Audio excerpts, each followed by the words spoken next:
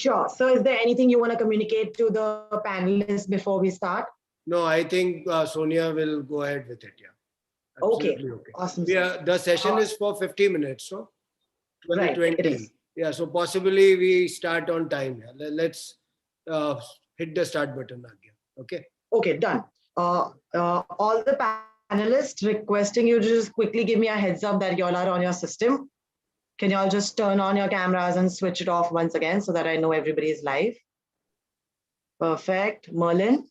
Can you hear me? Yes, I can hear you. Awesome. Perfect. Request you all to switch off your cameras and put yourself on mute.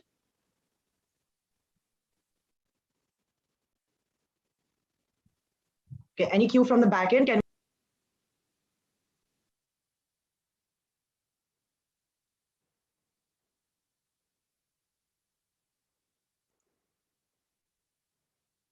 Good morning, ladies and gentlemen.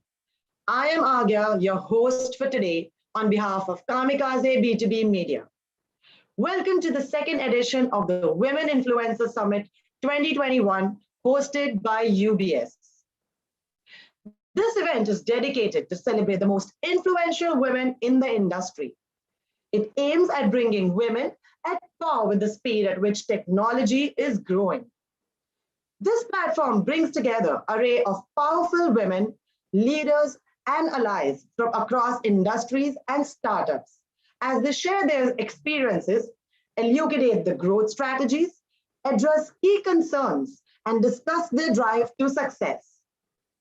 The program includes cutting-edge insights from industry leaders and features in-depth panel discussions and networking to ensure that you are making the most of your time and going back with actionable strategies. You will be intellectually stimulated by innovators and business leaders as they discuss the current situation, future trends, and innovations of the industry. The theme of this year's conference is leadership, inclusion, and tech. Join us as we bring on one platform the minds of women who have outdone and are doing the art of balancing. Our conference will be followed by the Women Influencer Leadership Awards, 6:30 p.m. onwards. So, welcome once again to the second edition of the Women Influencer Summit and Awards 2021, hosted by UBS. Do not forget to network with your fellow peers in our specially made networking lounge. Ladies and gentlemen, we now begin the summit with the first leadership panel discussion. And the theme for this session is Women in C-Suite, Cracking Codes the Way Forward. Let me start by introducing the moderator of this session, Ms. Sonia Khurana, COO Digitas India Private Limited. Sonia is a seasoned marketer and a strategic consultant specializing in customer experience, customer engagement, data-driven marketing, and digital marketing with an experience of more than 20 years in the industry. Joining her, we have Ms. Merlin Matthew, COO UBS Technology. Merlin focuses on driving technology strategy, operations, people engagement, and communications.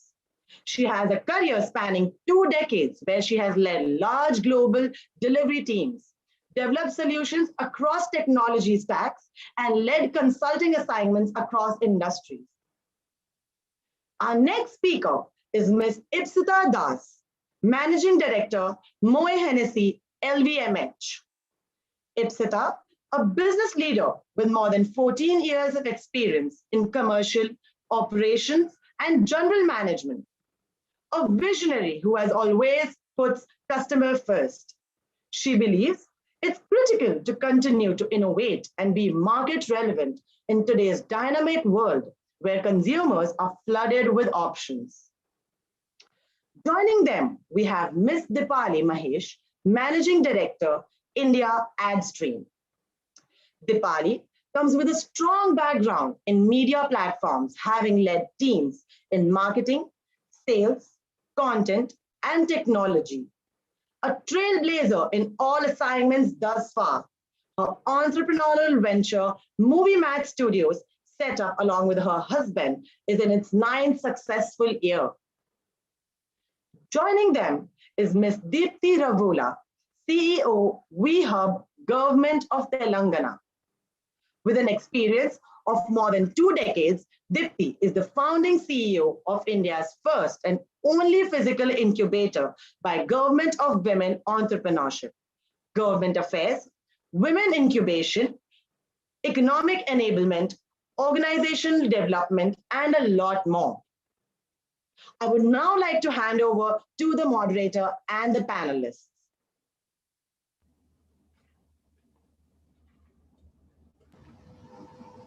Thank you, Agya. Now, hi, everyone. It's lovely to be here amongst a bunch of inspiring women. And it's an interesting and exciting time for women, right? There's been lots of conversations and discussions about women and leadership, both pre-pandemic and during the pandemic. And there have been certain themes that have emerged from those conversations. So I thought instead of sort of dwelling on those themes, I take this opportunity to get a little bit up close and personal with you ladies here, and try and get inside your head and see what makes you tick as women in the C-suite. I think what we may get out of here will be thoroughly inspiring for the viewers and attendees that we have over here. And also, I think we need to be very purposeful in accelerating women leaders. And sometimes it's the softer aspects that get missed in the conversation.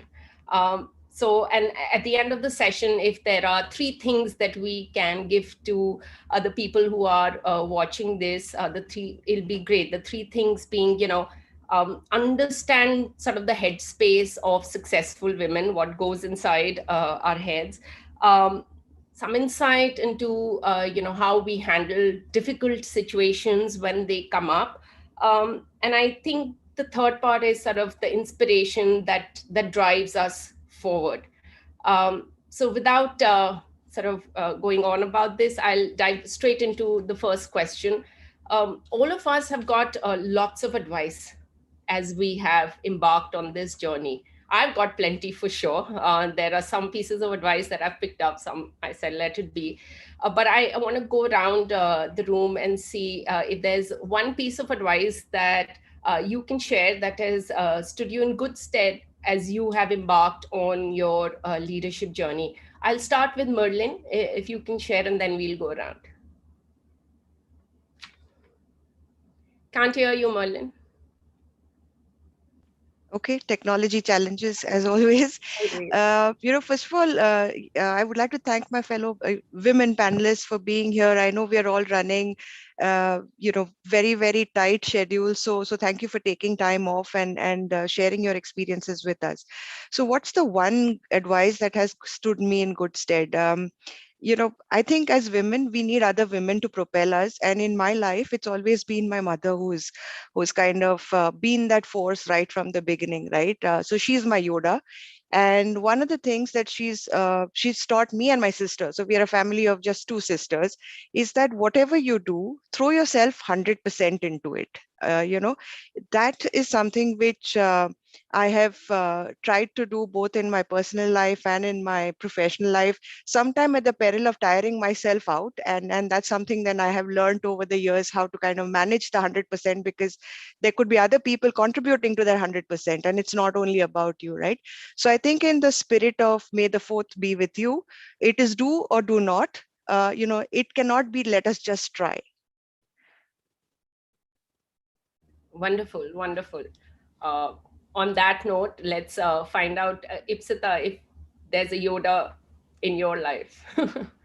Thank you everyone again. I'll start with that, and thank you, Sonia, for that very interesting question, because I think we all have that 1 or 2 pieces of advice that have stayed with us. And I think for me it came very early days of my career from my then manager, who said, "Ipsita, you need to learn yourself to be redundant." Right?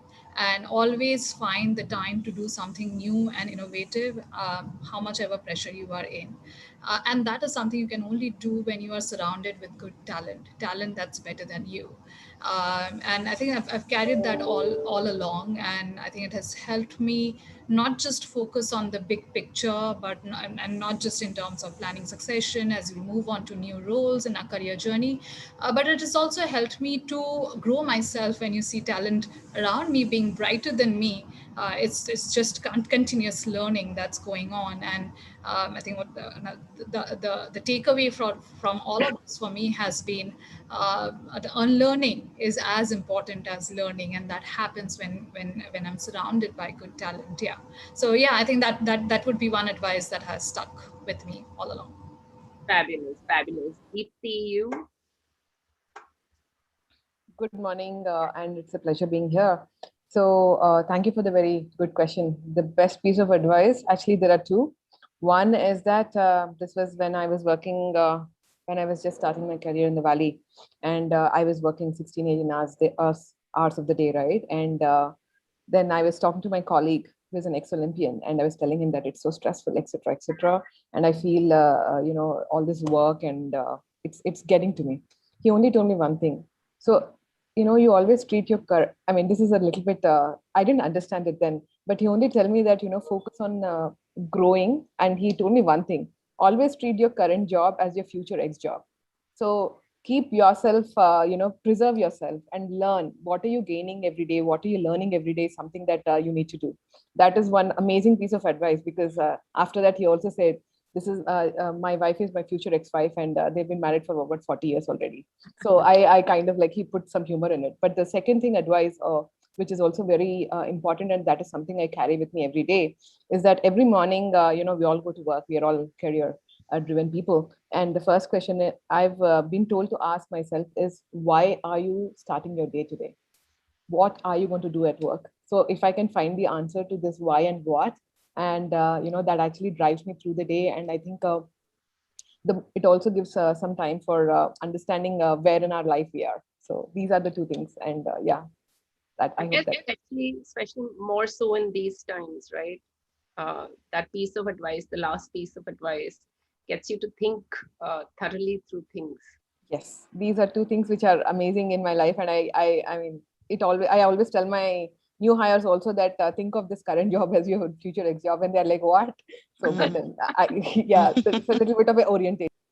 A little bit to what Ipsita said, try and be redundant, right? Yeah, so lovely. Dipali, what's your best piece of advice? Well, I'm just overwhelmed to be with fellow achievers like you. Of course, thank you for having me here. Firstly, there's one piece of advice that stuck with me. This is a quote by Susan Wojcicki, the CEO of YouTube. She always mentioned about looking for opportunities, and when you look for opportunities, don't expect for them to come in this very nice, sweet box, wrapped up for you with a bow on top. They're not the nice ones. They're not an opportunity. So always look for opportunities which are messy. Okay, they will be messy, they will be risky, they will be challenging. So I think what has stuck with me is that part that I've always looked outside of the ordinary, things that are not really looking very straight and simple. And if you kind of go for those challenges, you will always see that you will grow in some sense. You will never, and in the second piece of advice is, you never fail. You either grow or you learn, or you learn. You never fail, right? So taking up a challenge is in itself a learning curve for you. So pick up the ones that are messy, risky, very challenging, and that's exactly what I'm tried doing in life. I've looked out for the ones where I can make a difference, and I think that's the place where women kind of should take a giant leap, of faith in themselves, to take up those, because it's been years of somehow we've been kind of kind of more into this nice slumber, saying, okay, don't worry, take up the comfort zone, take up the type where you can actually balance both, and look at everything that can give you the best of both worlds. So you tend to kind of pick up the lesser challenging opportunities. So my advice, the advice that stuck, this advice seriously stuck with me. And I think in the audience, women in the audience, please do look out for those challenging opportunities around you. They are going to be the risky ones, but that's the one that will propel you into your career growth. Yeah, propel your career growth, certainly.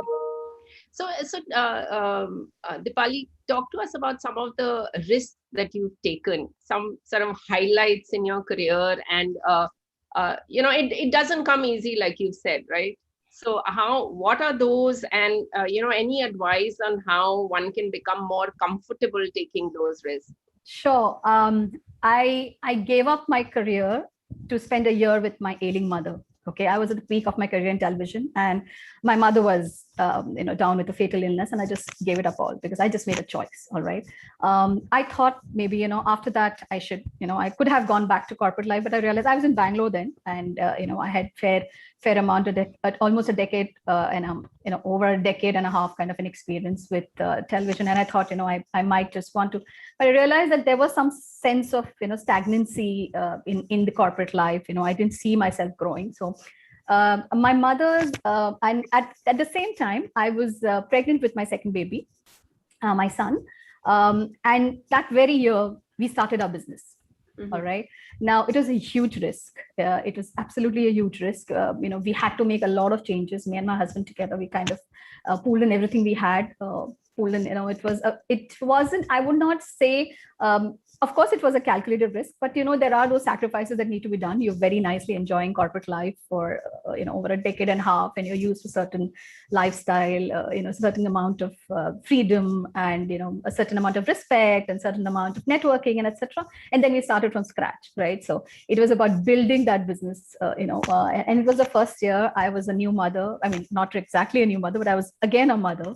So I had those, pressures of taking care of my little one, and we did those changes. But we sailed through. My business is 9 years old today. Of course, my husband takes care of it now. I thought I got newer challenges that I could handle, and so I came back to corporate life. But that period I thought was the most challenging, a risk that we actually took up, where we saw an opportunity, we actually nurtured that opportunity. I have a four-pronged, advice, if I could call it a four-pronged strategy for women who want to actually, firstly, learn to take things that you've not done before. Okay, pick up something that you've not done before. Second, always push yourself outside your comfort zone, because unfortunately, growth and comfort do not coexist. If you want to grow, there will be a certain amount of discomfort, whether it's in terms of learning a new skill, or whether it's in terms of upskilling yourself, or whether it's in terms of carving out time from your family, or those things will come in. Third, and most importantly, keep evolving. Right? Never stop. Never ever stop. There is always something new to learn at every stage of your career. There is always something that you've not done before. There is always something that you always wanted to do and you haven't done. So just keep evolving. It will help you grow as a person. May not exactly be you may not exactly be able to put it to use right now at this point in your career, but definitely at some point in your career it will come back. And finally, learn to ask the very important question: why not? Most women tend up asking, why should I do this? Should I do this? The things like that. I think you should just turn that question around and ask, why not? Why can't I take up this course right now? Why can't I just learn? Yes. The worst that can happen. Yeah. What's the worst that can happen? Why not? Right. So I think that why not has, is a very important thing that we tend to miss out. We kind of ask the other question, saying, why should I? Can I? May I? Or could I do this? Or is it possible? Rather than that, just flip it around and say, why not? What's the worst that can happen? You said it, Sonia. You just said it. Yeah. Ipsita, you're in a very interesting industry, right? Traditionally sort of the domain of men, so to say, but rapidly changing now. In that context, some would say that being in the industry is a risk itself, but I'm sure, I mean, it's more than that. Talk to us about one or two such instances where you've gone out of your comfort zone. Yeah. Sorry, a very interesting question, and I so resonate with what Dipali was saying, like of doing things not done before. And I think my entire career has been a risk, and moving, starting from the largest shipping giant in the world, working with Maersk, a $50 billion company, spending 7 years there, and then moving to a seed-funded real estate startup. and that no one knew of housing.com, right? And from there to going to Uber to set up operations in India and launching cities in India, launching future mobility options in India. And from that to a luxury conglomerate in LVMH, like no two industries have been similar and no two roles have been similar. So yeah, so they were all risks, and yeah, it's a very common question that I hear, like how do you make those changes? And I think the common thread for me has been the greed to take the risk to learn new things. And I think we all are saying something similar in different words, right? And to put ourselves in that uncomfortable position to pick up new skills, pick up new ways of working, working with new people, working in different atmospheres, different industries, and so on. Having said that, I think while all of this came with a risk, but there was one long thread of commonality across all. And that's what made me comfortable taking those risks. And that was the commonality of the art of building a business, irrespective of the industry, the art of building a business which is around creating a common purpose, creating a sustainable business, creating an impact, building teams, creating employment. All of this put together, right? They're common. Whether it's a world of shipping where I was moving ships, and to Uber where it was about getting drivers on board and generating employment for lakhs and lakhs of people in India, to the luxury world. Like you said, Sonia, it's not very common to have, not just luxury, in alcobev world, it's not very common to have women. I think the times are changing. We have more women coming in the industry right now, and I think everyone is open to taking those risks today. And after a point of time, you don't see that as risk, you just see that as a way of living and way of growing your career. Yeah, the thrill of building businesses, right? Yeah. Deepti, you are running an interesting sort of one of its kind incubator, right? And I'm sure, I'm not familiar with it, but I'm sure it comes with its unique sort of challenges and risks. You want to share some experiences with us around that? Yes, absolutely. Thank you so much. And it's so nice to hear Ipsita speak before me, because I kind of echo what she said. So coming down to what I do, so I work for the government. So I was living in the valley. I was living my very comfortable and very NRI life, and I was actually on a good path to grow. But then 15 years later, I just packed my bags and moved back and started working in the government. So moved from Silicon Valley back to my state, because it is a new state at that point in time. So when VHub, before I was part of the government 2 years before VHub was actually announced at the Global Entrepreneurship Summit. And when our team announced it, our minister announced it, there was no mandate, there was no clarity, there was no nothing. It was just an announcement, because that's how most announcements in governments go, because they are nice to say.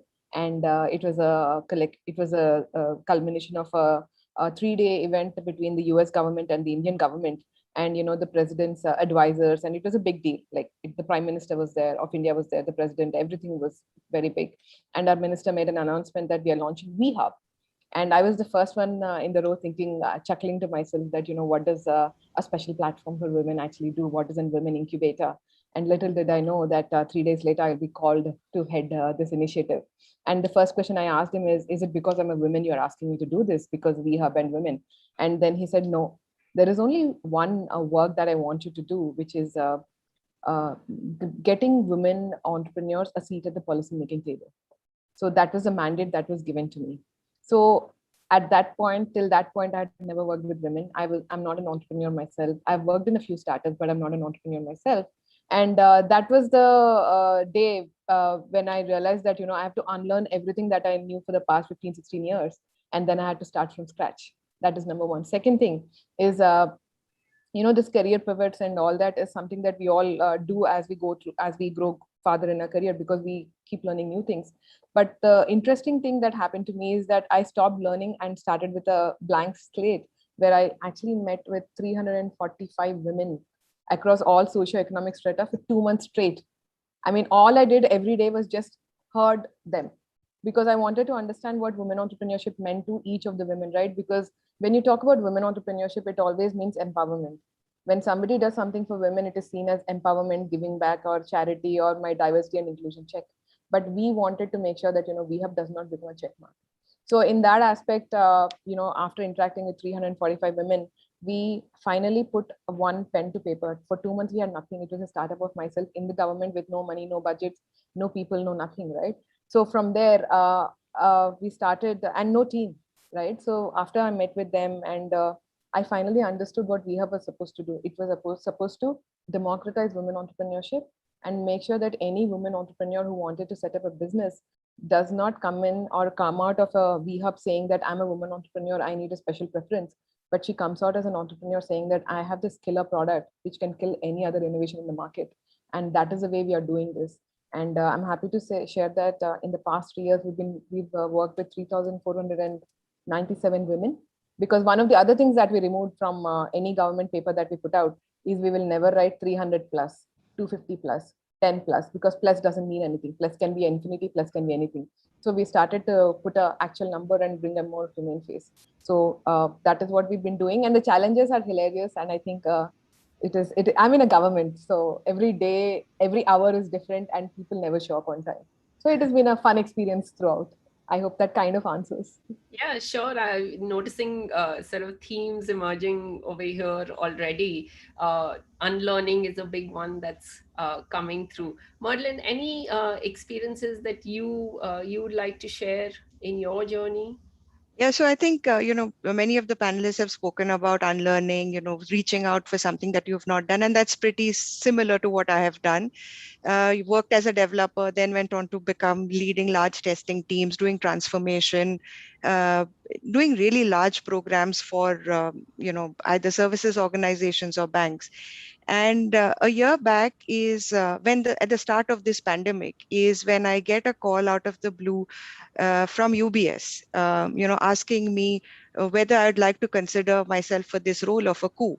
And I have not done this role before, right? I mean, I've observed it. I have, maybe contributed to bits and bytes of it in my previous organizations.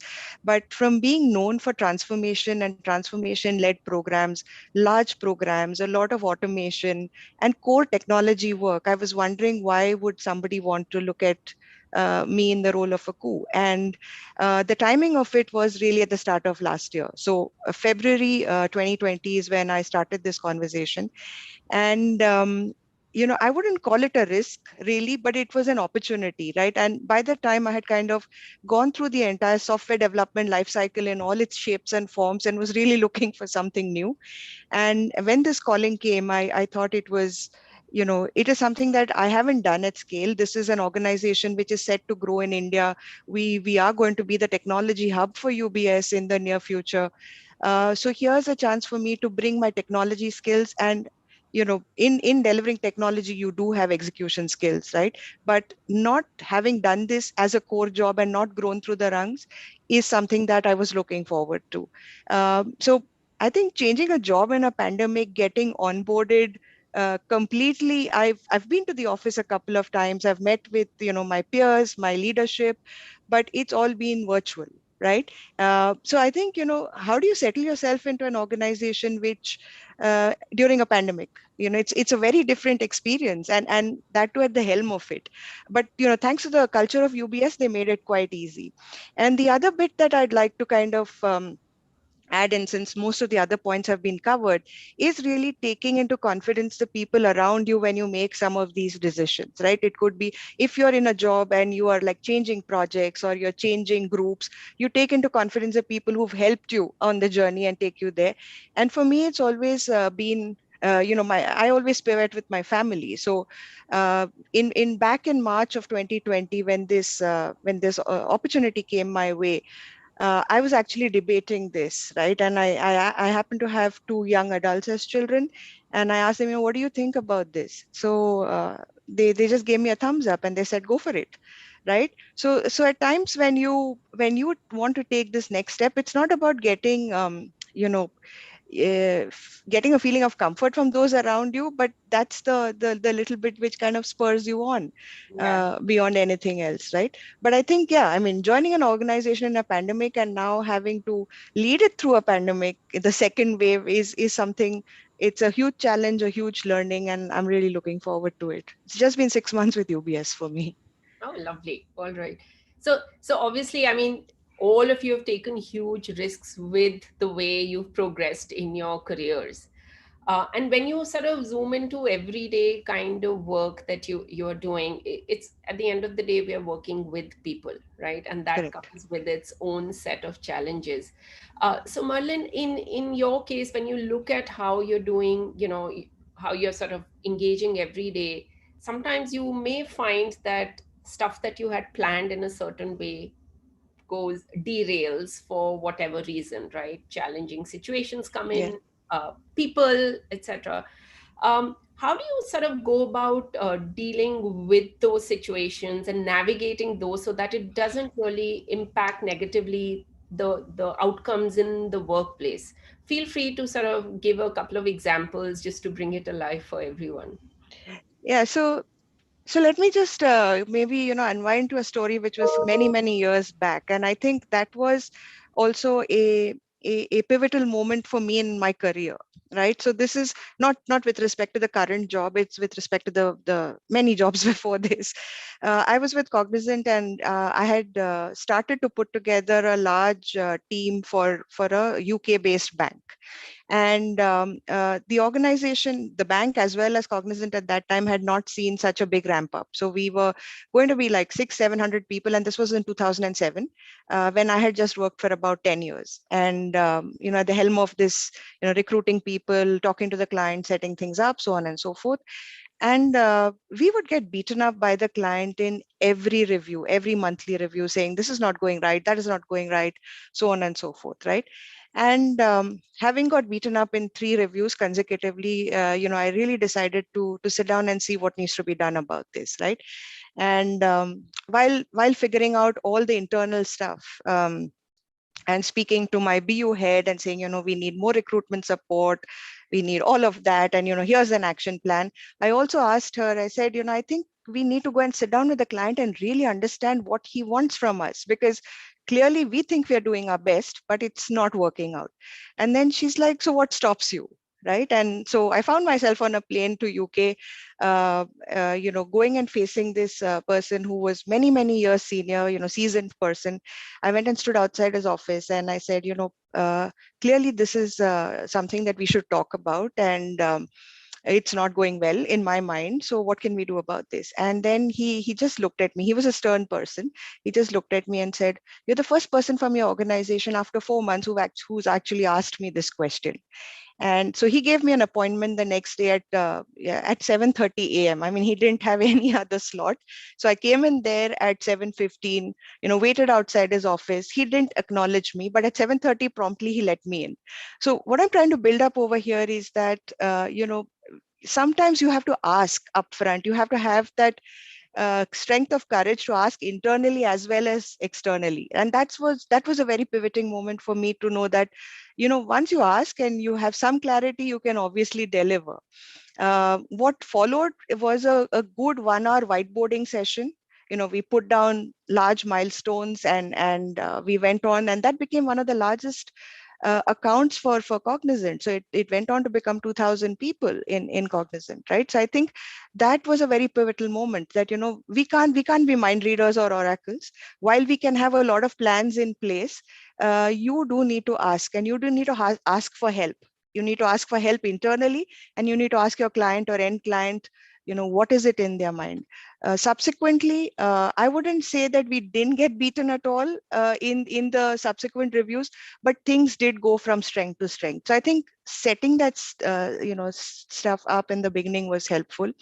The other thing that I feel is that, if you look at Star Trek, right, William Shatner or Captain Kirk, he didn't have any core skills. And going back to what Ipshita said, right? You need to build a team around you with those skills, be it, somebody who is a Mr. Spock, who is actually very intelligent, or Scotty, who is the engineer, or I don't remember all the characters, but every time I think I have succeeded, it's largely been because I know where my strengths lie, and I try not to recruit such people on my team, because we typically tend to do that. We go and try to get people like us, right? The second thing that I learned through these many years is most people have strengths, and we have to let them play to it, right? So I think these are 2 or 3 things that have kind of helped me navigate all these years. Lovely. You're clearly a fan.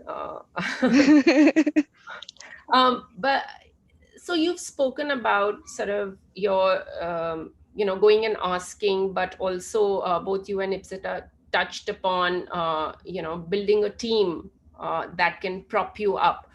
And some of you have also mentioned having sort of these allies that you will need to have either in the workplace or outside, right? Dipali, in your case, I suppose when you decided to dive into setting up your own business, it was you and your husband. Currently in the workplace and in today's context also, how important is the role of sort of having a sponsor or an ally in your journey? Okay, media is a complex business, all right. Media, because one is it's continuously evolved. We start with print, now we've gone to digital. Print is no more, so there is going to be forever a trajectory of newer developments that will come. Okay, and I absolutely resonate with what Merlin said in terms of having high-skilled people around you, because that's exactly what my current role is helping me do. Okay, I have been able to. I've been fortunate enough to have people who are not only committed but also complement each other. I think that is one very, very important thing. You should certainly, and again, I'm repeating what Merlin said earlier, but you should definitely try not to look for people who are like you, because you should look at someone who's absolutely maybe opposite, maybe just to get a new perspective. And for my business, the ad tech, in platforms, and so we deal with a lot of newer platforms day in and day out. Digital has kind of exploded right now. We've been talking, so there are people who come to me with only print relevant experience, or maybe radio relevant experience only. But there are many things those people could also add to your bouquet of offerings, right? Some of them could actually give you very, very nuance. They could actually point out nuances on micro marketing. How could you actually go? So for example, radio, people experienced with radio are very clearly focused in specific markets, right? Whereas on digital, you are actually talking proliferation, so diverse talent. Absolutely. So I think surrounding you with the people with the right balance is very, very crucial. Point two, when you mention about having the right, I've also worked in situations where there have been male dominated teams, and not all decisions have gone my way, and with more than 2 decades, over 2 decades now in the business, this is not the time where inclusivity and gender equality was even a conversation. Sometimes you kind of thought, okay, this is how it works, right? It's just how it is. You can't help it. Those were the times. But I think today you need to realize that if you are kind of getting clouded by that judgment, you are anywhere feeling that maybe this is just how it is supposed to be. Just pause yourself, look inside. If you really and genuinely feel that you have a point of view, please speak up. There is never a better time. Just like Merlin said, the way she went back to the client, whether it's a client, whether it's an internal stakeholder or an external stakeholder, please make sure you have your facts. Keep it very pertinent, keep it very succinct. Try to keep the emotions out of it, because that's what they expect you to do. They expect you to kind of, may I, please, could I, I think so, try not to use those words, especially, these are very smaller things, but believe me, it actually makes a very deep impact on your own confidence and actually about how people perceive you. When you go with your point of view or a perspective, make sure you have your facts and figures. Make sure you're outlining your clear differentiators. How different is your perspective and how is it going to actually benefit? Make sure you speak up. There is never the right moment. The right moment is right here, right now. Do not push it for later. Make sure your voice is heard. Even if it does not really bring out the results you expect, but it will definitely improve your own standing and your own confidence in your with your own team. Right? It could be. I mean, each one is open, and at the same time, as a leader, I think people who are in leadership positions, they should learn to appreciate the same point of view from the team members. I think it's very, very important. A lot of times we kind of decide on the goalpost, and then just work on how to reach that goalpost. I think at times you might just need to redefine that goalpost for all the information that your team is giving you. Be open to learning, and like again coming back to learning and unlearning, be open to unlearn some traditional ways of dealing with that particular problem. Find a predicament that actually is a mixture of complement, that mixture of inputs from everyone around you. And that is why I think having a team that supports you is an absolute essential today for a leader. But it's a two-way street. It's absolutely. always a two-way street. One of my favorite quotes of all times when it comes to teams is by David Ogilvy. He said something like, if each of us hires people who are smaller than we are, we shall become a company of dwarfs. But if we hire people who are bigger than us, we become a company of giants, right? Very true. I don't think anyone could have said it better. Yeah, absolutely. Because it just not just challenges you to think in a different way. It also just adds up collectively to the effort at any time. Ipsita, in your experience, are there any one or two sort of challenging moments that you related to people that you have encountered, and how you've sort of gotten out of those? How has that sort of impacted you as you think about yourself as a leader?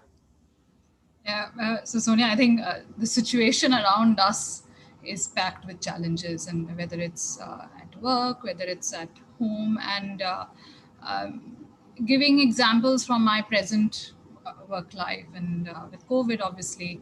I think the industry that I'm in, Alcobev and luxury tied to it, is an industry which is about meeting people. It's about meeting customers, meeting consumers is at the core of it.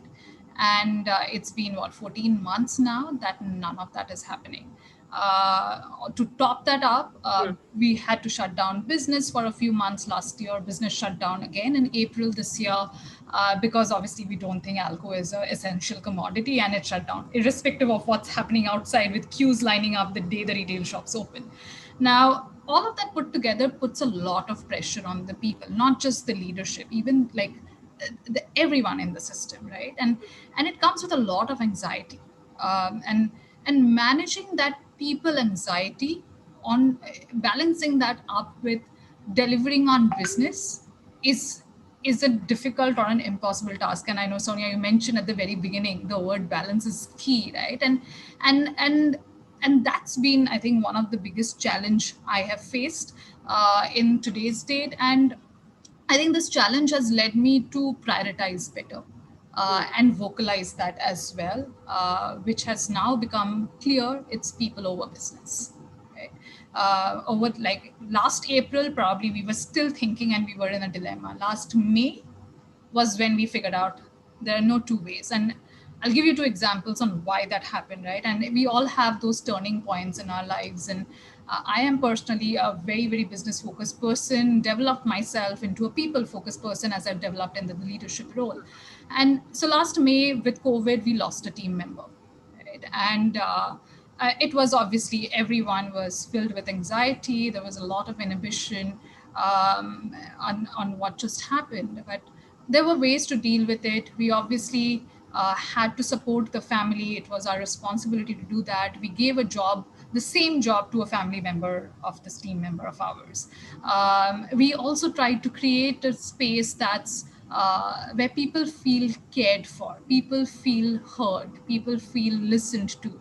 And this is not something that it's not a challenge that happens to only people who are starting their career. It's a challenge that happens everywhere. Like even my leadership team today also faces these challenges. Like just a couple of days back, one of my executive committee members came up saying, Ipsita, I'm feeling not very positive about how things are. And all that we need to do at times to handle this is here.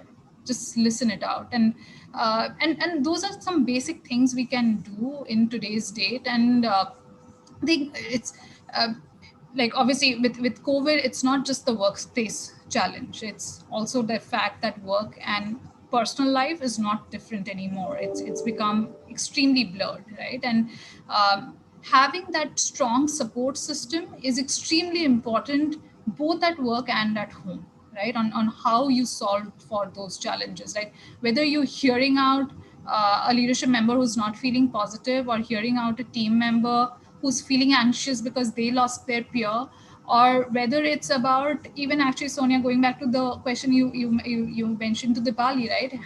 The role of a sponsor and an ally, right?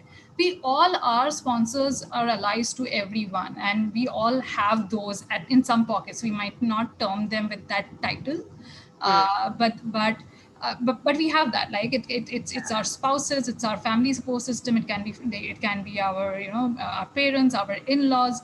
It can be someone who in the management committee just hearing me out and when I'm on a low day. And yeah, I think it's balancing all of that. I think today's date has been a very, very blurred situation and an environment where challenges come uninvited, left, right, and center.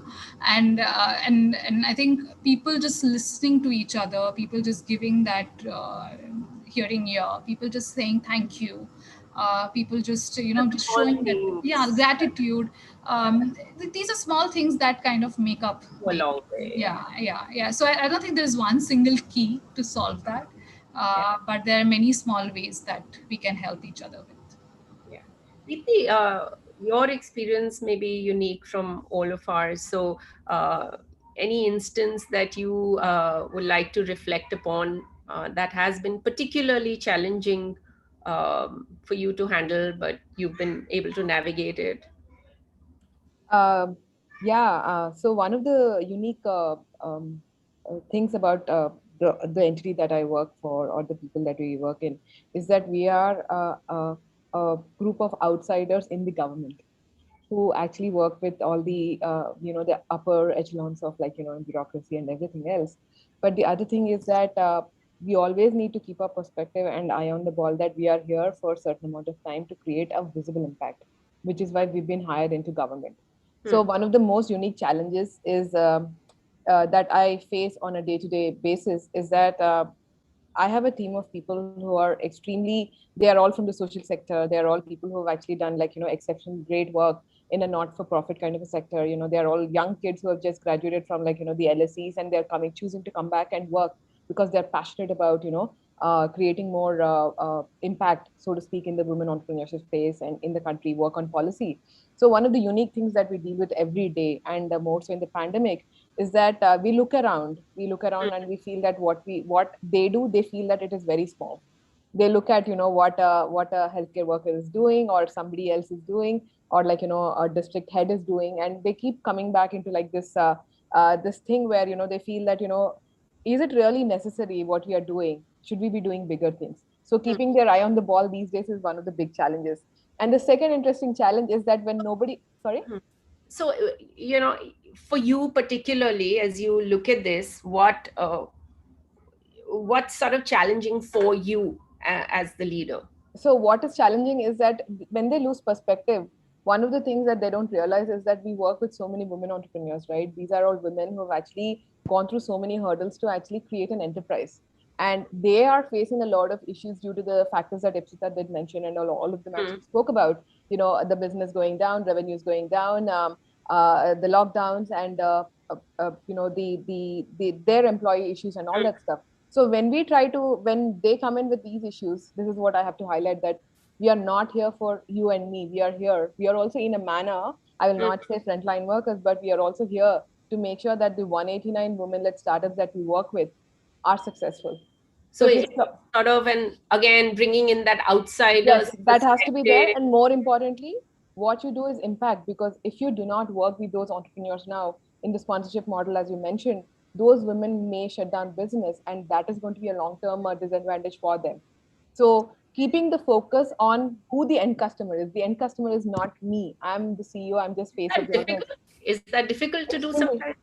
extremely difficult because see, when you work for a corporate, you know what the corporate goals are. But when you work in an entity for government, it is very important to realize that any small step that you do does impact half the population. And realizing the enormity of every action that you take is a big responsibility. And at the same time, it is also extremely heartening, so to speak, when we can even create a, I will not say monumental change, but even like a tiny incremental change. It is also still going to impact a lot of people. So I think that is very, very difficult, but really, really satisfying. Lovely. So we are at the last leg of our conversation time. So lots of interesting things that have emerged, lots of learning for me. Also like reminders, right? We get so busy with our everyday lives that, you know, these are things that we need to do, but don't always do, right? Get comfortable with the uncomfortable, unlearn. There's, you know, opportunity knocks in various ways, right? How do you step up and take to it? Lots of interesting things. Thank you. We'll end with a fun quick fire round. So this, we'll go with Madeline, Ipsita, Deepthi, and Dipali. So two rounds. So this year, this year's International Women's Day theme was choose to challenge. What do you choose to challenge this year, Madeline? So for me, it's quite personal, Sonia. It is continuing to choose to challenge any remnants of my own conditioning, because 1 year has also given me the opportunity to reflect and realize that I do have a lot of conditioning that I've built over the years. So I want to break some of that. And in the same light, right, I'd like to be more purposeful, be it my career, my health, family, work. So I think these are the two things. Super. Ipsita? You're You're on mute. Yeah. That's the most popular line of Great. Yeah, it will get into the Oxford Dictionary sometime soon. This well, choose to challenge. I would say calling out biases. Although it's a theme for this year, but I think that's something that I have been personally doing for the last couple of years at any forum, personal and official work front, calling out biases. Deepthi? This year, choose to challenge is for me, it is again very focused on the work, but I'll resonate what Ipsita said. And the second thing also is that we also want to take away this, when you talk about a entrepreneur, we choose to challenge this entire thing around women entrepreneurship. An entrepreneur is an entrepreneur. It's not a women entrepreneur. It is a leader. Like we are not women leaders. We are leaders, right? So Yeah. challenging that. Yeah. Challenging the labels that get attached to us. Dipali? Challenging labels, tags. Yeah. Yeah. Well, for me, it's challenge the stereotype. It could be a belief, it could be a person, it could be a practice. Anything that you find that's been, the pandemic has taught us that nothing's constant, very clearly. There are far-reaching changes that have come about, whether it's in our profession, whether it's in our household, whether it's in our lifestyle, whether it's in the way we are caring for our loved ones. A lot of changes have happened. So it just, pandemic has just gone to show us that, it could be a matter of, it could be one instant and the world could shift beneath your feet. So continue challenging practices that have not been challenged. So challenge the stereotype. Superb. Madeline, last round, starting with you again. Yep. What's that one book that has really influenced you as a person and a leader? So this was a book that I read, in my early 30s, and it stayed with me. And it's a little sad book. It's a book called The Last Lecture by Randy Pausch, and you can actually see him speak. He was a professor of computer science at Carnegie Mellon, and there are a lot of nice life lessons in there. But I'll just like to call out two. One is, you cannot choose the cards that are dealt to you, but you can definitely play your best game. And I think that is very relevant in the days and times that we are in, right? I mean, we've been dealt a card. Now it's up to us to play to the best of our ability. And the second thing that has stayed with me from that book is, we could be good at something and that makes us valuable. But the moment we bring something to the table, that makes us welcome. So I think you need both of these to be, true and relevant at work, at home, in your personal life. Super. Ipsita? Okay, so I have to say, not much of a book reader, more of a video watcher. But majorly influenced by Indra Nooyi. And I've been following her for many years, and I think there are many things about her that has stuck to me. But I'll just mention two. I think the first one is her saying on leaving the crown in the garage when you enter home, and that's extremely important to be able to manage both and giving the 100% to both personal and work life. And the second one is the very obvious one of just saying thank you, right? Don't take anything and anyone for granted, and that little gratitude goes a long way wherever you are. Well said. Deepti? So yes, I'm more like I'm not a inspiring book reading kind of a person. I'm more of a Jane Austen back in the day kind of a person. Very comics, Shikari Shambhu type person. But one of the books that I did manage to finish, because I think we need to keep the sense of magic alive. So when I do go back and read the Harry Potters or whatever else, it just transports you, right? We believe in magic still. But one book I did really manage to read because I wanted to is actually The Power of Habit. So it is one of the best, actually one of the first non-fiction books that I actually managed to finish, because it actually gave me a lot of insight into how I was, my habits, and what were the reasons why I was doing something, why we're doing things, and it actually brought me a little bit of self-discipline, as to speak, because we got so caught up in tasks that we forget that there is also us under beneath all this, and how do we discover that is something that this book has actually helped me quite a bit. Yeah, true. I'm also reading a couple of books on habit, and it's really made me think also. Yeah, yeah. Agreed. Dipali? Anytime Sheryl Sandberg's Lean In, Uh-huh. for two things. The one point that stuck in my head was it takes a village to bring up a child. A lot of us women tend to think that it's only us all the way. I have to do this for my child. I have to do this for my child. You just have to realize it's a whole contribution of a lot of people actually. And if you just let them contribute, you just find life becoming much more easier for you. That's one thing that stuck with me. Second, and unfortunately, one of the reasons I like the book is because she has brought such pertinent instances that I'm sure a lot of people in the audience and whoever's watching this live show today will have at least one instance in that book that they can relate to or has happened to them already. All right, that's why it becomes more popular in terms of reading. It's very easy on reading. It's not very difficult. But unfortunately, it also highlights a lot of barriers that women still have.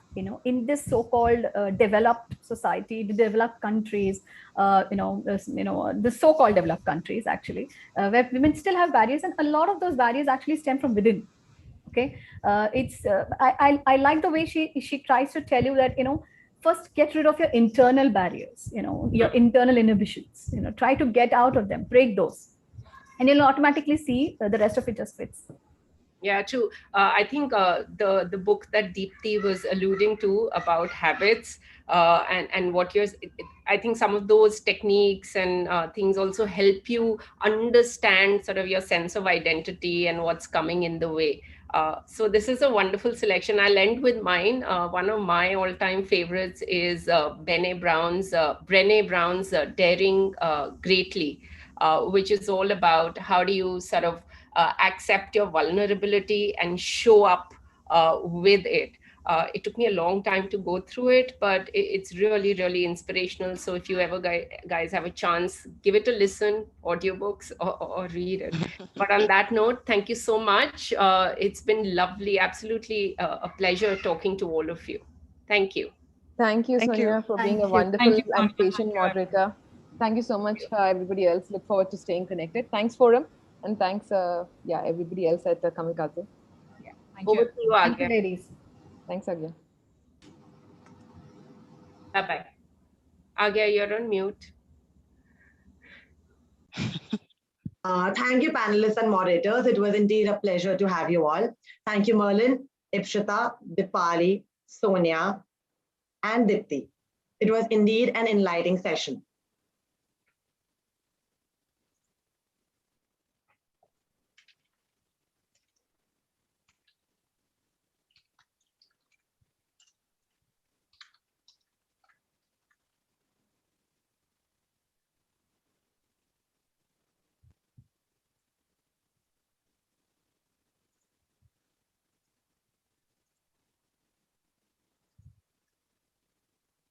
Hi, can we have, do we have all the speakers at the back end?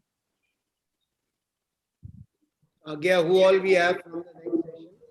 I cannot see any speakers here right now, sir. Joining.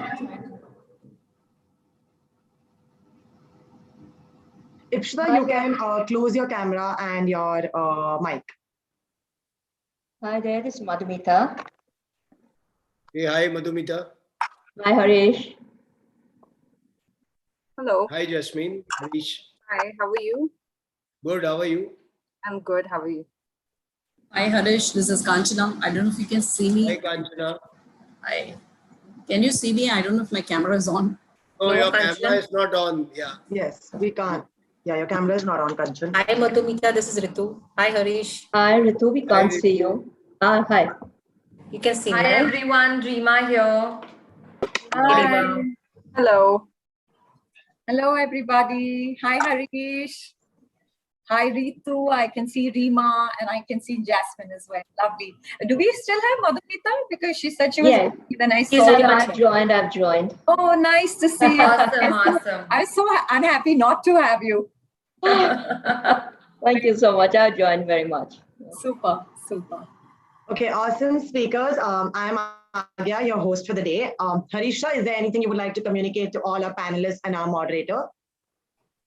No, I guess Ritu has already set the tone with all the panelists. And Ritu, all set?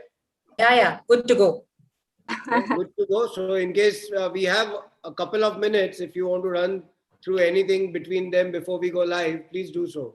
I think everyone is aware about their questions. So I would ask them accordingly. I think since we have less time, maybe we will shorten our answers so that we can move little. You can, sorry, Ritu, you can take 50 minutes from the time we start. Okay. Okay, no worries. I think everyone is aware about the questions. I will take 2 minutes to introduce and then I'll start asking questions and they're aware about their questions. Perfect. Awesome. So speakers and moderator, quickly briefing y'all. Request you all to keep your mics and your cameras on off. I'm going to introduce each one of you one by one. Post the introduction, I'm going to hand over to the moderator. Ritu, as soon as I hand over to you, all of y'all can unmute yourself and start your cameras. Sure. Okay.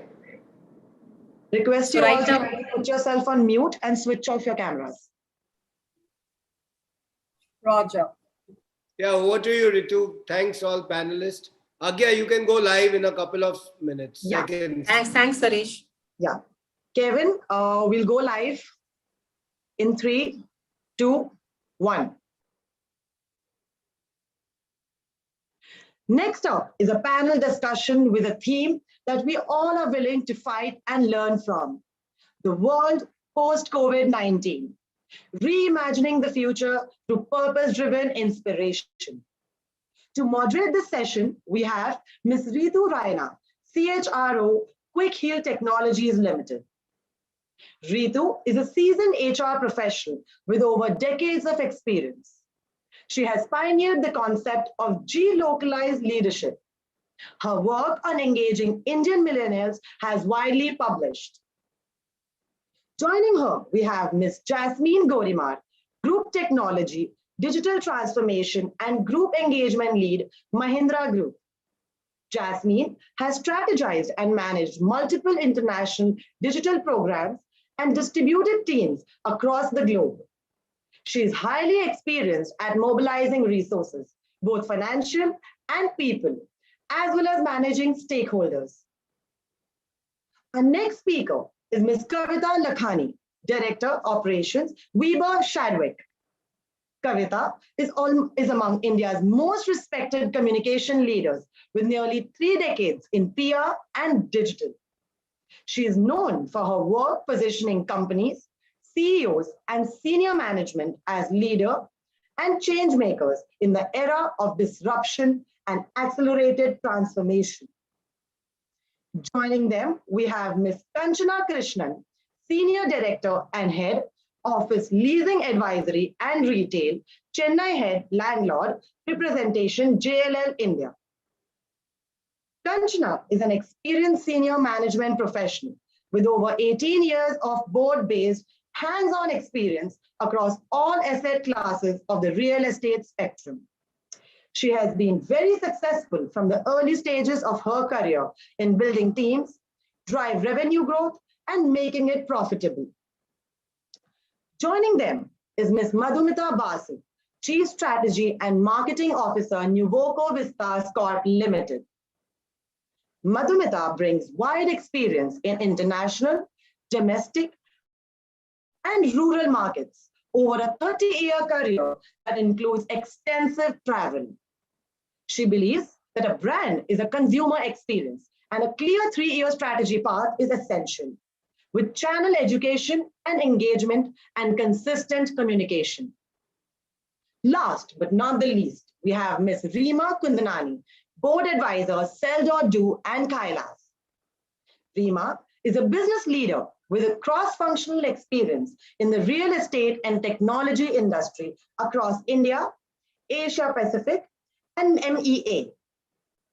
Her forte lies in marketing, digital, branding, corporate communication, and sales, with a unique specialization in the luxury sales to ultra HNIs. Thank you. I now hand over to the moderator. Thank you so much for the lovely introduction and all your kind words. So we will start the discussion, and as we know that we will be focusing on repurposing and imagining the workplace post-COVID. Before I leverage on the experience of our eminent panel, I want to just start with a quote. The only lasting thing in the world is the change. Rest everything is, I would say, always temporary. And I think COVID has really, really hit us hard. And the worst part is when we are actually doing the panel today, it's in the worst shape or form in our country. But at the same time, if we look at these situations, whatever have come in, they have come in to do a reflection. And maybe what do we carry forward from this? And if you really look at whether countries, communities, or organizations, irrespective of the nature of business or context, they have reacted to it differently. And when you go deeper, what has really caused that reflection? It all boils down to 3 things, in my opinion. It's about the belief system of those organizations or countries or communities. It's about the leadership who was really to take the risk and stick to their belief systems. Automatically, there was a repurposing of business models which are happening. So today in this panel, I want to focus and ask the questions on these lasting things, which has, of course, I would say, Roger has given us a lot of pain, but at the same time, staying optimistic. How do we really move forward and reimagine the future for all of us? Without wasting much of time and leveraging on everyone's experience, I would like to start with my first question to Madhumita. How do you see adaptability emerging and helping corporates to navigate the world? Over to you, Madhumita. Thanks, Ritu. Before plunging into a response, I'll just do a little context setting. So we are in the business of cement, concrete, and building materials. We form a part of the construction industry, which contributes to 12% of the GDP. And the construction industry played a very important role in COVID wave 1 to pull the economy out of recession. So last year when COVID hit us, construction continued in some manner or the other. And here were we as an organization. Looking back, I would say ourselves, and as we observed other organizations, I'd like to put it in 3 buckets. We went from confusion to confrontation to consolidation. So first, when lockdown happened, there was confusion. Large organizations with operations across the country operate with SOPs, and we didn't have a standard operating practice for something like this pandemic. So initially, organizations' first thought was how to keep our employees safe, how to stay connected, and how to motivate the team. Because you have your people piece right, then you have an organization which will take the challenges in the outside world. From there, we moved to confrontation. We said, okay, 2 extended lockdowns. Now we have to get down to the job of getting business. And we had to face the situation and adapt to the situation. What our organization did at a time like this is, we never thought a service engineer could give on-site construction advice on a video call. So suddenly we had service engineers all across the field helping customers, holding their hands, and lockdown brought them indoors. But our customers continue to build their homes. Our dealers in semi-urban and rural areas continue to supply cement. So our boys got onto video calls, and we learned a new way of giving advisory on-site services. We pushed full throttle a customer portal because we figured as cement sellers, we were coming late in the home building process. Whereas a consumer was spending a lot of time planning his home, budgeting for his home. So this gave us an opportunity to become a part of that process, offering him on our site free home plans. Again, another way of learning. From there, we moved to consolidation. When we started coming out of wave 1 of COVID, our concern was we shouldn't go right back to the brick and mortar days. So just elaborating on our customer service point, earlier our customer service used to manage 5 site visits because physically he had to travel, he had to be on site, meet customers. Today, his target has got revisited to 5 on-site calls and 3 video calls. So emerging out of COVID, organizations started working with new models. But what we are seeing, Ritu, in this wave 2, very clearly, leadership cannot put their foot off the accelerator. We still have a lot of learning to do, a lot of reinventing to do, and 3 pillars. Keep pushing the needle on digitalization. Even if you are a brick and mortar company, how do you connect with influencers, customers, your channel? How to make the digital connectivity stronger? Second is innovation. You have to move from products to solutions. Pre-mixed products, precast, lend speed to the construction process. Think more and more customer out to company in. And thirdly, we will have to connect with customers and stay connected with our employees with a different level of empathy, physical as well as mental well-being is going to determine largely the way we organize internally as well as how we connect with the external world. So that is how I see this whole thing panning out, and still a long way to go, still a lot more learning, Ritu, for all of us. Thanks. And I think it's really insightful when I'm hearing you, because yours is a very, very traditional industry. Adaptation and changing of models is not really easy for it. And I think one of the key things, what really happened during this time, we were all learning. And when we were learning, we were actually getting really pressed from all the directions. You are learning, you are implementing, and you are executing at the same time. So, that was a kind of, I would say, huge for us to handle. And of course, personally, we were impacted because we were going through pandemic ourselves. So I want to ask, with that, the next question to Kanchana.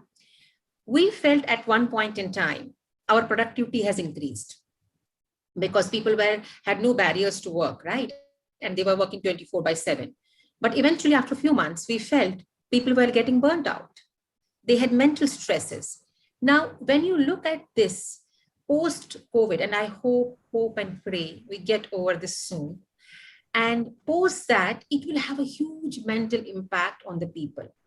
How do we see organizations, Kanchana, the role to play in repairing this impact which is created because of all this turmoil? Over to you, Kanchana. Thanks, Ritu. I'm going to keep my answers very crisp, cognizant of time. Mental health has been the word that we've been speaking for the last 13 months. We are still into the pandemic, still in a bad patch. And I think uncertainty breeds anxiety. And I must say, we are living at these uncertain times now. So I think there are a few things that organizations have been doing. Everybody last year, COVID took us by storm. Last year, our personal lives, our professional lives, everything has gone for a change. And change, as you said, is the only constant factor. There are certain best practices that we have been seeing as an organization, which we have implemented. And at large, we are seeing all large organizations implementing. For the most important thing to my mind, Ritu, is leadership and communication. That's extremely important. And I think you need to be extremely honest and communicate regularly. It's very, very important to stay connected. I'm not, when I say connected, it doesn't mean WhatsApp, texting, etc. I think human beings are social animals, and we all have the need for a human connection. So I think staying connected, being honest with your employees on the communication. Everybody is living in uncertain times, expressing what's happening within the organizations, what your managers can do to alleviate your anxiety, stress, plays a very, very large role. And today, most of the organizations have navigated. If you had asked me same time last year, I think most of us were very confused. But I think 13 months into the pandemic now, people and managers and corporate to an extent, although the pandemic is changing and spreading rampantly, we know how to mitigate and how to navigate this. So I think the most important thing is leadership and communication. Staying connected is very important. Being empathetical towards employees is very, very, very key. I think you have to be very patient with team members who are struggling, and you need to support them at work by respecting their time boundaries. That's extremely important. It doesn't mean work from home means 24/7 we can work. I think keeping meetings to a minimum, being patient with so much of external noise around us, and large organization, and not only large organizations. I think most of the organizations have come out with brilliant employee engagement programs, a variety of programs being launched. HR managers are playing a very, very pivotal role. For example, intranet pages where employees can connect. HR managers and HR heads come over, share tips to manage stress, how to manage remote working, how do we offer flexibility. And it's important to be a very, very inclusive leader. The impact of being an inclusive leader has gained a lot of momentum in the last 13 months. A lot of organizations that I've heard have modified policies and practices. They've changed the norms around working hours. They have reframed performance reviews, appraisal formats. Everything has changed. And I think a lot of emphasis has been given towards showing more empathy, being compassionate rather than being target oriented. I think the last but not the least, I think a lot of organizations are also trying to, mitigate the remote working burnout. Now, 13 months into working remotely, everybody is feeling stressed. I hail from a real estate industry, and it's a sure, as Madhumita just mentioned, it's a sure brick and mortar industry. So navigating and adopting became easier because we didn't have a choice. So we adopted, but I think this remote working is creating a lot of burnout. So I think managers, there are a lot of company guidelines for working from home. There are designated working hours. There are scheduled breaks. And we encourage managers, to utilize flex time in order to help workers adjust their new and remote environment. I think communicating these guidelines, what your organization is doing, being supportive towards people. I think these are some of the large things that organizations have been doing, and I think we will continue to do. I think COVID is here to stay, at least for the next few quarters until we come out of this. I think these are some of the best practices that all organizations are using and will continue to adopt new strategies. Thanks a lot, Kanchana. And when I am looking at what Madhumita said and what you said, I think the clear threads is about digitalization, it's adaptation, right? Of course, there are things which were there existing. It's not that it's just suddenly popped up. But yeah, how much we were using it, because there was adoption for us to use it. Now there's a push. Now, obviously, the context has changed. When the context changes, we have seen many businesses who have changed their business models. Some have changed even lines and segments. So with that, I want to ask next question to Rima. How do you think, Rima, that these new rules have actually redefined the purpose of the organizations? And how are they looking at creating that new model which they can adapt, looking at the digitalization, the policies, the processes? If you have any examples from your experience, which you can share, that would be really great. Over to you, Rima. Thank you very much, Ritu and Madhumita and Kanchana. Very insightful points, and it's such an opportune time for all of us to be here. So, Ritu, in my experience, I'll just quote from what Madhumita said. Last year was the year of, nobody had a plan, if I was to put it in a simple perspective. This year, with technology and work, like Kanchana said, coupled with a layer of humanization, HR, focus on mental health, physical health, emotional health of employees, we've seen technology and work getting intertwined. I think what has happened, Ritu, and we've seen a lot of organizations rebadge and repurpose themselves in the last 1 year. From a Mahindra Auto using its technology and using its kitchens to serve food to people who need it during COVID, right from healthcare workers to staff who actually needs it, to a Louis Vuitton rebadging perfume making to sanitizers. So we've seen that rebadging happening. So what we've realized, and the essential point that I want to make is that, while these rules have rebadged and recreated adaptive things around the organization, I'm going to take a leap from what Madhumita and Kanchana said. I believe that only technology is not enough. Okay, the future or the new rule is going to be technology is going to be human with a balance of technology, because we've seen that. I mean, if you see LinkedIn today and you see what Borosil has actually put out, it's talking about what they're going to do for the 4 employees who unfortunately lost their life in this wave. And, you see, I saw a post today by Godrej Properties, which says that we are taking time off to heal. Our staff will not be available.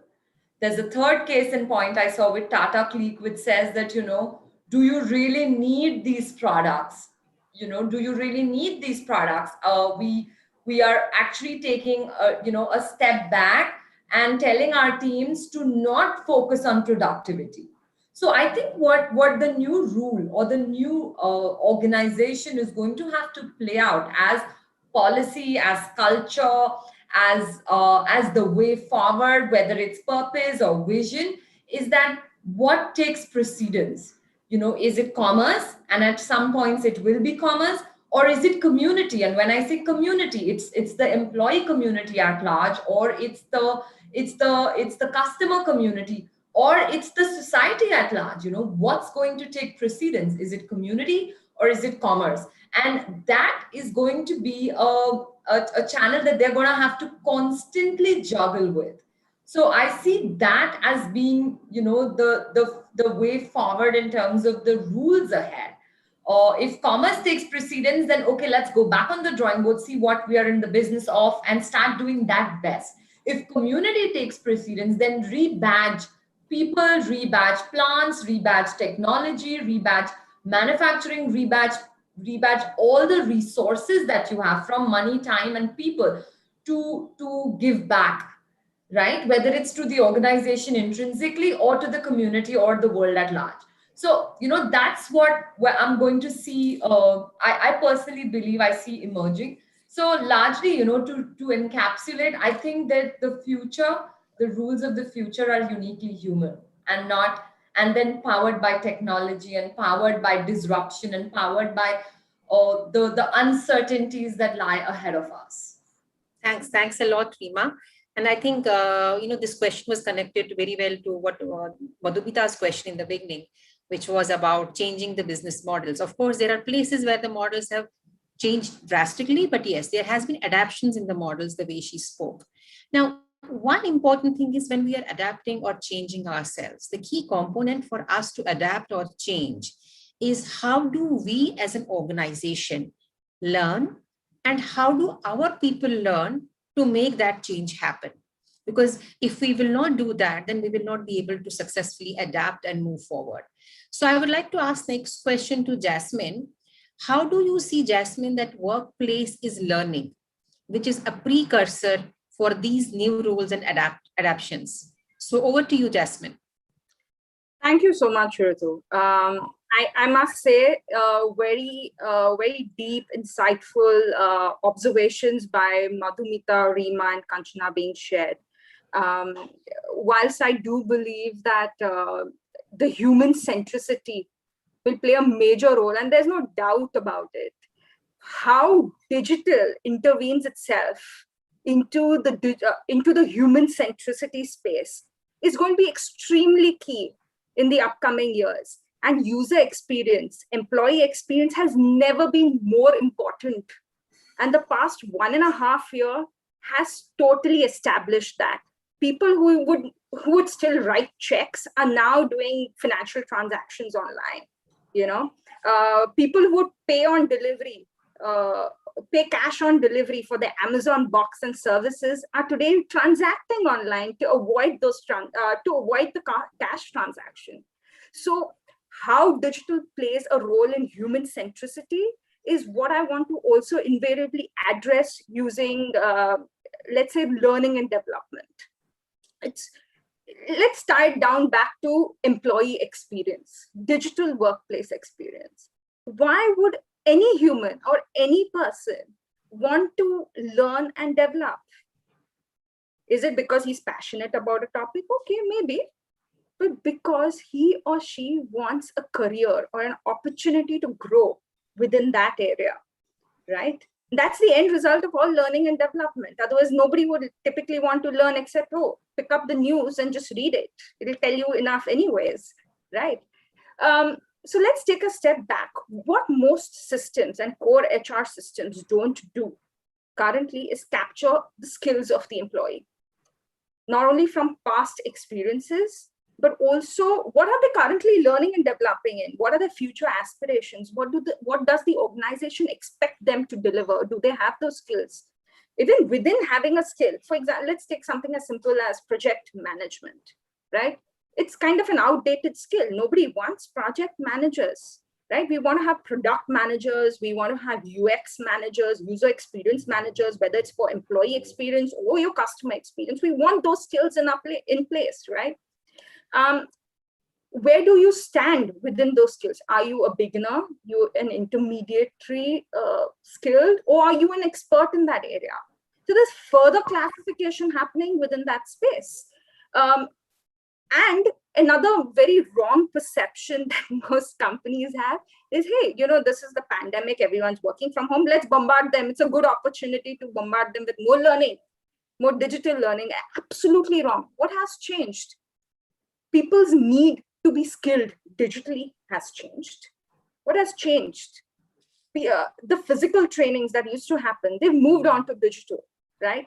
An ideal example is just this conversation that I'm having with you. It would have been a forum in a hotel or somewhere elsewhere in a normal scenario, but now we're doing this digitally. So the pandemic has actually forced us to rethink the way we do things digitally, right?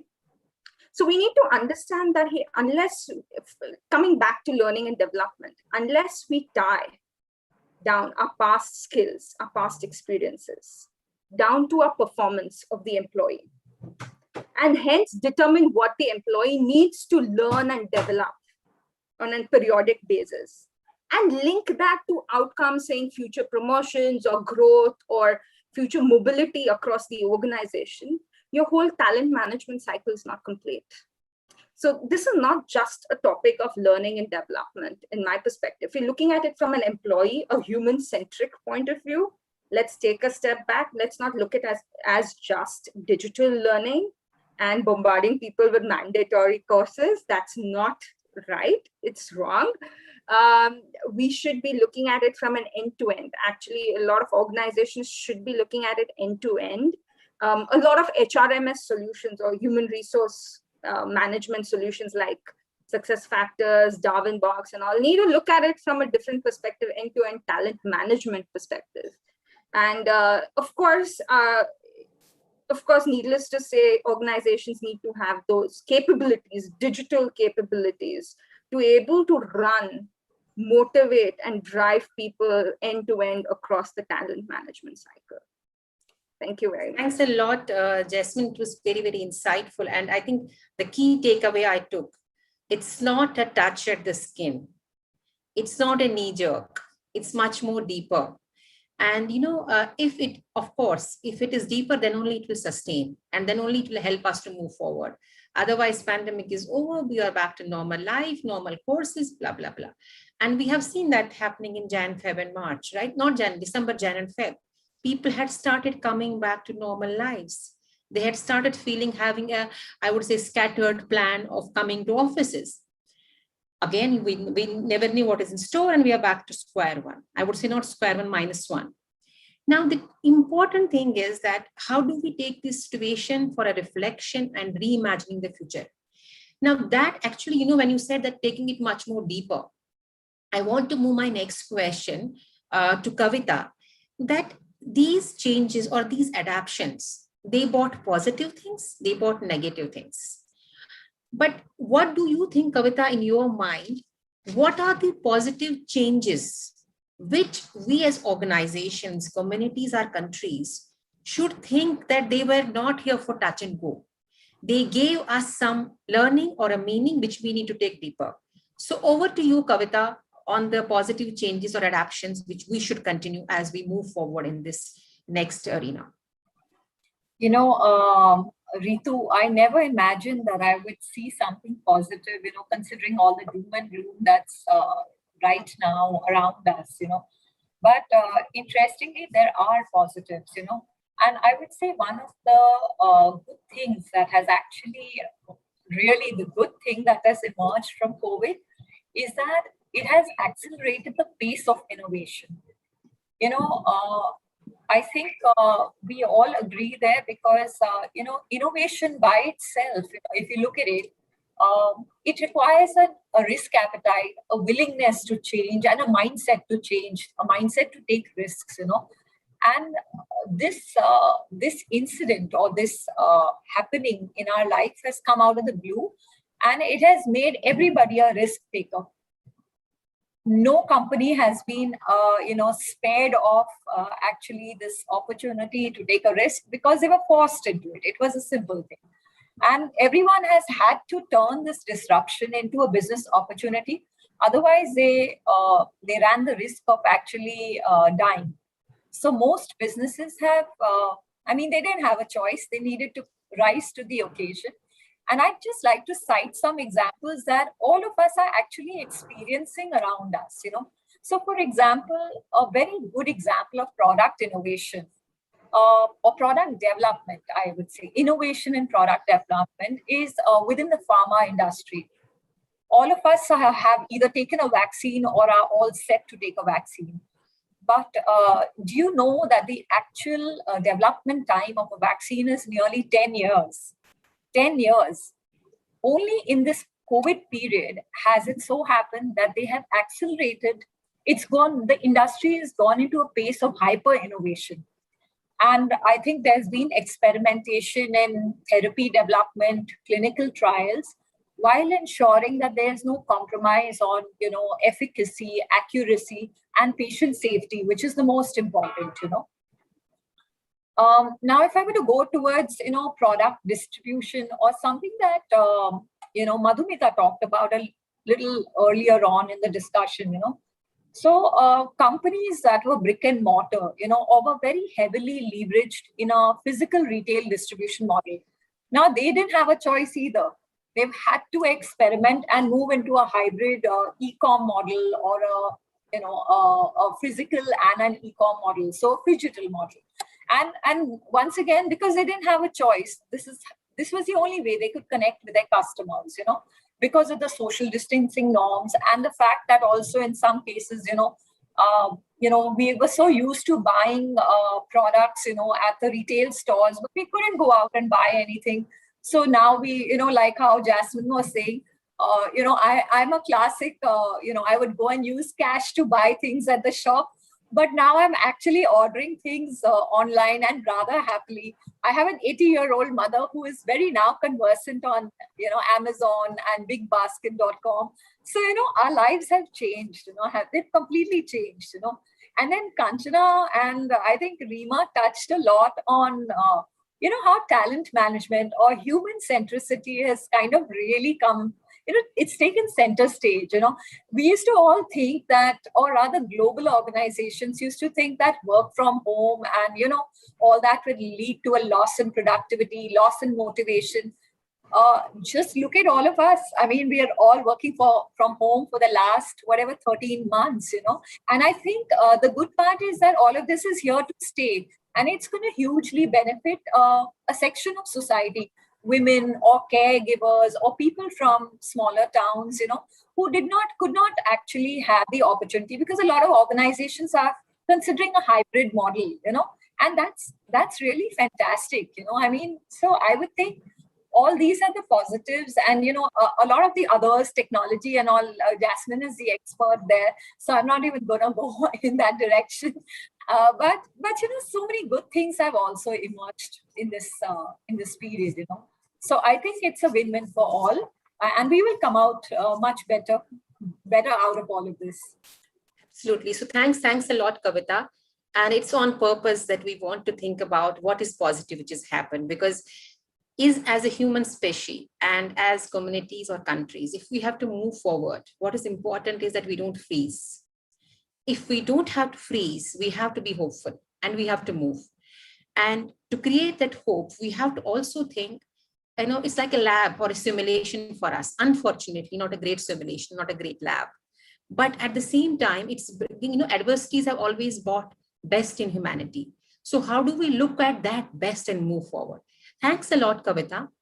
This is a common question which I want to pose to the entire panel, and which is like, whether I talk about adaptation of the new models, whether I talk about learnings, whether we talk about new rules, how did it impact productivity, stress, and all that. If I have to really summarize the bottom line, many things have got disrupted, especially when I say business models and engagement. For example, you said that engagement, which was face-to-face, it was no more existing, right? So the business model where you had to have physically people in the office, sit on the computers, and a manager would oversee them, it was no more existing. So it was a disruption of a business model. It was a disruption of an engagement model. Now, just with one point, if each one of you, and I'll leave it to you all who wants to speak first, one lasting impact which you think this disruption has brought, which will continue without any push, because we as humans, we are creatures of habit, right? So when things change, we're back to our normal self, right? So what is that one lasting thing which will still continue post-pandemic? So I leave it open. Anyone can start with and then move on to the other person. May I take this one first? Sure. This is fastest finger first. So I make the most of it. So, I'm going to just simply say that, COVID has pushed companies over the technology tipping point, and this has transformed businesses forever. So while customer centricity, human centricity was always there, but I think right now the way we engage with the external world, or we engage within our, I would say, with anything that we do, is very, very technology driven. It's going to take, it's come into being in the last 13 months like it's hyper accelerated. That's the only way to describe it. And in fact, there was this McKinsey survey done, and I'll be happy to post the link. It was done with senior executives worldwide, including India. And what they felt is that, normally whatever digitization would have happened, COVID is accelerated by 3 to 4 years. And if you were to look at delivery of products and services and all, they would have normally taken 10 years, the digitization process. Now, various geographies would have gone faster or slower, but this has been accelerated by 10 plus years. Now, for me, that is big. There is no other way of describing it. And the good part is that this disruption is here to stay. It's not going away. And it's a good thing for everybody, So like if what Madhumita was saying earlier on, if her industry can move digital and actually start doing the customer interface through technology, I think that is big, because she's representing a brick and mortar, a traditional business, a traditional industry. So if she validates exactly what I was thinking about. So yeah. Thanks a lot, Kavita, for that. And I think, Jasmine is going to be the most important person. Jasmine. Okay. So I see two ends of a spectrum, right? What will not change? I think the basic human need, and I'm sure we are all well-to-do and affluent in that space, but the basic human need for food, clothing, and shelter has never been more important. Yeah. Right? I mean, and you see news out there. This goes beyond what technology will solve. This is something at a policy level that needs to be addressed. It's never been more important, right? And the other end of the spectrum, which is what technology actually influences and disrupts, right? We need to understand that even when we do come out of the pandemic, if we ever do come out of the pandemic, we're not going to go back to the normal that we were in the past. There's a new normal. There's a new definition to that new normal, which no matter what we do and debate right now, we won't be able to accurately define that new normal.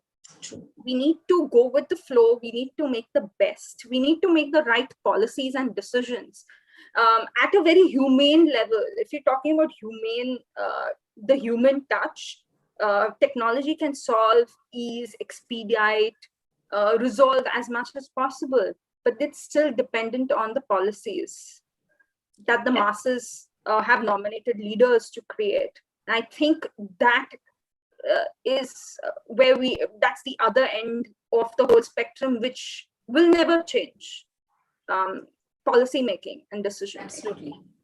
I think thanks a lot. I would say, Jasmine, because coming from you, who is actually doing a digital transformation, I think, design thinking is becoming more than ever, I would say, the need. It's the persona, it's the customer, it's the human being at the center of it. It's not a machine talking to a machine, and that will for sure stay, and that will define the things we move forward. Yeah. So thanks a lot. So Madhumita, what is the one lasting thing which you think would continue? Over to you. Ritu, some very relevant point by Kavita and Jasmine on technology. I'd just like to bring a slightly different aspect, complementing, not supplementing. I think COVID has made organizations more ESG focused. Environmental, social, and governance goals is another area which is going to see deep purposing. We will need purpose as a compass for an organization to navigate COVID-like situations in the future.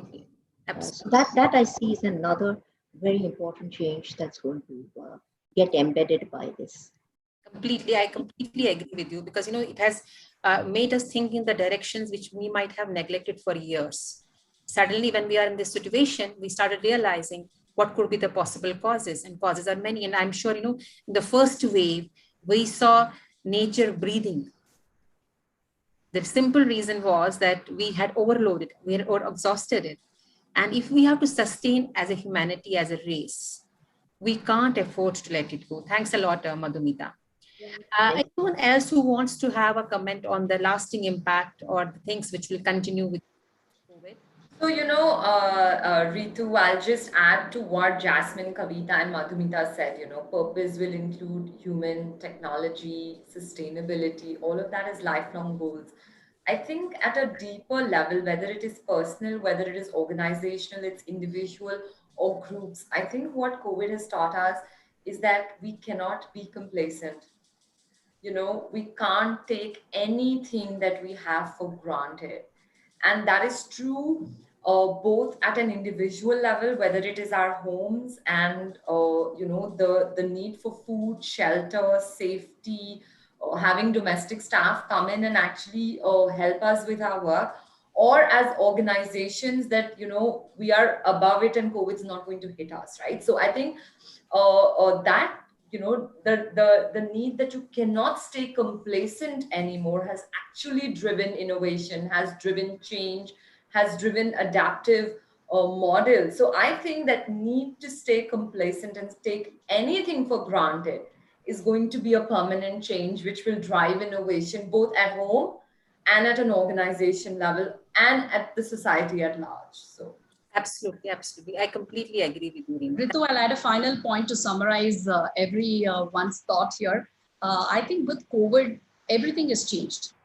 Only difference is that the degree of change varies. Certain businesses change differently, certain businesses completely change for good, and certain businesses have vanished, and certain businesses are going through a transformation. Personally, I think all of them have spoken from a business and an organizational perspective. I have a 15-year-old daughter. Education has changed completely. 13 months, education has, COVID has taken this by storm.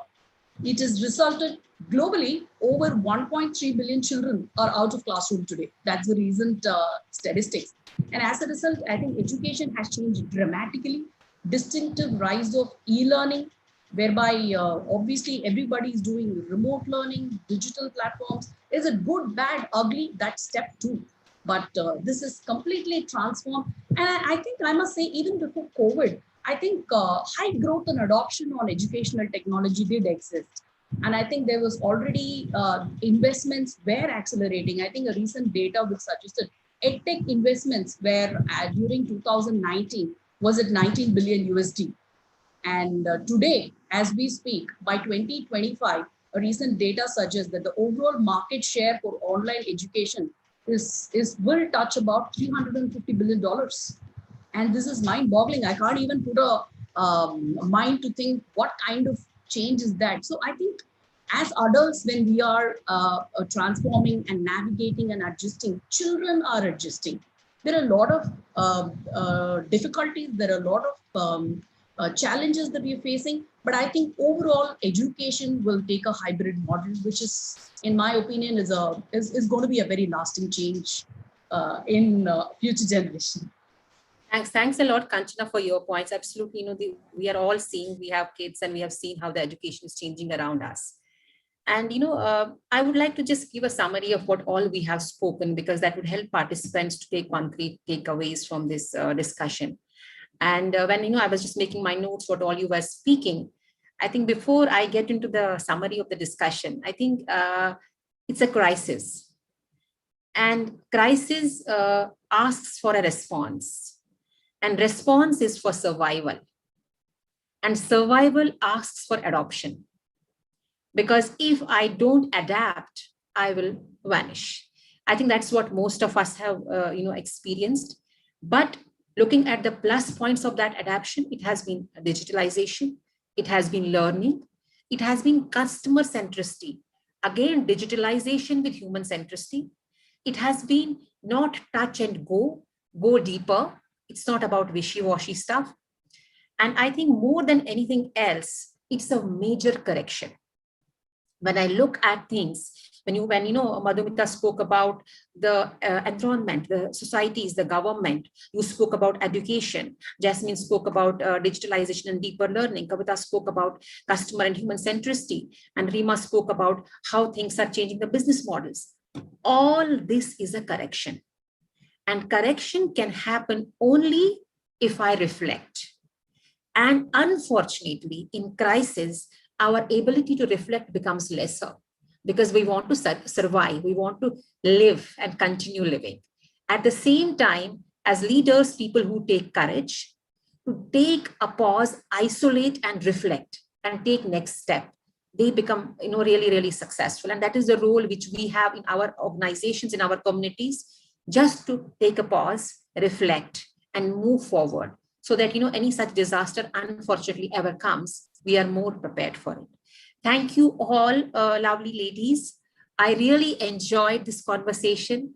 I would say these topics are, I would say, a breath of fresh air in whatever we are handling otherwise. I wish you all good luck. Stay safe. And I'm sure, in case there are any questions which can be later posted by Forum or Harish, we would be more than happy to take that. Thank you, everyone. Thank you, Thank Ritu. you. Thanks, Ritu. Bye. Thank you, Reema, Madhumita, Kanchana, Kavita, Jasmine, and our esteemed moderator, Ritu.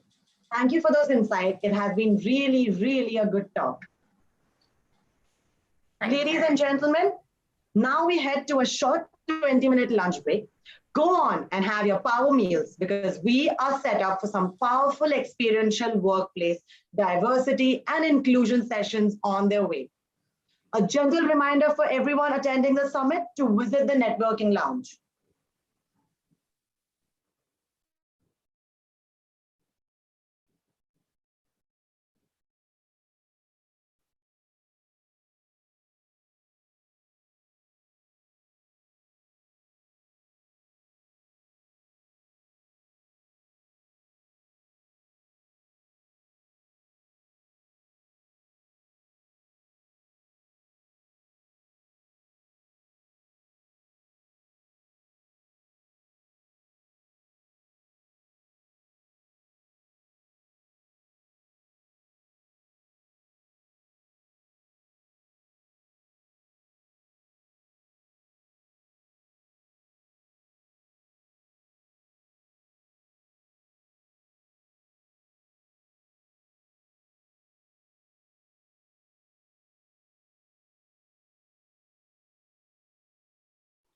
Agya,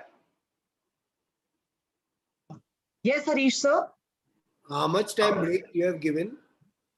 So ideally it was 1:10 to 1:30, but now we pushed the session to 1:20. So you tell whether you want to resume 10, at 1. 10 minutes, 10 minutes. Cool. So 1:30 we start basically. 1:30, 1:30. Let's say once, let's get the speakers first to come in, and then Okay. maybe 1:30, 1:35 we start Okay. here. Okay, sure.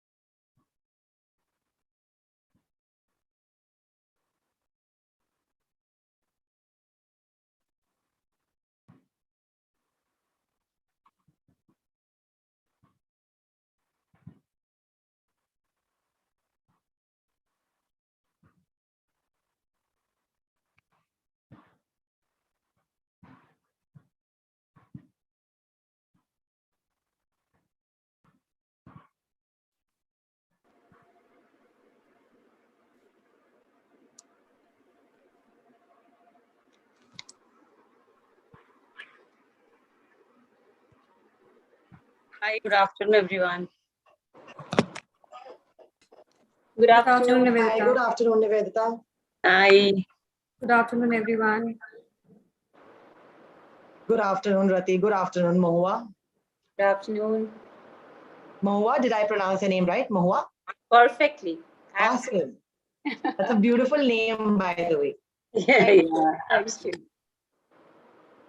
And I would actually like to know, how do I pronounce your name? It's Agya? Yes, it's Agya. Perfect. Harish sir, we have Harish sir from Kamikaze B2B Media with us.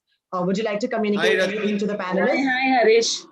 Hi, Mr. Harish. Hi. Hi. Hello. I'm not being able to switch on my video for some reason. Ruchira, at the bottom, the second button from the bottom left corner is your camera button. Yeah, I know. It's usually on, but I too had a problem from my laptop, so I connected from the phone. okay, is it? Hi, Rati. How are you? I am good. You can see me? Agya, can you see me? Or my... Yes, we can see you. Okay, great. Perfect. Why am I not able to see you? It's a beautiful backdrop you have of Maya. Yeah. At least one feels good that I'm here, in an office, even if you're not there. Who else is missing now, Agya? We have, I think, Sandhya Dev, then we have Ruchira. I'm just gonna log out and log in again because I'm not being able to switch on my video. So, Yeah, Rishabh, please try doing that. Yeah. Hi, everyone. This is Shukla. Good afternoon. Hi, Shukla.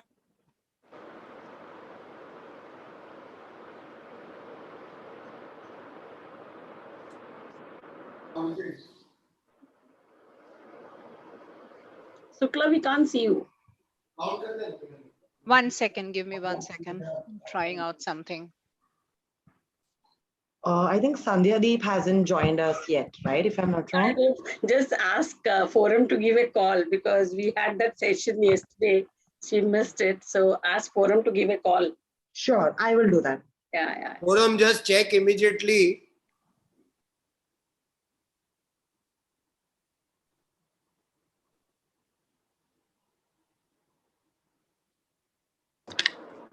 So speakers, meanwhile, I will quickly brief you in. I'm going to introduce all the panelists and the moderator. Post the introduction, I'm going to hand over officially by saying I'm going to now hand over to the moderator to take the conversation ahead.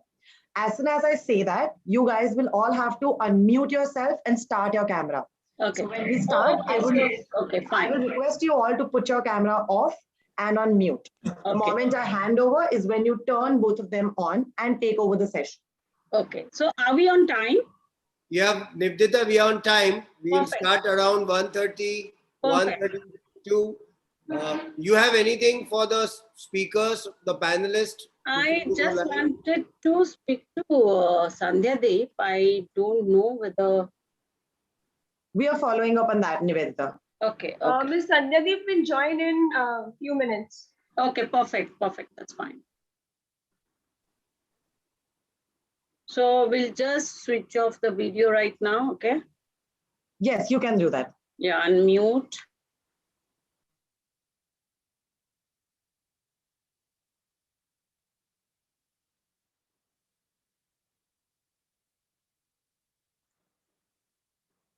Are you able to hear me? Yes. Yes, we can, Ruchira. Okay, because I'll have to then join from my phone because my computer is just not allowing me. You are through your mobile? Yes, through my mobile. Can you just go on the landscape mode? Yeah. You just have to rotate your camera, Ruchira, and keep the auto rotation on. Yeah. Okay. Is this fine? It's better. It's perfect. Yeah, slightly better. Great. Okay, cool.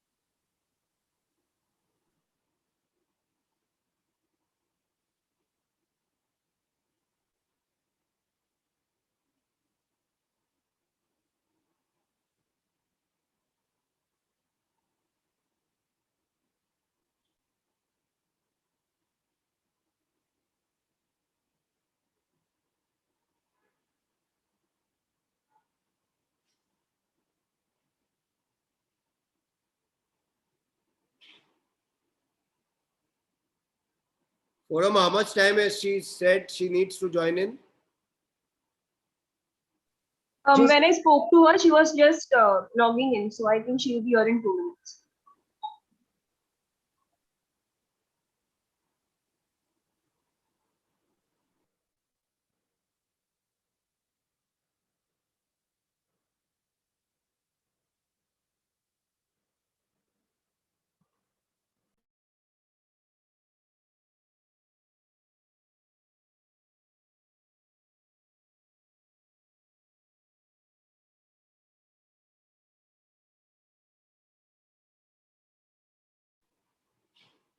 Ruchira, can you shift the phone slightly on your left side?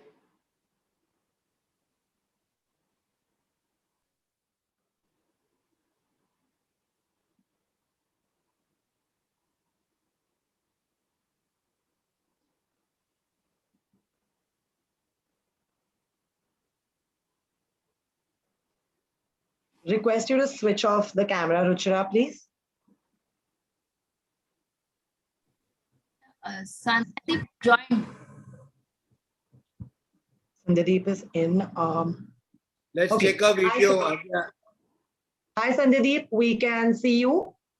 Request you to kindly unmute yourself and give me a mic check, please. Yes. Hi. Can you hear me? Yes, Sandeep, we can hear you. Thank you so much. I had briefed the other speakers. We'll quickly take you through the brief. I'm going to introduce all the speakers and the moderator. That time you're requested to keep your camera and your mic on off. The moment I hand over to the moderator is when you're supposed to turn on your camera and your mic. Understood. Super. Nivedita, all are in. You have anything for any of them before we go live? Yeah, so Sandeep, you know your question, right?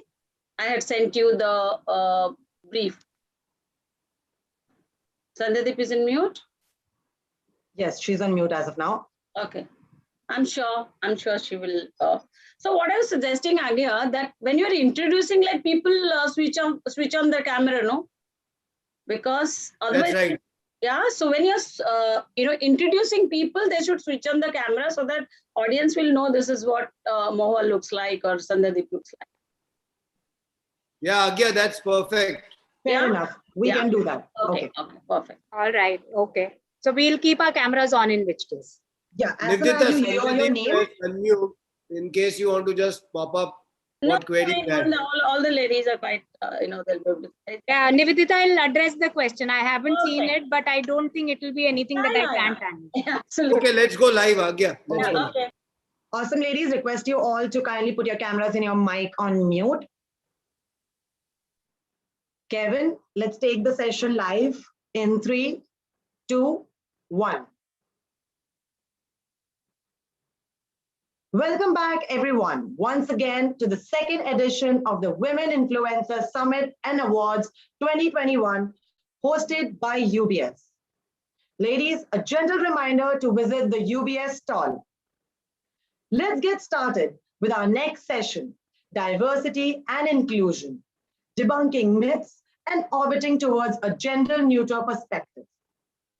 Calling upon our moderator, Ms. Nivedita Nanda, CHRO Kaya Limited. Nivedita started her career as a pilot officer with Indian Air Force and is now a passionate HR leader.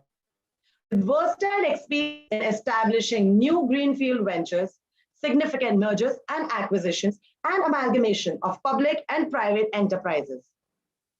Joining her, we have Ms. Rati Diwan, Head HRBP, Organization Capability and Development, Max Bupa Health Insurance Company Limited. Rati is a transformational leader with more than 16 years of proven professional, enriching and diverse experience in HR strategy, conceptualization and execution, enabling higher business value proposition. Joining her, we have Ms. Sukla Chandra, Senior Managing Director, GE Licensing and Technology Investments. Shukla responsible for technology transfer and licensing collaborations for GE Technologies. In her last role, she was responsible for developing and executing multi-generation product and commercialization strategies for GE's rural electrification platform. Joining them, we have Ms. Ruchira Bhattacharya, Director, Innovation, Packaged Beverages, Tata Consumer Products Limited. Ruchira is a marketing professional with almost 13 years of experience in the FMCG industry. In her current role, she is responsible for driving the growth agenda through a robust innovation strategy and execution. Joining them, we have Ms. Mahua Sen Gupta, Managing Director, Mashrek Bank, Bangalore. Mahua is a senior business leader with 25 plus years of experience across the globe, both in financial services industry and in the IT services industry.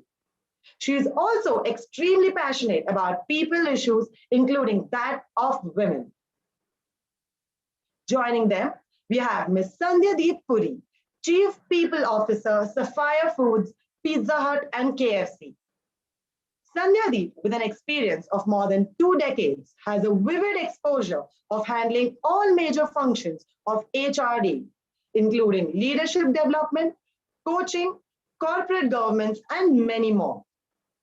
I would now like to hand over to our esteemed moderator, Ms. Nivedita, to take it forward.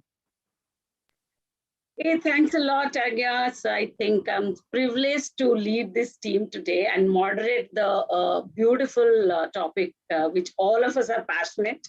I'm sure the audience is going to get a lot of knowledge and what we actually in our industries we are doing, because we come from different industries. That's the best part. I'm so happy to see, influential ladies in this panel, which gives me actually a lot of motivation to talk about it. But let me tell you guys, what we see here is not the fact outside, the organization. You'll be surprised, women are still largely underrepresented, on corporate boards globally. And unfortunately, this trend is, actually slow. So, we might talk about a lot of agenda in terms of a diversity or inclusion, but this growth in terms of women in corporates actually is very slow. I was just going through a McKinsey Diversity Wins Report 2020, which says women hold only 5.3% of board chair positions and 4.4% of CEO roles globally. Don't you think it's really shocking? I'm sure the panel will agree with me. It's a shocking, really shocking news. We talk about so much, modernization. We talk about so much of gender diversity. So many panels we all attend. We see organization actually putting a lot of effort. Trust me. So today we are going to talk about it more. We are going to discuss it with this, inspiring ladies. But first of all, I'll tell you my story. You must have heard Agya told that I was with Indian Air Force. It's like 20 years back, I was 19-year-old when I joined Air Force. During my training, I realized we are just 7 of us and there are 65 boys. You can imagine the training. It was tough with so many men. And when I got posted, I got posted to a place where I was the only woman, 20 years back. And most of the time felt during my service, trust me, I had a wonderful time. I really enjoyed. I think everybody should get an exposure to defense services. But most of the time I felt my competencies are not given due recognition. My seniors will always judge me, whether I can do it or whether she's physically fit to do it. I had to work twice as hard as men to prove my worth. I'm talking 20 years back, okay? Today, we are going to talk about what is happening today. And if you know, only last year, government gave permission to have ladies in fighter stream. Why? It took 20 years. I was a jumper pilot. I could have gone as a fighter pilot. When I saw, I felt so proud. I, in fact, called up the person. I said, I'm so proud that you have 3 girls squad. Why the government had to take 20 years to take a decision that, okay, women also can fly. Whereas Israel already has women fighter pilots. So you can imagine it hasn't changed, I feel, okay? And studies also have repeatedly shown that, increasingly diversity is not only the, only the thing corporates are planning to do, but what efforts they are putting is more important. I think today we're going to talk about the efforts in different industry, what people are putting, the senior leaders are putting, or the organization is putting, how we are making the organization ready, okay, to improve this percentage what I spoke. I'm going to quickly go to Mohua. Okay, Mohua, you come from a banking industry, right?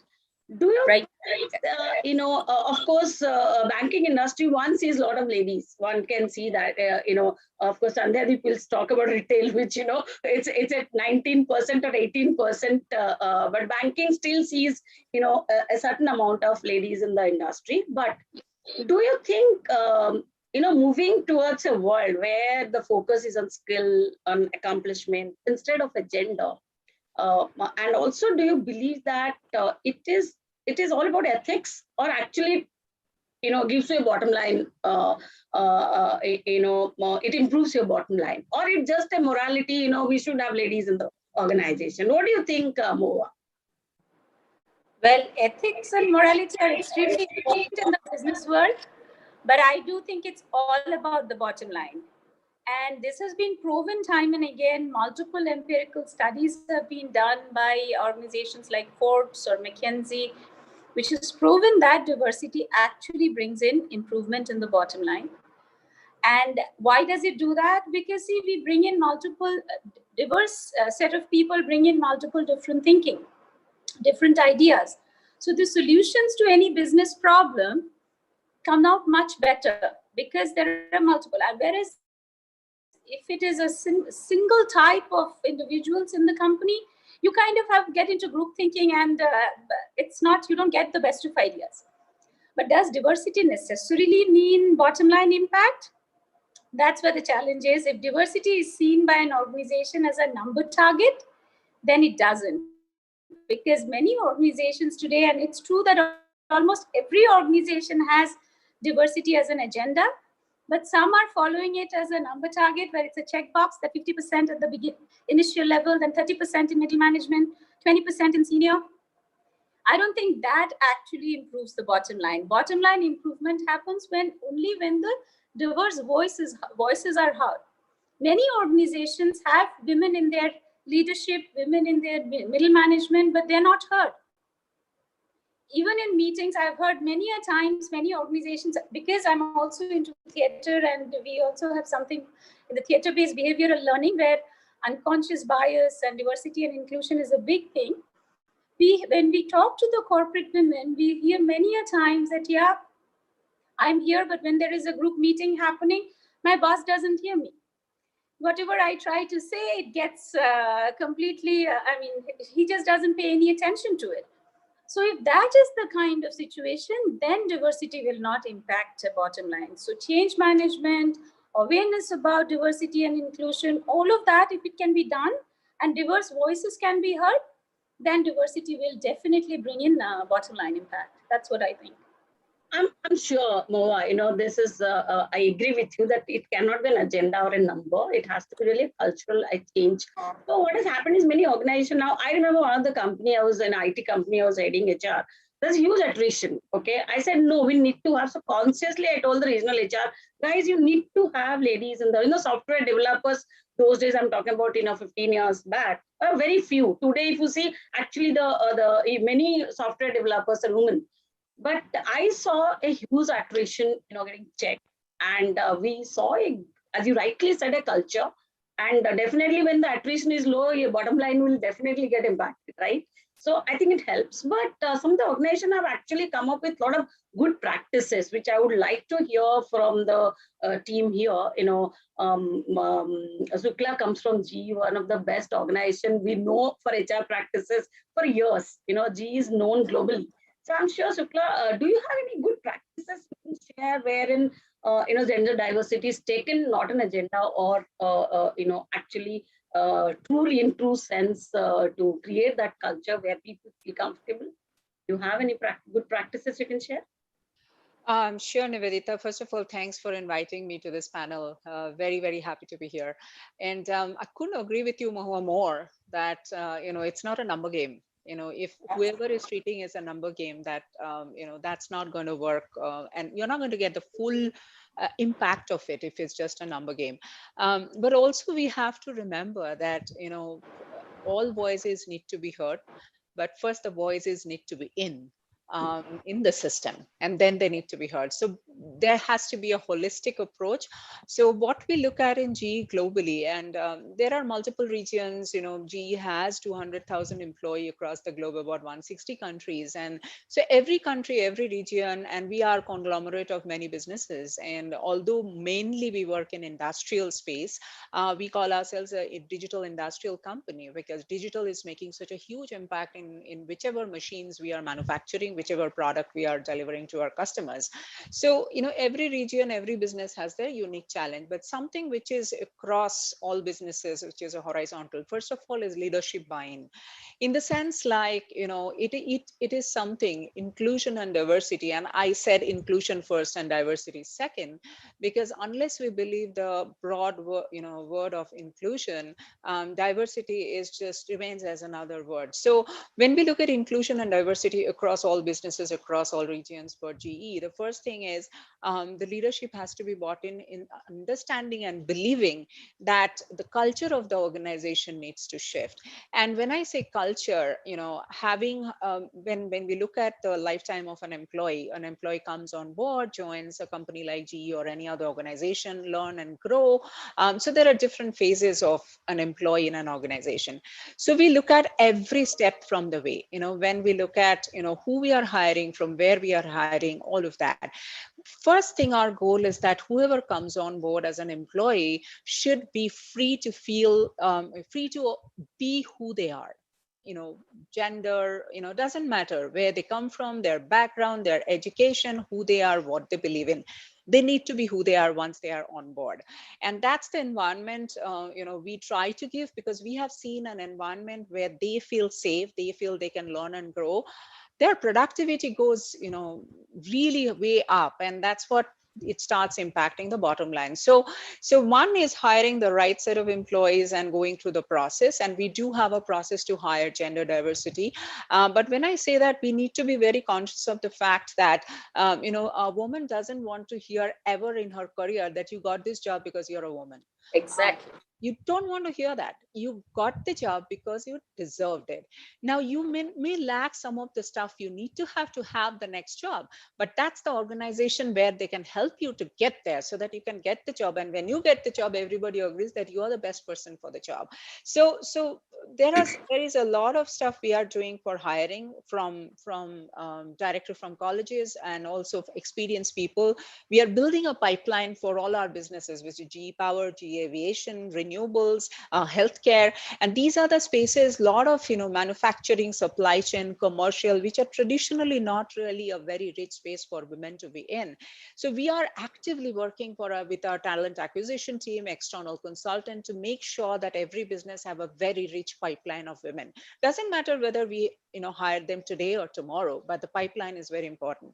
We never say that we have a target of hiring of this much. We always say that when you have a slate to interview, the slate should be very rich in diversity, so that the best person can get the job. But if the world population is 50-50, we should have the same population when we are looking to interview for a role.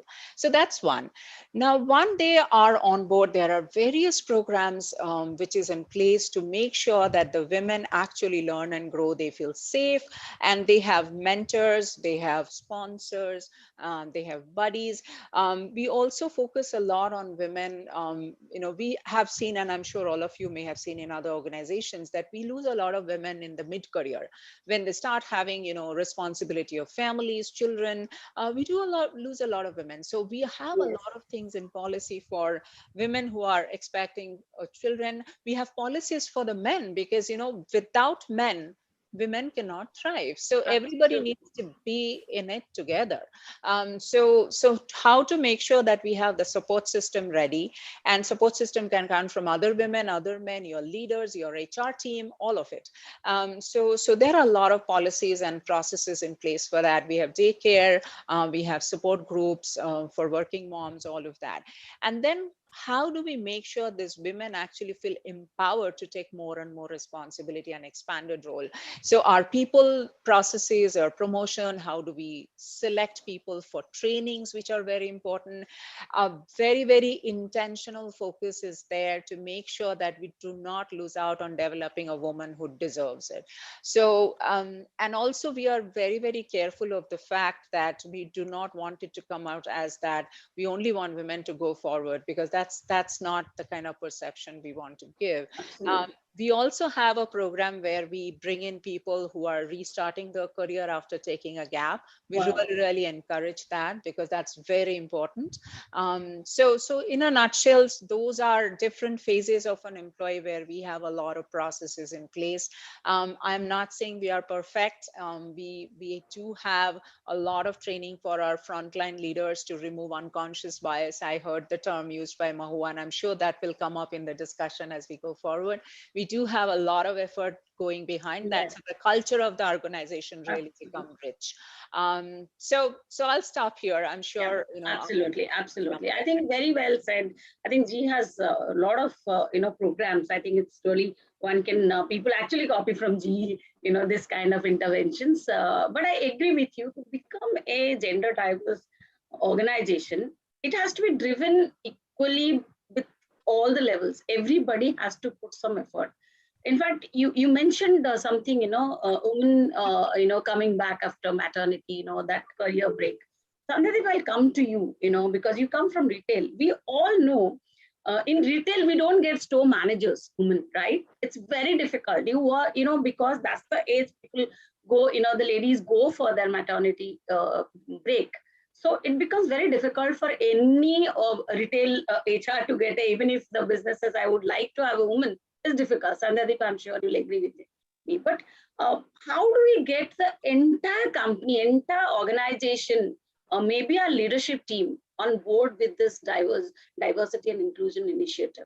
How do you think we get them on board? Sandhya, to you. Not easy, and yet, Nivedita, I think it's not that difficult also. Most importantly, I think the leadership, if you're able to build a business case, the leadership is already sold in. If you're able to show them how your top line and your bottom line can be impacted by diversity and inclusion, I think half the game is won. But it doesn't end there. The challenge begins when you have to get them people and get them diverse people. And I'm saying not just gender diversity, the multiple kind of diversities and inclusion that you're trying to target. When you're trying to showcase the performing diversity to the leadership, I think the switch kind of turns around when you are able to show that diversity performs, and when you create a culture around it, diversity can outshine and show disproportionate results. I think that's where the flipping point is, and therefore as leaders and especially as HR, I think what we have to be able to tell the leaders is the business case, what is in it for them, and then provide the people. Most of the times organizations are challenged. What I heard Sukla also saying that, get people in the funnel. If you're interviewing for a position, have that stable, diverse base for you to interview and identify. If you're developing people internally, have that set of people, a good mix of diversity where they're able to pick up from and get the performance up. That is one. I think second place is around the tipping point where women hop off the work wagon. That's the time they get into maternity, they get married, they get a lot of other social obligations that are, impending on them. And that's where organizations can support them. I'm not saying have, a focused policy around only women. It has to be gender neutral. However, your access, I think that's where we've been able to change the game. We've started our interaction with the family. So once the woman is getting into marriage, we kind of try and get the family into the fold. When the woman is about to, that's the mother's side of the family, the girl side of the family. Once she gets married, get the in-laws into the game, get them to see the kind of beautiful place the teams are working in, women are growing in. Showcase to them that their children, their, the daughter-in-laws are working in a place where they have to be equally proud of. I think that's one initiative that has helped us tremendously in being able to retain. So while we give them flexibility to kind of go on maternity leave, come back refreshed when they want to come back, two, we continue to engage with them and the families, extended families, to ensure that we don't lose people while we haven't arrived there. I don't think I would say we are perfect there, but definitely I see the needle moving, and I see a positive traction in being able to get the families into the folds of the journey of women. I think that has been a big game changer for us. You rightly said that collaboration is more important than anything else.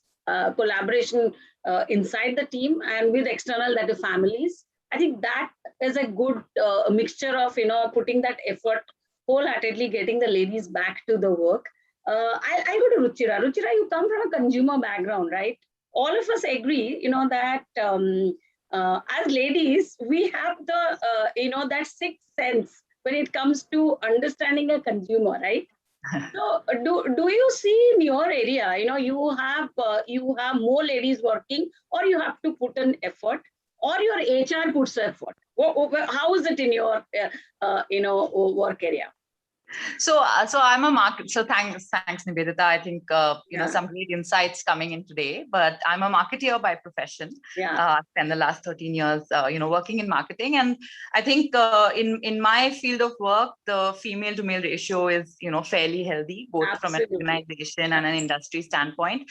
And to that effect, I would say very fortunate to be working in an environment that almost brings out each individual. I think if we step back from the gender part of it, I think also a deep appreciation for what each individual brings to the table, and I think one of the things that always comes to my mind is where I started my career. When I started my career many years back, I started in sales, and my first job, I was sitting in a room and I had a team of 30 people, all of whom were male and far more obviously experienced than me, because this was really my first stint.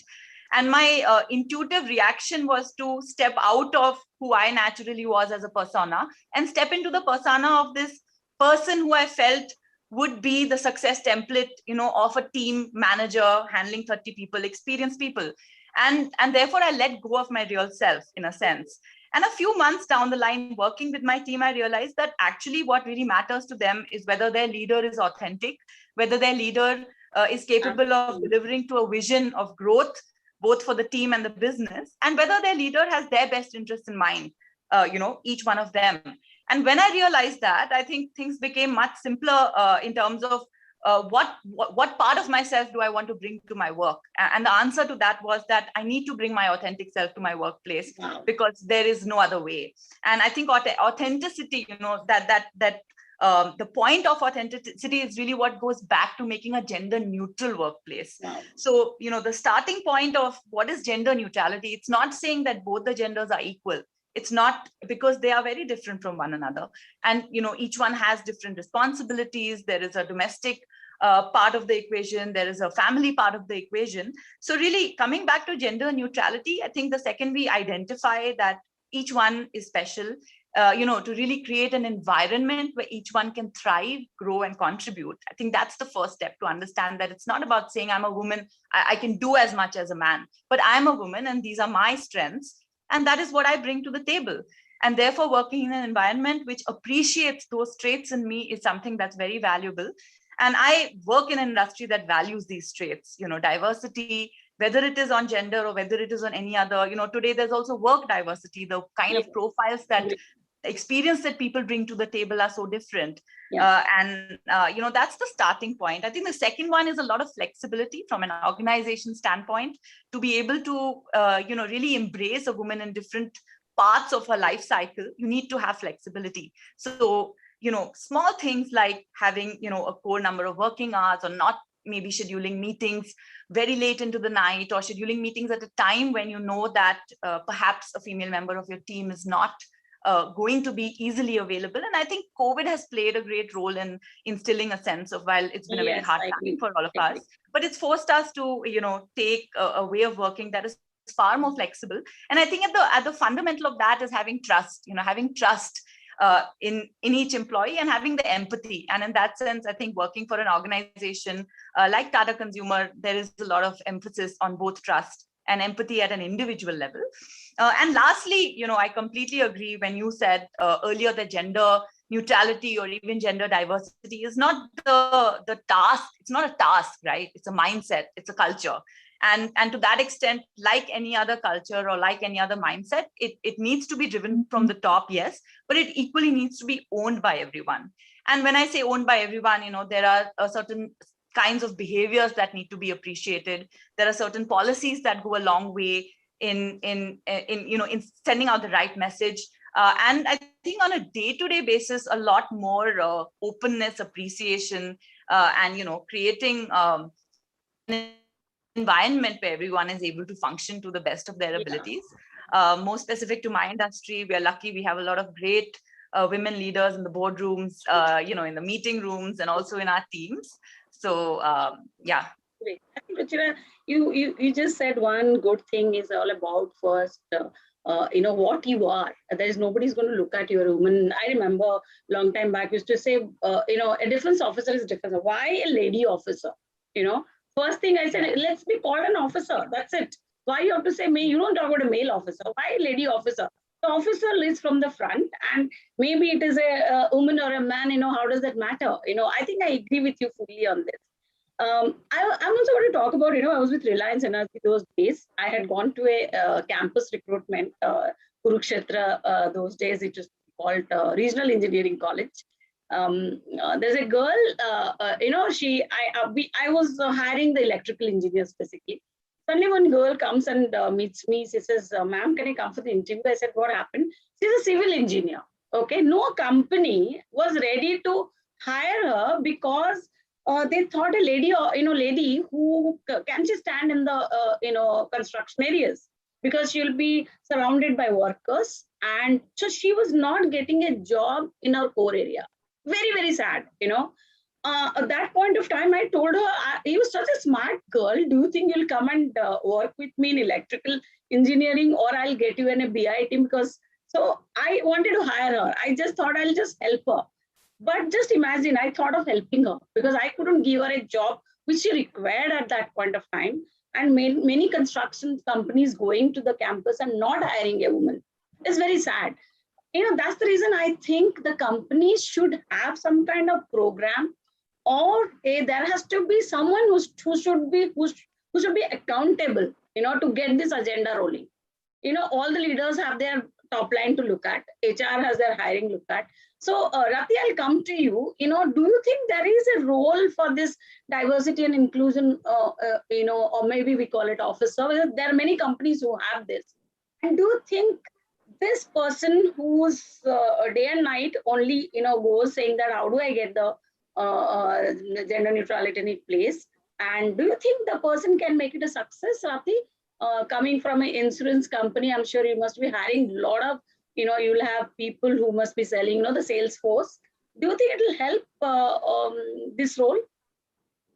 So thank you so much, Nivedita, for that question. Before I answer that question, I'll take a step back. And since we have wonderful, influential women leaders who are part of this forum, I would say the entire concept of diversity really starts from our home. Yeah. Right. The moment we start treating our children, both boy and girl, at the same level, that is where we are then nurturing the right culture in our society itself. And we being mothers, we being the women leaders, I think we take the lead over there as well. So I think that's the first step. Let's start looking inwards, because then automatically we are creating an environment where the equality will be there. I mean, hoping so. Yes. Secondly, coming back to the question you said, and to the wonderful ideas my fellow panelists said. So be it in terms of really bringing yourself to the organization, which is really being you, or helping a woman who have taken break to come back to their work environment. I think all of these are fancy and beautiful ideas. If they're not executed well, if they're not tried to the last mile that they had to deliver. We have head of HR, we have head of marketing, we have head of innovation, marketing, sales, everything. Because we have a specific goal that we want to achieve in each of these fields, then why shouldn't we actually have a head or a chief inclusion and diversity officer? Absolutely. If we have decided that this is the milestone that we have to achieve, then we should definitely appoint a committee or a officer who should ensure. So one, I would say this person should actually be responsible to charter out, to say what is it that the organization is, on the path to. Each of us have a different maturity level, be it in terms of the sector or the organization we are at. Hence, define the charter very clearly. Define the matrix that we want to achieve, by end of every year or by end of 3 years, 5 years. Define those matrices very clearly. Mobilize the resources. If it means we have to mobilize resources locally, globally, this person should actually be responsible for doing that. If it means tying up with certain colleges, let's do that. I would also say probably the most important aspect is also really championing the cause. Championing the cause so that you are able to create more of similar champions within the organization. You're able to take these ideas to the boardroom and ensure that there is equal representation of women in the boardroom. Hence, taking that entire responsibility to take this agenda as a critical one and not just really a good initiative to have, but it is actually a must to have. Yeah. I think the other piece also I would want to say is I think Shukla mentioned this in her discussion, that it's not really about just bringing in the people. So you bring in diversity, but the most important thing is how do you create a more inclusive environment when you've got people on board. But if our policies or if our people are not supportive of having diverse workforce at place, then it's a futile exercise. Yeah. So create policies, enable people to be themselves. And I love the point what Ruchira said, and that's something that I strongly believe in. We don't need to act like a men, because we see so many around us. We don't need to act like that. We are special in our own ways. We have our own competency, be it in terms of empathy, be it in terms of the authenticity that we bring to the table. Just be ourselves. We are not competing against men. It's a world where both of them coexist, and they should coexist together to be really much more productive. So I think that is where this entire concept of having a committee or a chief IND officer in place is very, very important. Just the last piece from my side. And when we create this DNI or the IND committee or the officer, I would seriously request that there should be a representation of male in that committee. It shouldn't be only a women committee. And similarly, I would have loved to see my male colleagues in this particular panel. Today, it's only women leaders. I agree. We can't drive diversity if we don't have men on board with us. It has to be done in partnership. I agree. I think I'll take a point from here from Rati. Every organization, I was discussing with the panel yesterday. This paternity leave, right? It's a small, I must tell you that everybody, almost most of the organization have gone into that. I think it's a beautiful step to take. But I think one thing is we should make them ready mentally. As Rati said, we should have policies. I would like to talk about a policy which we did recently. I think all the men loved it. What we did is we said the day the lady comes out of the maternity, okay, the first day she leaves the child behind, that day the men can take a day off. It's an additional leave to them. You won't believe, as rightly Rati said, we need to have the men with us. Believe me, all the men said, I think this is one of the best policy we had heard of, because the mother is actually panicking because this is the first day she's moving out, for 6 hours or 8 hours from home. And so the father is there for the kid. So I agree with you, Rati, we need to have policies in place to get this diversity agenda in the organization. But definitely, I would like to ask the panel here. Many organizations here, just one caution that we will keep it to women here, because DI concept is much bigger than that. Because this whole the panel is all about women in the organization. So I would like to hear from you. Many organization construction, infrastructure, they have not started yet. What will be your advice, each one of you? I'll go to how do we start this whole concept? In an organization where actually it's difficult. I gave an example of not getting hired because she's a civil engineer. How she's going to cope up? How do you think? I'll go to Maua. Maua, do you have any idea? How do we start this from an organization where we have not started this? So it has to be two-pronged. One way, there has to be a number target, because at some level there has to be a force in there. Yes, agree. But on the other hand, even if we bring in people, the women will not stay unless they get the right atmosphere. Yes. So it has to be a push. And then the other thing is bring in the change management, build the awareness in people. And as someone said, I'm a big believer of including men in any kind of women initiative, because that's the only way it will be successful. Yes. Because otherwise it becomes it just builds a divide, which is not healthy. So that's what I would say. It has to be two-pronged and involve men. Yeah. Ruchira, can I think your video is off. So you have any piece of advice? How do we start an organization where it is not there? How do we start? So first of all, I think today there is a lot more awareness, Yes, there's a lot of impetus on this. So I would be surprised if, there is an entire organization. You'll be surprised, the construction, even retail, one really struggles, infrastructure, manufacturing units, okay? You will not find ladies first.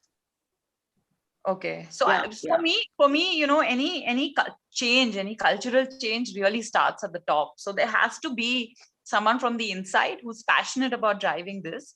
And I think the way to drive it is, of course, to link it with why it will help the business. Why diversity, why it is important from a culture and from a business mindset.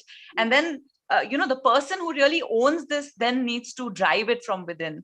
Absolutely. And yeah. No, I agree with you. I think the infrastructure, okay, to start with, do you have proper loose in factories for ladies? This is a small thing, but yeah, Sukya, I'll come to you. Any piece of advice you will have? Sure. So manufacturing, supply chain, this is one area where traditionally we have not seen, especially in our region, in India, a lot of women coming forward. So two ways of looking at it. One is, when you are starting something like this, first of all, you need to give a very high level of push and the buy-in from the leadership team. So if you are doing it for a particular plant and the plant director or the plant operating officer doesn't buy into this kind of initiative, then it's a very difficult thing. And the ship supervisor, everybody from top to bottom. So making people understand how it impacts their day-to-day life, or productivity and results and all of that, that is very important. So it can't be done overnight. So it has to be a process. Of course, you have to start somewhere. But second is, giving an environment where if you bring in, so we actually have plants where on all 3 shifts women are operating. Wow. So you can imagine, and those plants are mostly not in big cities. So they are a little away from big cities. So if you have to start a shift at 6 o'clock in the morning, you have to get some women picked up from their home with transport at 4:30 o'clock in the morning. So there are a lot of logistics planning and all of that has to happen. And that takes a lot of initiative, time, effort, everything. But then when you see how it impacts the overall environment and the productivity for a particular unit, it's mind-boggling, actually. So that's where we need to start. So if you had said that no, 3 shifts will not do, just let's do 1 shift because it's the easiest way to do it, then it will never be done. But when you have set your mind to it and you put together a process behind it. I think it's doable. Another thing I want to definitely talk about is giving the right role models. So when the women come on board, they need to see similar kind of women. How are they thriving in the system? So unless you kind of show them the role models and they aspire to be those role models, that's also very important. Oh yes, I fully agree with you. They should see some ladies on, in the man come team. I'm sure that will inspire them to, be part of the organization. Sandhya, how do you feel?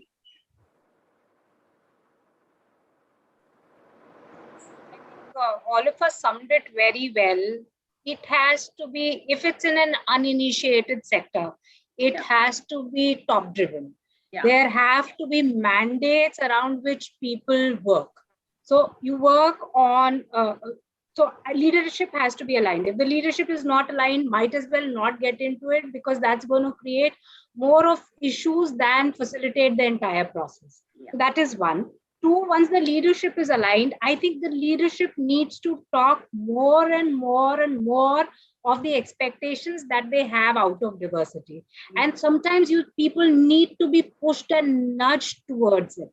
Simultaneously, I think creating that culture where women feel wanted. What happens is when you push people into such environments that are not initiated, women feel unwanted, and that's the last thing you want to do, because you are not trying to help them, because then you're actually turning those willing women away from the whole area that you want to include them into. So I think it has to be a 360-degree work. The leadership first. If the leadership is aligned, mandates next, culture third, and all of this has to be simultaneously driven. In absence of any one of these spokes of the wheel, I think the wheel can tend to collapse and start. When you're initiating diversity in uninitiated sectors, start big.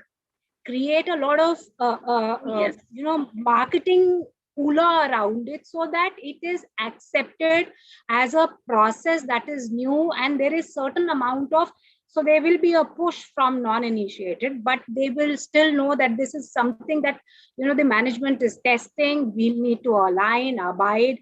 So I think a full-fledged work that needs to be done, and that's where what Rati said that get a DNI leader who's going to probably keep eyes on this. Absolutely. I think that's very well said, Sandhya. I think we have just 4 minutes. I'll quickly summarize and we'll go to the question answer session. There are 4 to 5 things came out very clearly from this whole panel. One is that definitely the leadership is to private, and it has to be a holistic approach. It's not a number game. Of course, when you want to start somewhere, Moa said that we need to have the number so that people start off with something, right? And you need to create an environment where people, the ladies, feel comfortable. And it's not only infrastructure, but definitely emotionally, a culture wherein people feel very accepted, the women feel accepted, because if one has to go for a maternity leave, somebody should not feel, oh my God, I have a lady who has to go for this. Okay, we need to see it's a part of life. Okay, and the fourth important thing came out is what Rati said, there has to be a role. Somebody has to be accountable to drive this. Otherwise, this agenda will go somewhere, because everybody has a primary role to drive. So somebody's actually, the agenda should be drive this whole thing, gender diversity in the organization. Then only it will become successful. But we need to sensitize the organization externally as well as internally. I think these are the few main points came out from the panelists.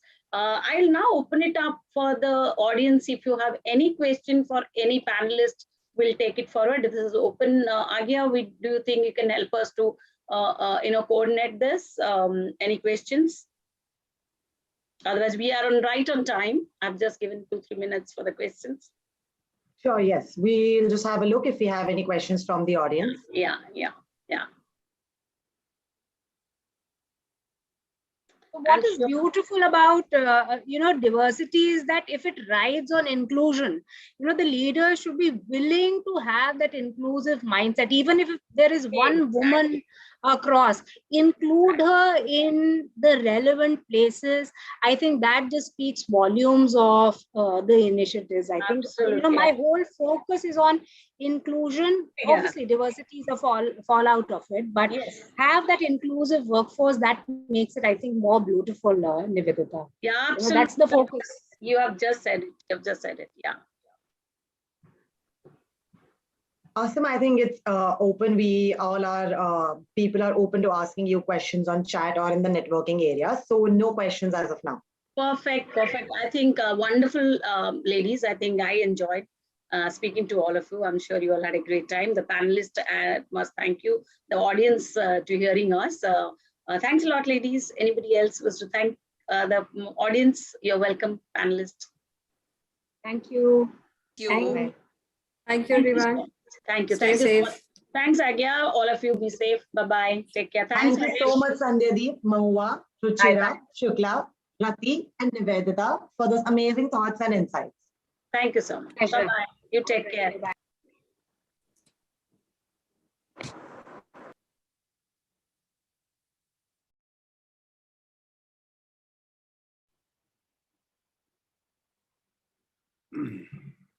Can we have the next set of speakers? Are they in the waiting room?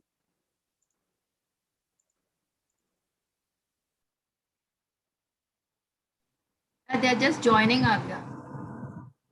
Agya, in this session, Ruhi Pandey is no longer joining. Right. Okay. So who is going to be? Priyanka is the moderator, sir? Yes, she would be the moderator of this session. Okay, sir. Done.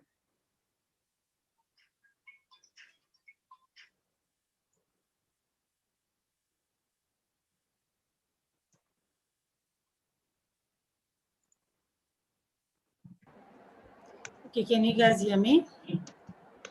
Yes, we can hear you. Brilliant. I don't know how to make the volume work, but let's see if I succeed. Okay. Somehow something is working, looks like. Yes, and you look beautiful. Okay, I'm just trying to get to understand how I can make the volume work, but just once. Actually, you were pretty audible. You're very clear. Okay, cool. I'm just going to increase it so that I can hear you guys also clearly. Okay. Hi, Priyanka. Harish here. Hi. Hi, Harish. Thank you for agreeing to take over as the moderator. I don't know if I've done a good job of rescuing you guys or not. That's for you to decide eventually. So we didn't have an option. So when Forum told me, first thing, I immediately told her to ask Priyanka and put it on the group. So she just called me some time back and said, you agreed.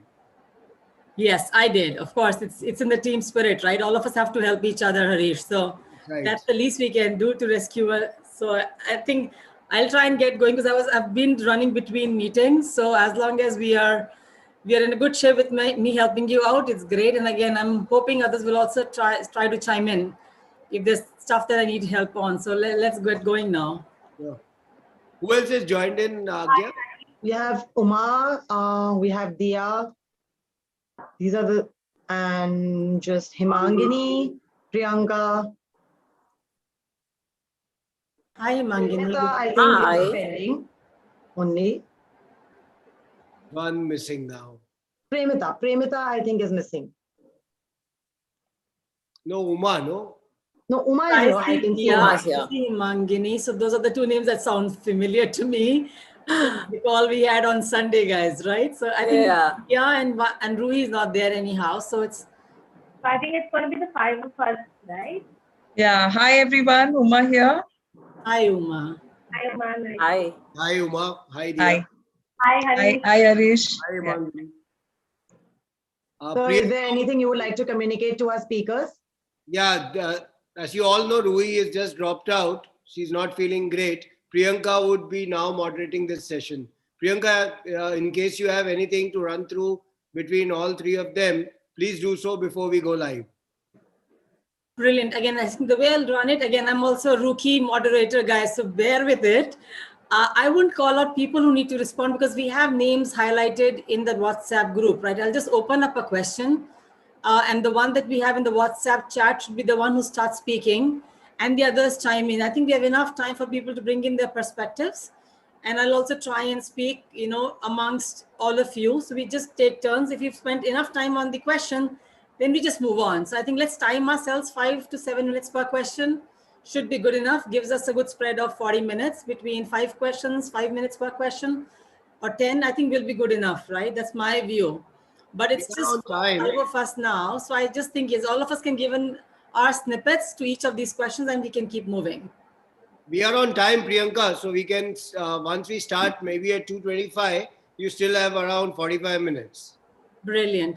So yeah, ballpark 5 minutes per question is where you can hold the attention span of the audience, right? Beyond that, it becomes a bit mundane. So I just think all of us speaking for 2 minutes each per question is good enough, right? Makes it 10 minutes. And if we have 5 questions, and not everybody will have everything to add to every question. So wherever we see it's become a little bit over responded to, then we start to move to the next question. Just ping in again. WhatsApp is on. So if you guys have to give me any suggestion, just put it on WhatsApp so we can just have a parallel channel of communication. Yeah? We'll do that. So a quick update, speakers. We do not have Premita joining us. So I think that gives you all extra time to talk on every question. Oh, even better. Good news or bad news. Yeah, just we got that are the update. only So standing warriors in this whole journey. So guys, okay, let's go for it. Okay, I have a question here about the introduction round. Is somebody introducing us, or I will be doing that, you're Himagini. introducing us? Okay. Yes. I just wanted to check with the change in moderator if that is still on scale. No, be rest assured. So speakers, quickly briefing you all. Sorry, Yes, sir. introducing one by one. You all of you ladies could come put on your video. So basically, to brief you guys, the moment I start and then when I say that we are going to go live, you all are requested to keep your cameras off and your mics on mute. The moment you hear your name, when I basically introduce you, you can turn on your camera and leave your mic still off. When I hand over to the moderator is when you can turn on your mics and continue with the session. Is that clear? Yeah. Super, awesome. Request you all to kindly switch off your cameras and mute your mics.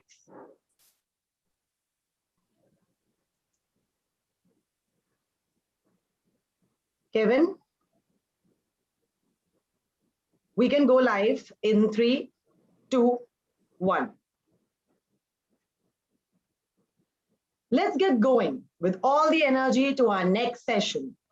Purpose and people power. The brand, culture, and employee experience imperatives.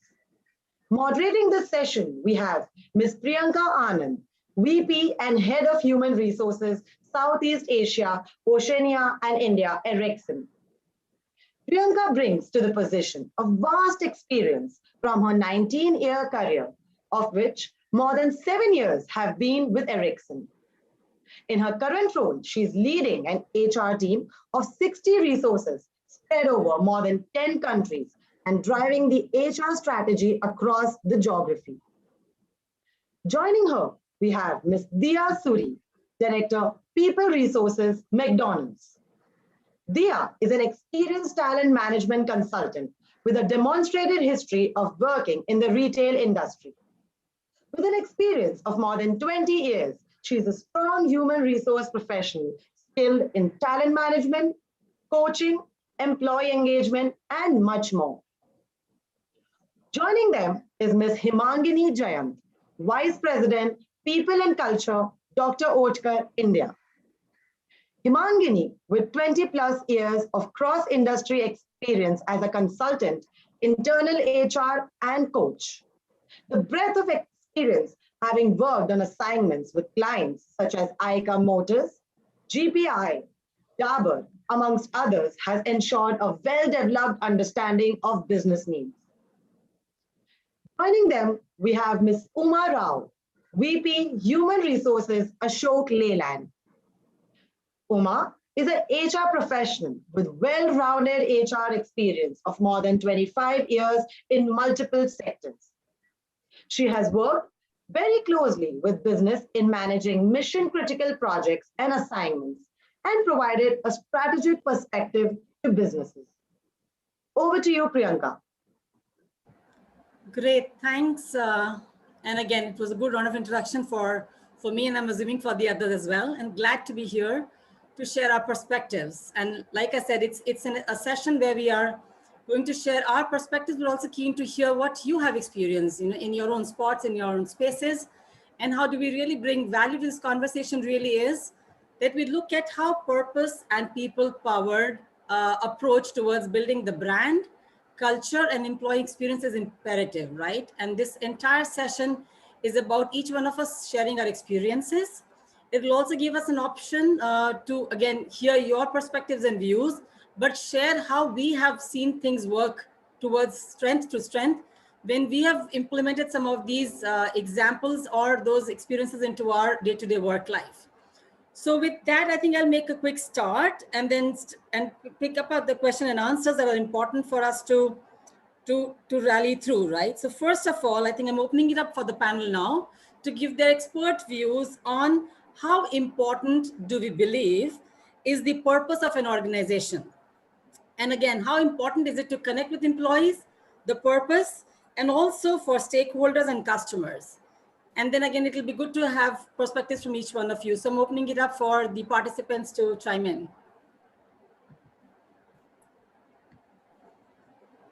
So if it's okay, I could go first.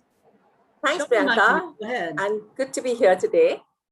So that's an interesting question to start the session, because very often the question comes up is, why does an organization need a purpose? But if I were to ask you, do you wake up every morning motivated to go into work just to pay your monthly bills, maybe? No, that's not inspiring enough. Are you motivated to wake up and go into work just because you want to make enough money for the company? Maybe the CEO of the company gets to go on a better holiday, maybe own a yacht, or maybe even an island. Not really. What makes it something that you want to get up, motivated, charged up, inspired to go into work and not have it as a drudgery or a chore? That is when an organization has a purpose. So you feel more united and driven because you're working for a bigger whole rather than just profit. In the end, profit for a company is not a purpose, it's a result. And to have purpose means that the things that we do on a day-to-day basis is of real value to others. This is a quote actually by Simon Sinek, who I'm sure everybody's familiar with. A purpose, what is a purpose state? In the end, a purpose provides a meaningful direction. It inspires the people. It acts as a differentiator. It is a reflection of what the organization stands for. And it sets out to motivate and inspire employees and all the stakeholders. Essentially, a purpose kind of tells the world what the company aspires to be in the long run. It has the power to unite the people. It has a power to create values. And very often a question that we have, because coincidentally, we as an organization have also just recently been in through this whole transition of unveiling our purpose statement. It's been a long 3-year project, which of course has had many skeptics wondering why it takes so long. And we've spent a lot of time trying to tell them about how, in the end, does this really impact the business. And we've done considerable research, and what the research reveals is you have 1.7 times more satisfied employees who see the purpose and relevance of their work into their day-to-day life. So what does that translate into? It simply helps you hire better talent. You have the new generation, the millennials, as they call them, who have a strong connection to purpose of the organization, and then they're likely to stay longer, almost as much as 5.3 times longer with an organization, simply because they identify with it. So if I just look at the employee perspective, you have more satisfied employees. You have people who stay with you longer. The third part of it is you have 60% higher energy levels of the employees. We're all better at a job when we're driven by something that excites us, right? We're all bored and maybe not putting in our best efforts when it's something that's a little mundane, something that's not giving us energy or inspiring us. So that's from an employee's perspective. From an organization's perspective, what it also helps is the organization's response time to opportunities and threats in the marketplace is 50% faster. Seems amazing that why would a purpose actually translate into that? But it's simply because the purpose forms an all surrounding environment. It forms a decision-making framework. So people are empowered to be able to decide what they want to do and whether they can act faster. How it impacts the consumers is the third part. In the end, all of us are impacted as clients, as organizations. We are impacted by our customers and our consumers. And research shows that 65% of consumers prefer brand alternatives with a purpose, other things being equal. So if you were to go on the market shelf, on the retail shelf, and you see two products, both completely equal in all aspects possible, and the only thing differentiating them is that one comes in from a brand that has a purpose, you're more likely to pick up that product off the shelf. But even more interesting is the fact that consumers not only prefer brand alternatives with a purpose, they're more tolerant of mistakes made by a company if they are driven by purpose. Maggie is a classic example of that. We all know what happened to Maggie, one of our most favorite products. And it was mayhem for them. But look at the way they rebounded back. The consumers just completely loved the brand. And they did an amazing job of coming back into the leadership position that they've always commanded. So these are all the softer parts of the purpose and why a company should have a purpose statement and whether it makes sense and whether it's relevant. But beyond that, we have the EY Global Leadership Forecast that actually says that purposeful companies outperform the stock market by 42%. But this is, of course, all true for companies that take the time to embed their purpose in their daily way of life. So if just having a purpose statement is not going to be enough to ensure that stock market goes rocketing tomorrow, it is embedding the statement into the culture of the company, embedding into right down to the lowest hierarchy level in the company, making sure it becomes something that is a way of life for them. Because in the end, a purpose is just a statement. It's bringing the purpose to life wherein lies the challenge. And that's where, storytelling has a huge role to play. A compelling story is, almost like a magical spell. It just hooks the people in, and that's when the magic really begins to happen, because they're inspired, consumer brand loyalty is happening, brand identification is happening, and you're making an impact on the environment and society. At the outset, I mentioned that we took nearly 3 years to roll out a purpose statement. And we've taken all that time because we wanted to really embed it deep in through a series of small workshops, small chat groups, asking people to share where they saw it working, where they felt it needed more work, where they felt that these dimensions were impacting their daily lives and workplace. It became a really, really powerful way to get people together, to get people to function cross-culturally, cross-departmentally across the world.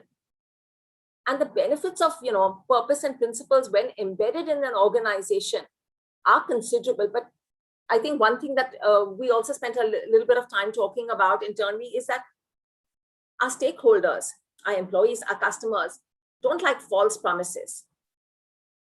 You want a purpose that's aspirational, and employees and customers and consumers are all engaged with a company which has an aspirational purpose statement, and they want to contribute, they're positive about it, but we better make sure it's very authentic in the way we bring it to life, right up in every single action and every single thing that we do across all levels in the organization. And that's the way we can really get them into the purpose tent. I'm sorry if that was a bit too long, Priyanka, but I'm very passionate about this because we've been doing so much of work on this. Evidently, and again, quite insightful of how you can retain employees, create more stickiness, enhance productivity, but also, like you said, organizations end up performing much higher on their financial targets as well if the purpose is driven from top to the bottom, right? I don't know if anybody else in the panel wants to chime in a few seconds before I move to the next question, because I think we've spent a good amount of time on this one. But if there's anything you want to bring in, otherwise I'll move to the next one. But Priyanka, I just wanted to add in Uma here, add a little bit more. I think Hema has really caught it really well. I just wanted to talk about the organization where I come from for a minute, just to cite an example. So it started with the motive of work to give. When you make a purposeful statement like that, it sets the tone for the entire agenda. So the way the organization projects it to its stakeholders, let's say employees or customers or dealers or whoever is in touch, suppliers, is that this organization is making a contribution to society. So it's not just a product or a service, number one. Number two is it answers this question, why is this work important? We all do something to earn. But the point is, we must understand why our work is very important. And that gives you the meaning to getting up every day, as Hema said, to come to work or get to work in whatever form we are doing today. So what is that meaning of work that we do? Do I know how my work connects to the larger whole in the organization? That is important. The purpose, as rightly said, has to be inspirational and motivational.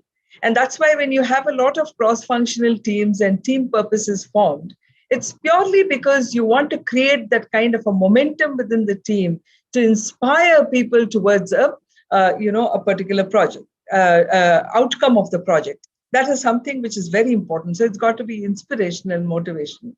it uses powerful words. If you see, purpose always uses powerful words. And that I think is very important. When we say work to give, it stirs something inside you, right? This is not just to make a truck or a bus as we do in Ashok Leyland or light commercial. It's something so much more than that. And one of the things which is important is a purpose has to be brief. When you make a purpose, don't make it so long that people can't remember it. Yeah. So if mobility is the purpose of this company, it's just mobility. Simple. You understand, you need to move things from here. We all remember that famous example of the telephone operator who took a call on a customer complaint and said that she fulfilled the purpose of the organization to be very close to the customers and satisfy them.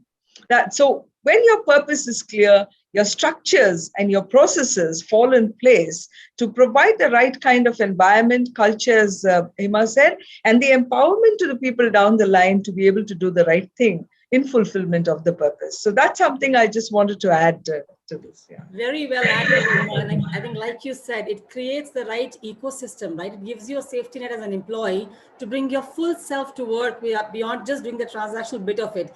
And to me, that's where the organizations that succeed differentiate from the others that just manage to survive versus thrive. So great inputs, Uma. Anybody else wants to add to it? No, I think it's been quite well covered. I think this one between Hema and Uma, I think. Okay, I think your connectivity is a bit shaky for me. So just try and see if you can fix it. I will just do a little bit of a wrap up on this section because I will very quickly talk about a time in Ericsson. And Ericsson is a 148-year-old company, right? We have a strong legacy to our purpose, to what we bring on the table, how we've partnered with societies and customers to bring value. And at some stage in 2017, we were down the pits, right? Everything that could have possibly gone wrong went wrong. Our CEO stepped down, our CFO stepped down. All the analysts were almost writing off Ericsson as a company. We were also looking at our own investors questioning whether this will really survive the storm that we were in. Our financials were down the pit. Our product strategy was going haywire. So to me, we were caught in the middle of a perfect storm. Everything that could have possibly gone wrong went wrong, right? And what happens when the ship is on fire?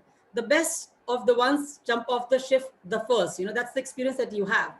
But for Ericsson, what really became a saving grace was our employees, people who believe that this is just a phase, it's just a blip, and this is something which we will tide over it, right? And where we are today, we've broken all our financial target records. We are one of the best performing organizations in telecom. Our product strategy, we have a leadership in 5G, and most importantly, our financial targets for 2022 were achieved in 2020, which was one of the most unprecedented years any company would have experienced, right? We've been able to take care of our people. So it just gives you a sense of pride when the purpose trickles from top down, but also it's in every nook and corner of what you do. So to me, that kind of purpose has a profound impact on how employees foresee their journey with the company, mapping the moments that matter. So with that, I think I'll pause and move to the next question then. And again, it will be great to hear from all of you as panelists. How does storytelling work? Something which we really see has been instrumental in today's times in creating brands, or probably it always was, right? Storytelling has been profound, and we hear of examples of how organizations have really emerged, create stickiness and impact by having a storytelling approach, both towards their brands, customers, as well as about their culture. So it'll be great to hear how you can share your examples about experimenting storytelling and how did it have an impact within your own organizational journey.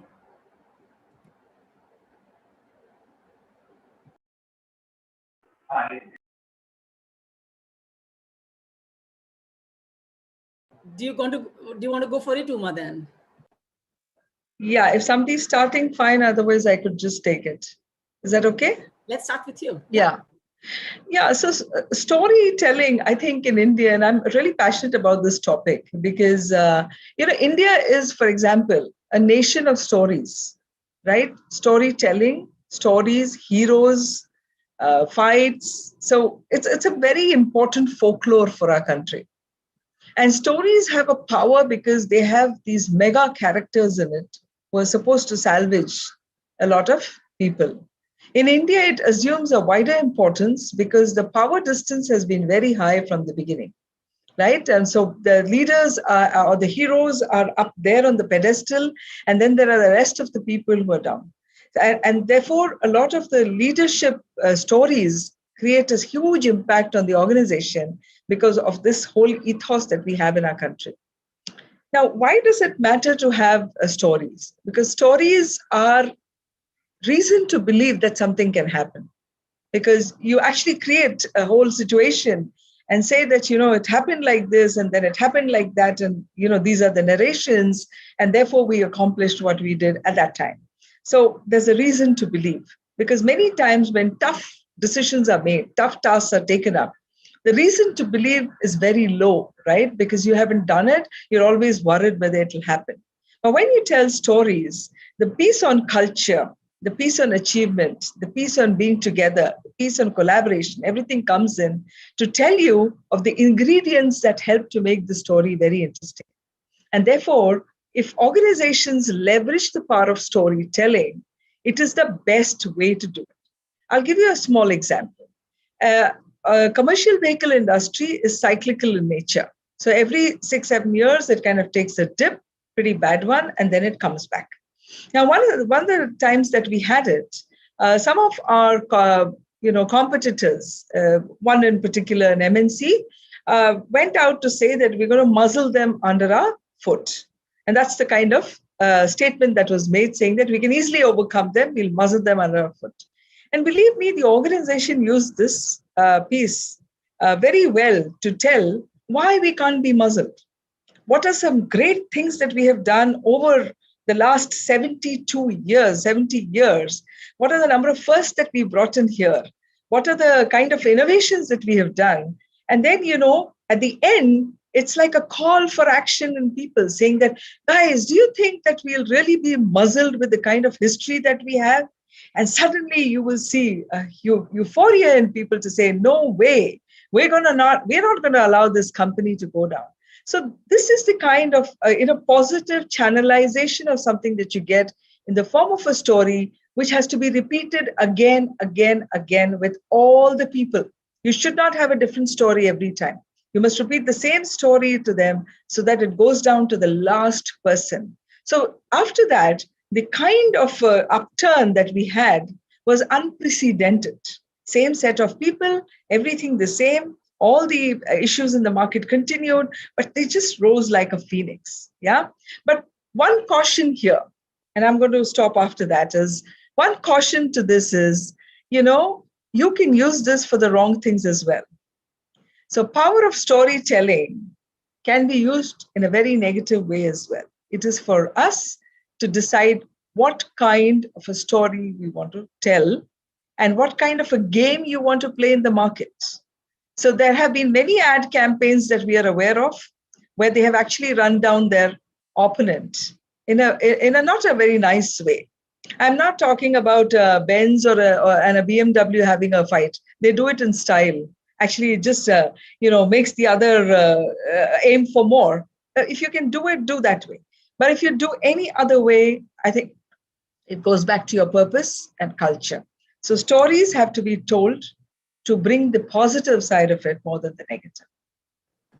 Well said, Uman. I love the part about, how you can use it both for constructive uses, but also you can drive negative messaging in relaying around this, right? Even in the current context, when we're experiencing such a huge outburst of pandemic, relaying negative messages can actually create so much of anxiety for people. We undermine the importance of relaying positive messages that really get people out of the zone that they're getting spiraled down into. So I think that's a great input. And thanks, Uma, for sharing how you managed to attack the competition by having the positive relay of stories and messages. Great. Anybody else wants to add to it?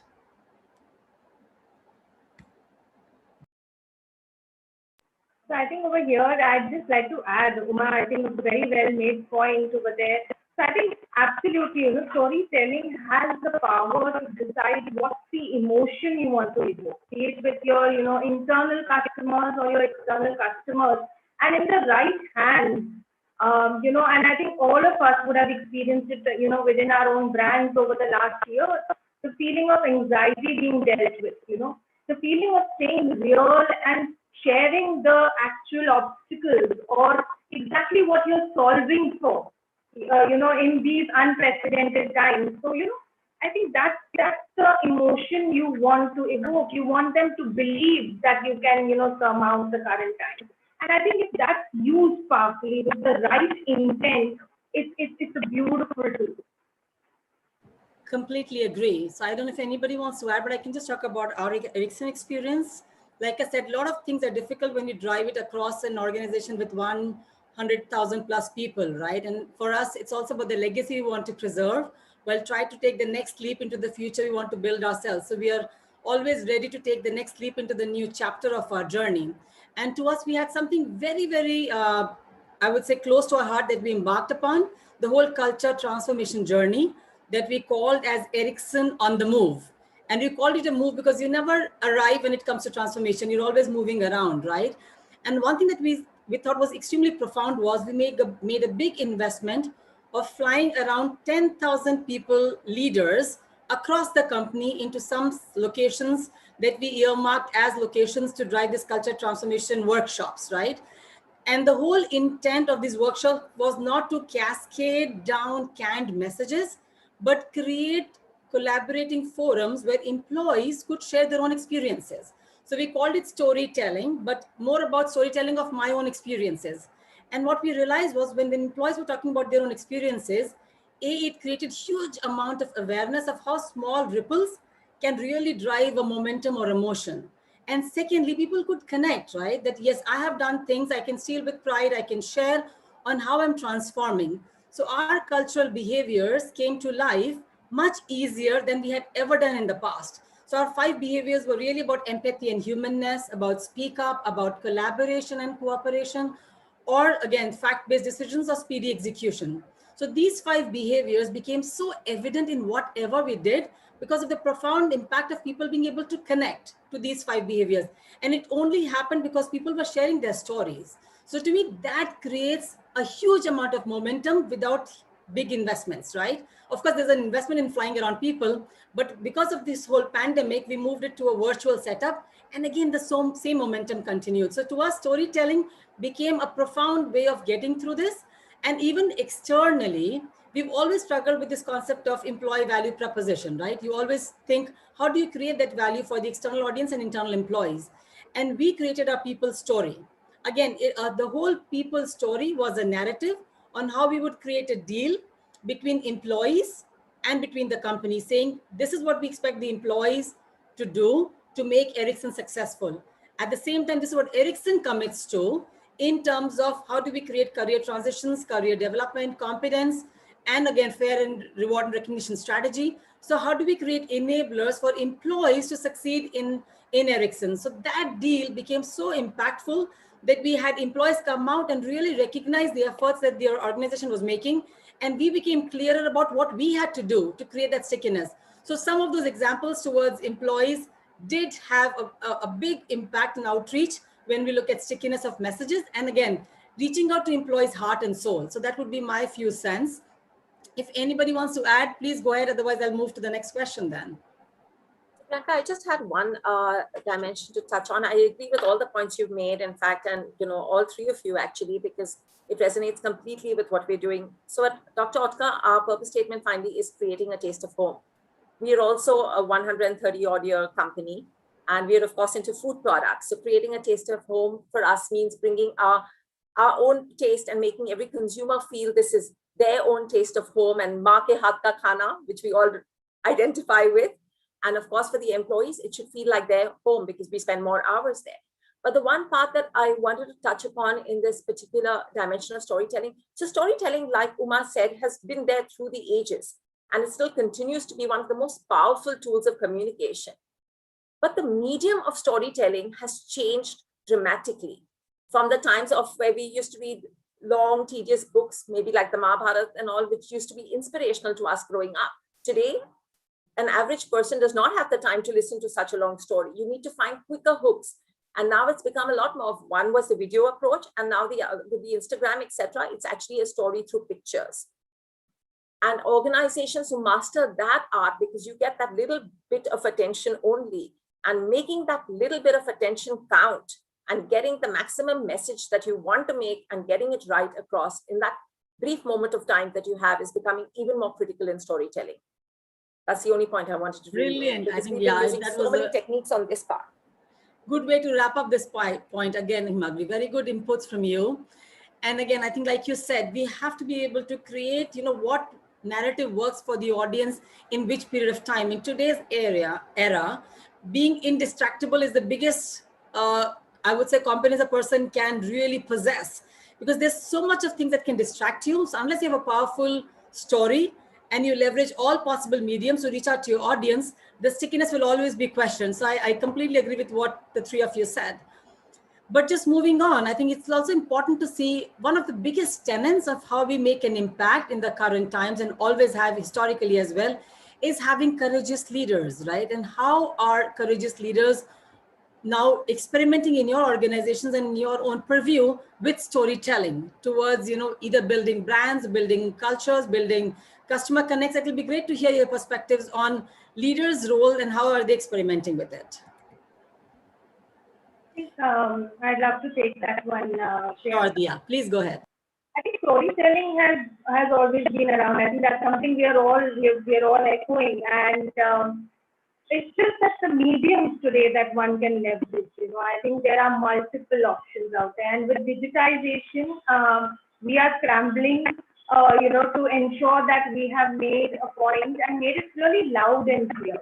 In terms of what does the brand stand for, what is the purpose of it. And within the organization, as we look at it for people, as leaders, the role has become, I think, a tougher one than it was. Because you are fighting for that space. People are continuously tuned in to multiple spaces at the same time. You're physically in one workspace, but you're tuned into multiple things happening across the globe. So how do you make your presence felt? What are the mediums you use over there? And I think it's about staying consistent and true to the story. So it could be a simple example of building pride in who you are and being a global brand but acting locally. What are your stories around that? Who are your storytellers at every level? How do these stories actually embed themselves in forums across the year? And what are your little rituals or traditions or your recognition around them to keep them alive? Because over a period of time, that's what creates the stickiness. And like at McDonald's, one of the things we say is it actually creates the ketchup in our veins. It's what brings the family together. It's those little stories, and you look forward to hearing them again and again. So I think that's what courageous leaders, really do. Cutting through the clutter, staying true to your purpose and bringing it alive, consistently is a very, very, very important part of the role they play. Thanks, Dia. And again, like you said, we've got to leverage various ways of getting across. But again, Himagini or Uma, anything you want to add to this? So if I may, thank you, Dia. Just one point I wanted to add on is I think also what courageous leaders do is take a stand for what they believe in. Courageous leaders who stand for their purpose, whether it means sacrificing their profit motive only to be true and authentic to their purpose, whether it is to say, I would not work with a non-sustainable supplier, even though it means it's someone who I'm probably going to be sacrificing a lot of the profit margin only to work with somebody who's sustainable. But taking a stance, because otherwise, if you're not authentic and you're not living that purpose in day-to-day life, there's nobody who's getting inspired by it. And that, I think, again, is a leader that counts. Brilliant. Agreed. Completely. Uma, anything? Priyanka, can I just add a little bit there? Absolutely. Yeah. So, I so resonate with Hema. As she was speaking, I just remembered something. I was working in this FMCG company, chocolates. They made chocolates. So we were doing the gift boxes for Diwali. And so there were a pack of chocolates and then 2 diyas inside each box. And it was going very well. Everything was happening. And suddenly, I think they came to know that these diyas were being made by young children, not in the acceptable age, right, of employment. So it was a very big consignment. And just before Diwali, you can imagine, I mean, that's a time, if you are in some of the metros, you will realize things are strewn on the road and all over the place and, trying to sell. And the whole consignment was withdrawn. It was a big loss for us, but the organization withdrew it because it didn't resonate with what they were trying to do as an organization. So I think this is important. This is not symbolism, it's actually walking the talk. Having said that, the same organization has its headquarters in the US. And believe me, there is so much of symbolism there to enroll people into these stories forever, even if they come later. So there's a plank of wood on which they cut, I think, a few things for the first time, which they required for the chocolates. So that's been kept over there nicely. There are a lot of other symbolicism in terms of the evolution of the product. There's a whole museum that has been built around it for you to, resonate with that product that you're dealing with all through. I think stories are not just told, they're also exhibited like this. I worked in IBM, they have a hall of fame. All the people who won the Nobel Prize from there, the Nobel laureates' pictures are hung on the wall there in the offices for you to go inside and live what the organization could be like. So every story need not be told. There are a lot of symbolicisms in an organization which take you back again and again to this. In the current place where I am, they put the founder's statue in all the offices where it says very clearly, work to give. It's like it's a ground again and again, and there's a foundation which does huge amount of work. So, you can't go away from your purpose if a lot of these symbolic things are placed around for you to constantly remember why you do what you do. I think so. That is also something which is important. We can't leave it virtual. Sometimes some of the things have to be, seen also, shown also, felt also, for people to resonate with it much later when they come. Because what happened 100 years back, I wouldn't know. But when I walk into that place and I live that moment of how the whole thing has evolved, I think it's so powerful for you to resonate with the organization and the place that you live with. So that's something I wanted to add.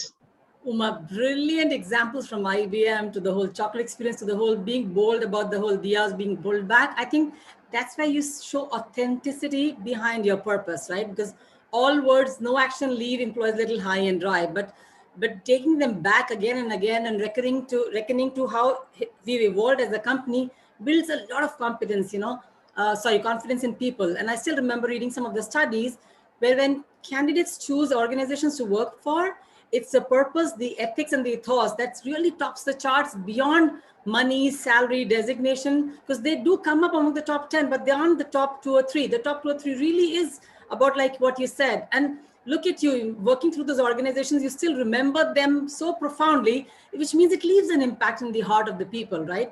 And the only thing I'll add now to this is, courageous leadership to me is not about being a leader in good times. It's really about being a leader. To me, I always believe in this, rough seas make skilled sailors. And that's so true in today's time.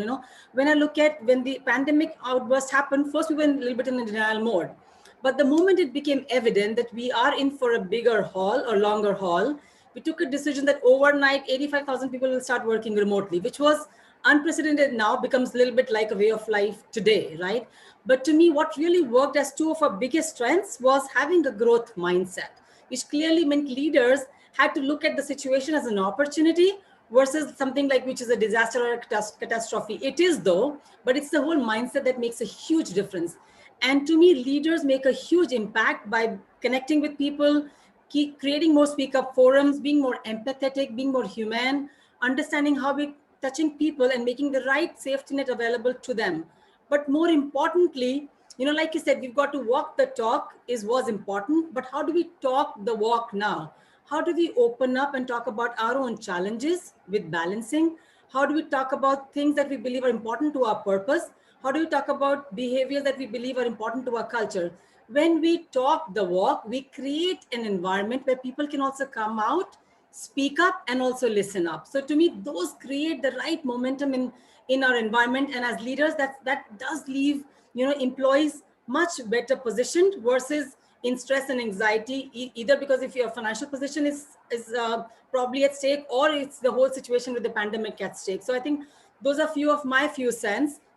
But I think let me work to the next question now, and it'll be great to hear your perspectives again. So in your own experiences, which way can storytelling be leveraged? You know, it'll be important to see how you've experienced it and how you've really seen a lot of organizations leveraging storytelling, both to connect with the end customers, but also with the frontline teams. And I don't know, Uma, if we can start with you, and then others can also chime in.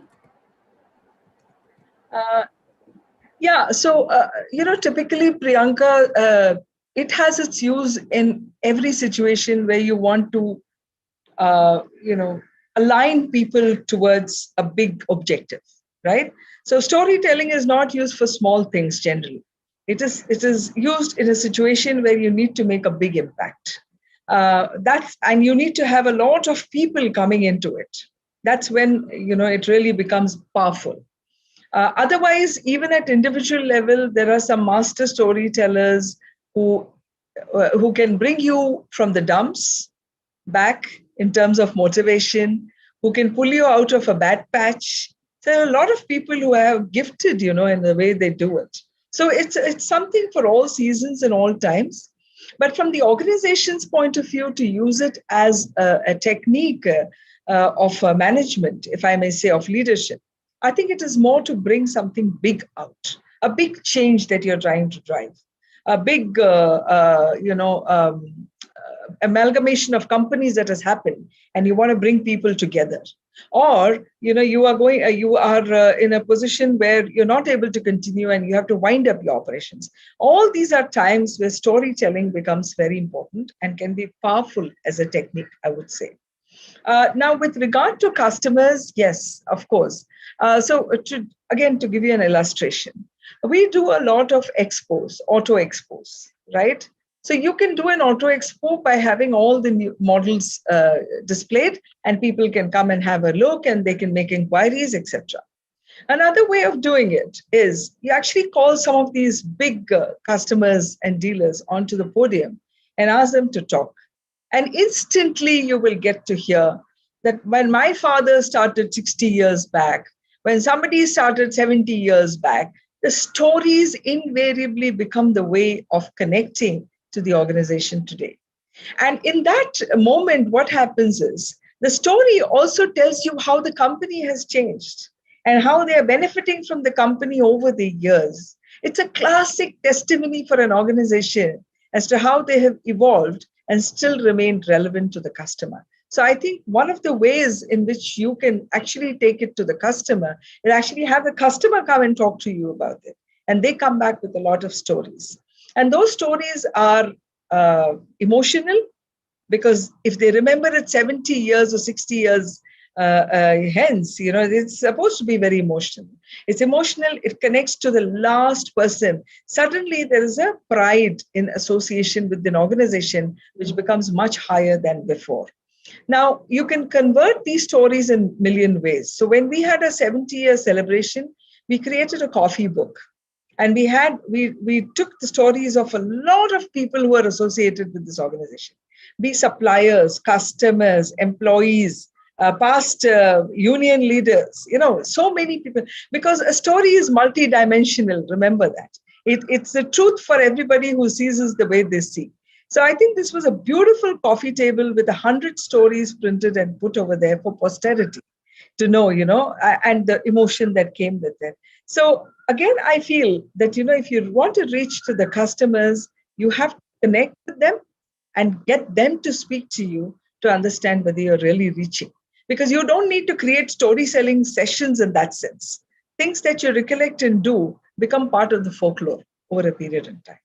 So that's what I would. And I think we're almost running towards time up. So I'll just wrap up by just saying that, I think storytelling creates a two-folded impact. It does help you connect, create an intellectual connect, but also a personal connect, like you said. It just gives a holistic view on how you can keep people on the journey.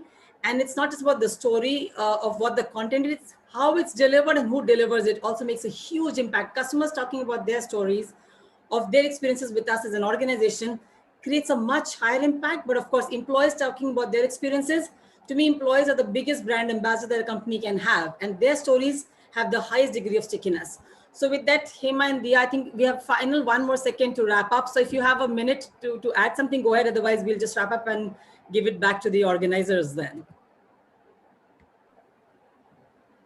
I think I'll just add to one aspect that Uma did highlight on, building the bond between the brand, the customer, and the frontliners, and this is something typically even in retail, we have tried to create those connects, where you try and build, there is this constant identity and discrimination that is there, which exists within the society between blue collar and white collar, and how people who generally serve, get treated.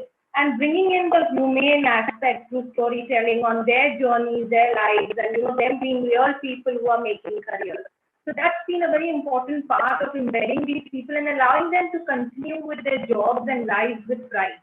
And telling these stories through these people, whether it's digitally or in the restaurants that we occupy. The second piece has been about going back to people who started off their careers. And I think that's something, that Uma brought up. They might be at different places today. Somebody might be in the top of a retail position, somebody might be a hotelier, So but their first job was over here, and they learned the foundation skills. It just changes, the way people look at, a certain job, or look at the way they treat people. And, that's the power of change that you can bring to bringing out the humanness of these, using that in your storytelling. I think the medium at times isn't, but it's about keeping it connected. Thanks, Dia. All right, so we're almost time up. So I'll just summarize saying, I think great inputs from all of you, very informative. And I tried to sneak in a few of my perspectives, but again, who doesn't love a good story? All of us do, right? So storytelling to me is the way to communicate in the future, to connect with the head and the hearts and the soul of our people. So with that, thank you, and over to you guys back in the organizing team. Great work, Priyanka. Thank you so much, Priyanka, Uma, Himangini, and Dia. That was indeed insightful.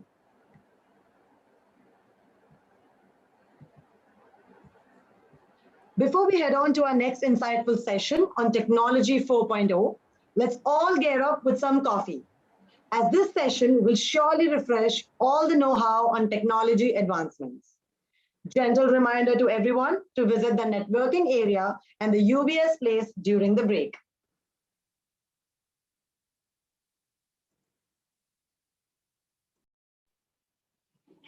Agya, 10 minutes break, okay? Yes, sir. Thanks, everyone. So signing off. Bye-bye. Thank you, Ma.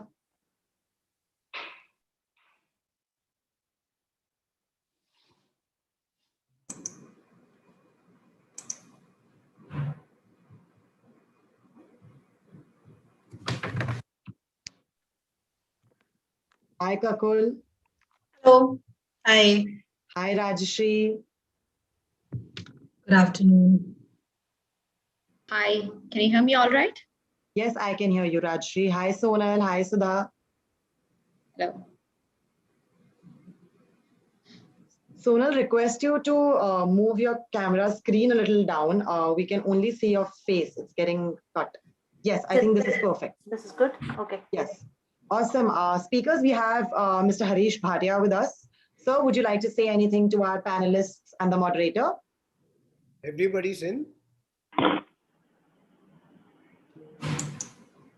For 5. Yes, we have everybody in, sir. Yeah, hi, ladies. Hello. Hi. Hi, Hari. Hello. How are you? All of you all. Hi, Hari. Yes, all fine, all fine. We are doing well. Thank you. Really, anything for the panelist?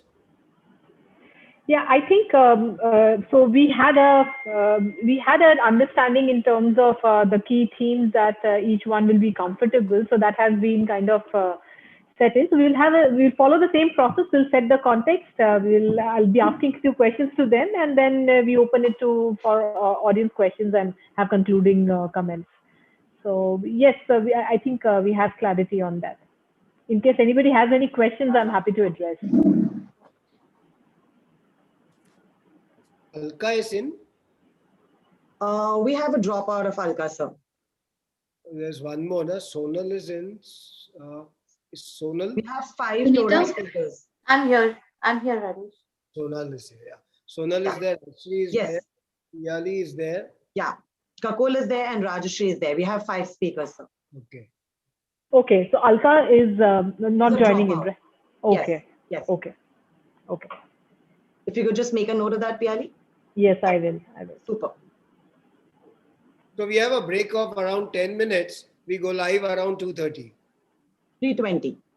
Yeah, sorry, 3:20. Yes. So we have about 6 minutes. If you guys want, you can quickly grab a coffee, have water, switch off your cameras, get comfortable, and next 5 minutes, we shall turn it on. Sure.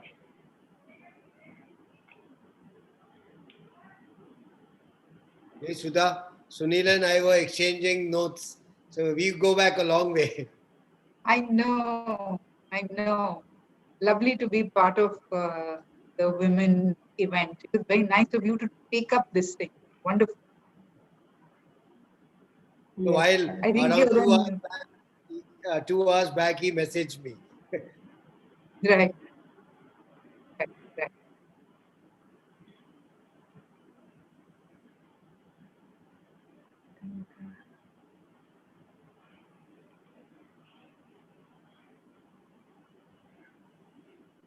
Clients much better. And last but not least, it's also a really cool place to work at.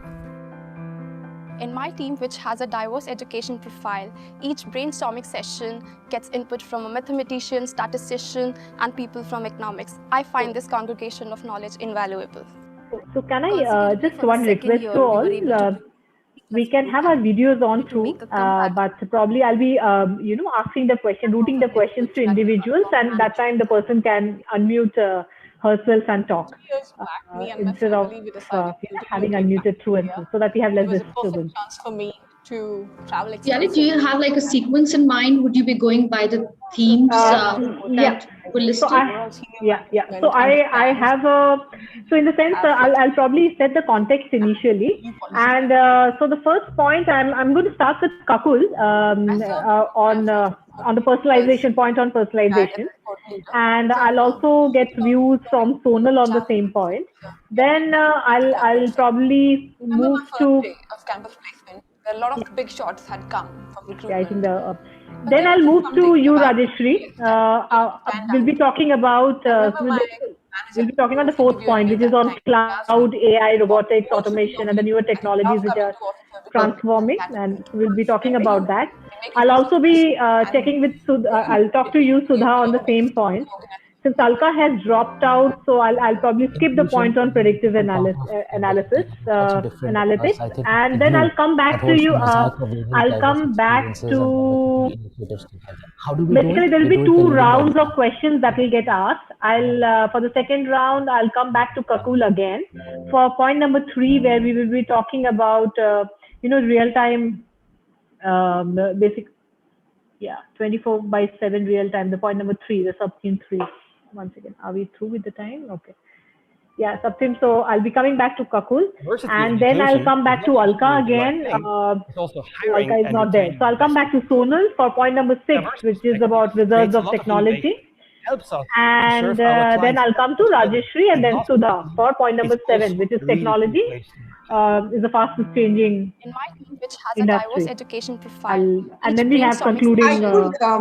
So one of the points that you may want to include me is the personalization, because our AI engine focuses on personalization to employees. We were able to bring in 80+ women candidates who wanted to make a comeback in the corporate group. So I have. This was a great platform for them to interact with our top management, and it was a big success. 1 second.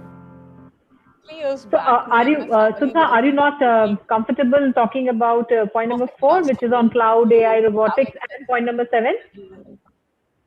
UBS is a very That's fine. supportive I mean, it would lead organization. back to Senior managers personalization, who right? can Right, AI right. really Which, does yeah, personalize. yeah. I think, yes. At the end of it, everything is interlinked. All the sub themes are interlinked. So I think you can very well link it back to personalization. That's 10 fine. years and retired as a squadron leader. So I'm passionate about exploring new challenges, which So I'm tempted me just to going to try the quickly brief all the Remember my speakers first up. day of campus placement. You're A lot requested of to people keep stopped your me to come. microphones and your cameras Never off. said something I'll be about officially UBS. introducing Why did each stand one out? of you. The I moment remember you hear my your name, manager who you was can switch interviewing me on that your time. He camera asked so me, that the people can what see role who the do you person play? is. And he loves coming to After the office every entire day. introduction, I will officially hand over to the moderator, and that's when you all can Really unmute motivated you yourself to give and your take over best the to the conversation. organization. Perfect? Sounds Inclusion good. is an integral part Awesome. of diversity, and it's also different because I think it's the glue that holds the mosaic of various diverse experiences and diversity initiatives together. How do we do it? We do it by leading by example. Take the path which no one has done before and show that it can be done.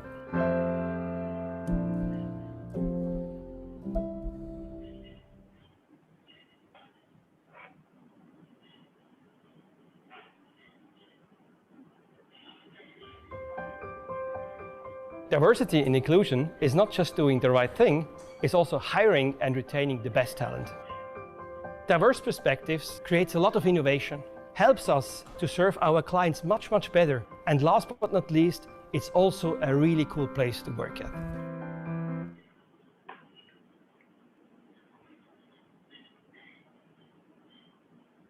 Requesting all the speakers to kindly switch off the camera and the microphone.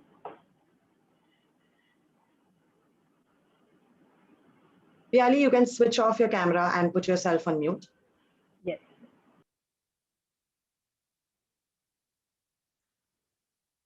Kevin, we can go live in 3, 2, 1.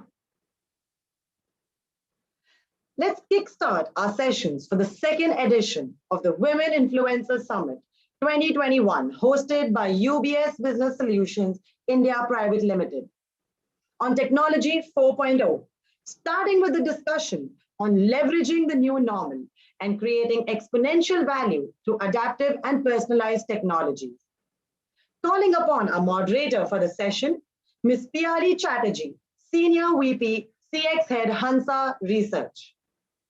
Piali is a seasoned CX domain expert with more than 17 years of experience in market research and customer engagement and experience consulting across sectors, notably BFSI, e-commerce, durables, telecom, auto, FMCG, telecom, manufacturing, just among others.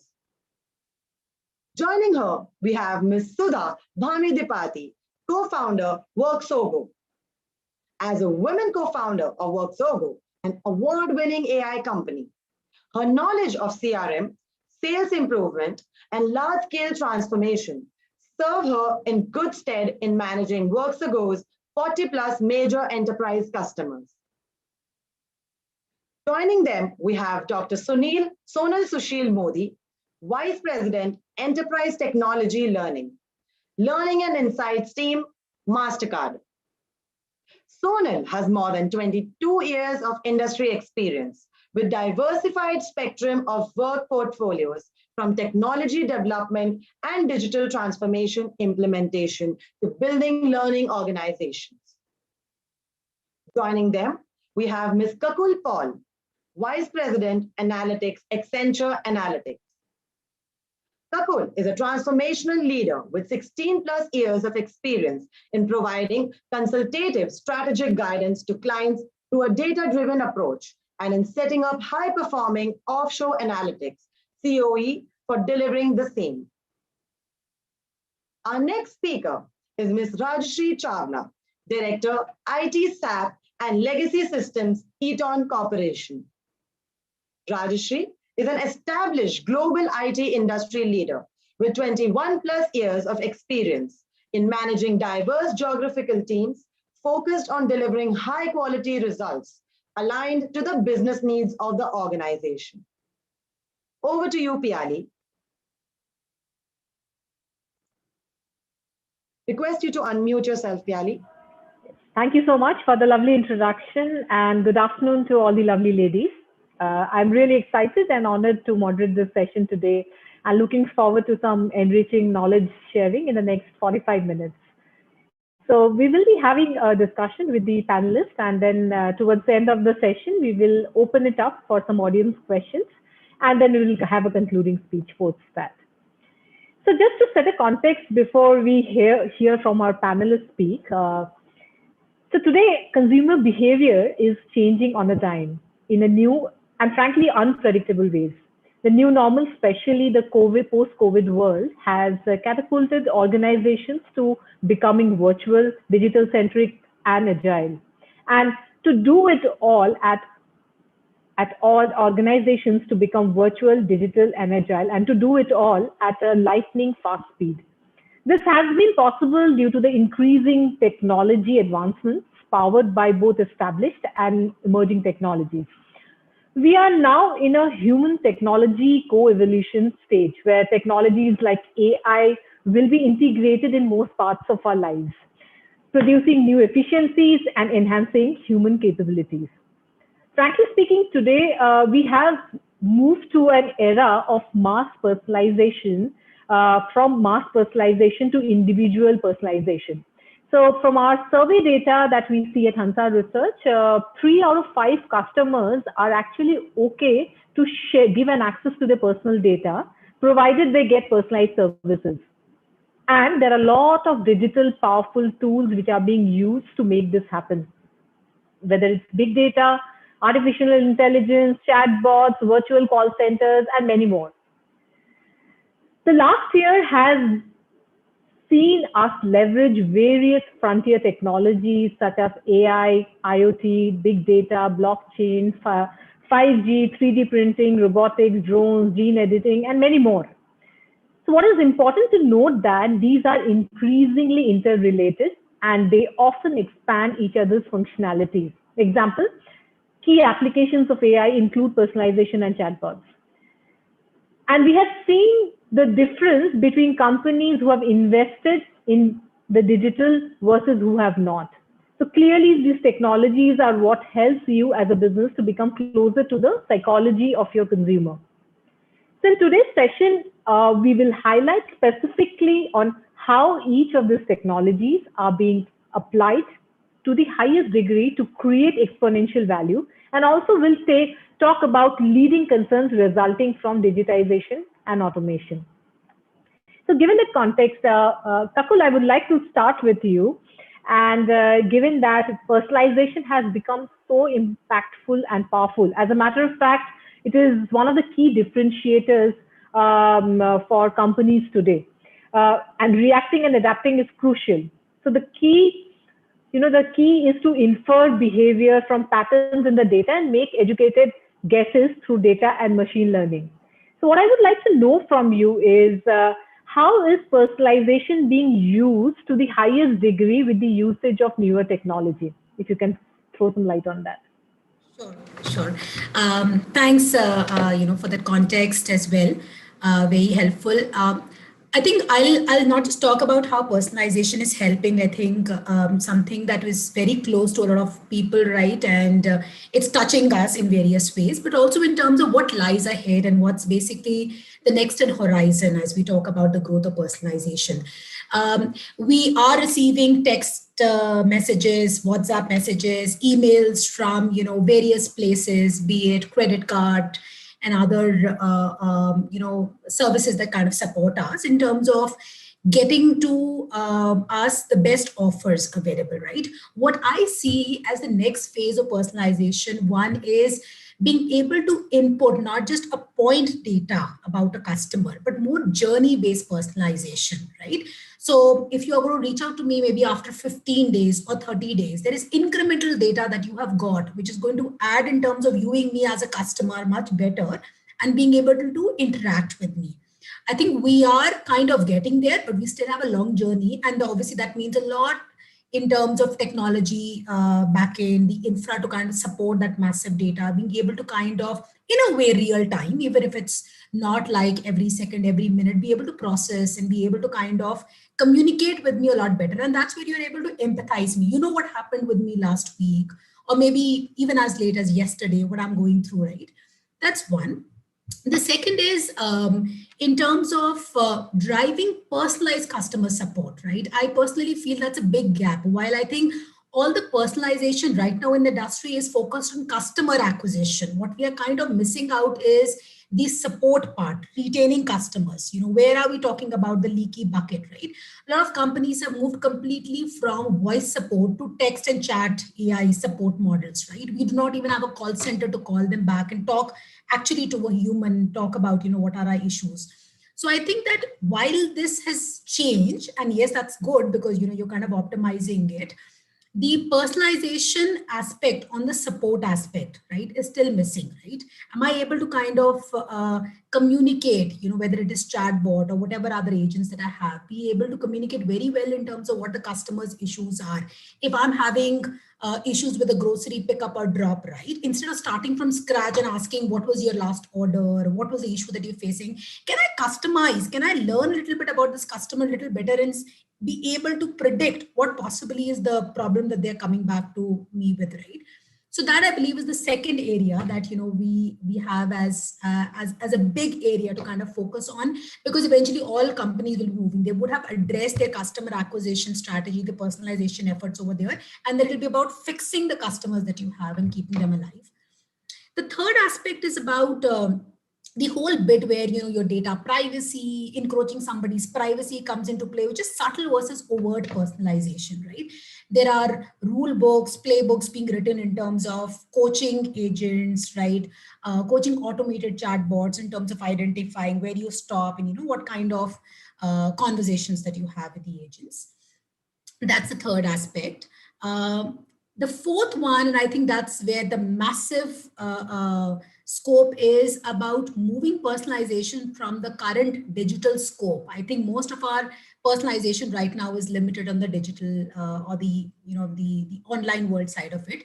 There is scope in the offline personalization world as well. So I think there is clearly scope over there. That's the fourth element. And then, of course, the last part is in terms of creatively reaching out, whether it is a chatbot, it's an AI engine, it is a creative pamphlet, template, WhatsApp, text message, an email that goes out, you know, a lot of creativity around it so as to kind of catch my attention and be able to communicate to me. So I think those are 4 or 5 things, according to me, which are going to define the next stage of personalization. We're already there, I would say, in the initial 10% phase, and being able to get a lot of data back from customers. It's about leveraging and taking it to the next level. Very relevant points and very interesting too. So as you rightly said that, you know, personalization, if not placed during the right customer journey, you know, it may fail to add value to your customers. And of course, using the right channel and ensuring that it's creative enough for it to register is equally important. Very valid. I'd like to move to Sonal. And given your experience with MasterCard and given the kind of exposure that you have to data, I would like to hear your views on personalization too, and you know, how it is being handled using different technology internally.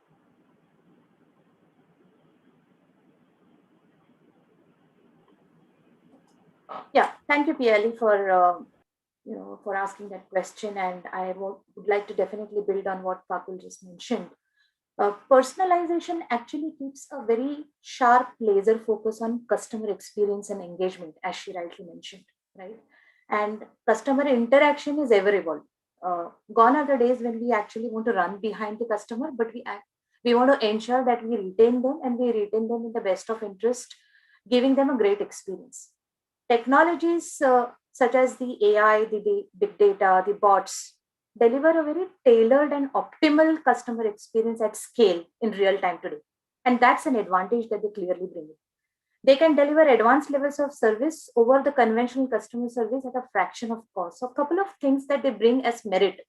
And it has a power to speed up issue resolutions for the customers, improving the overall service satisfaction levels. If you look at how the statistics are playing around, look at the kind of genre of people that are looking forward for personalization. It has become the new norm. 72% of the millennials actually engage with virtual assistants to get response to their queries.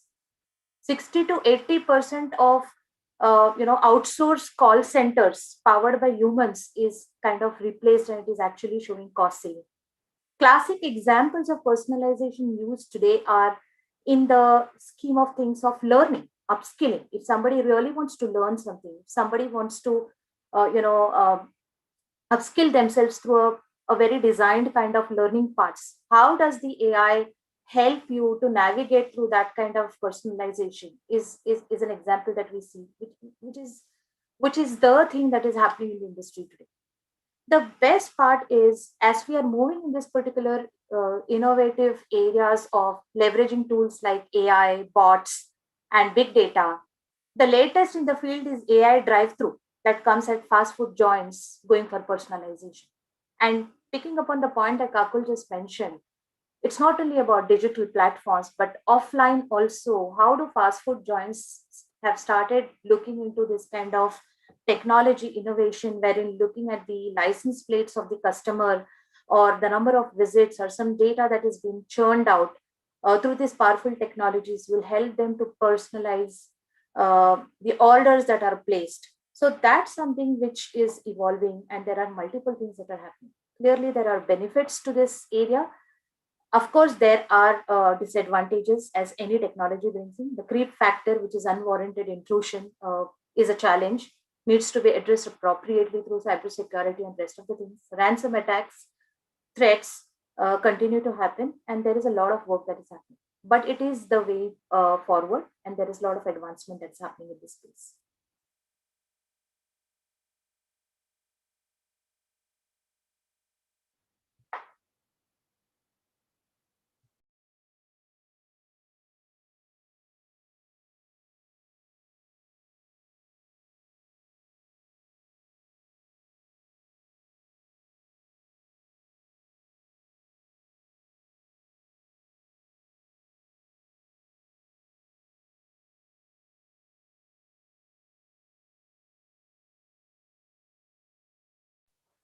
Piali, are you with us?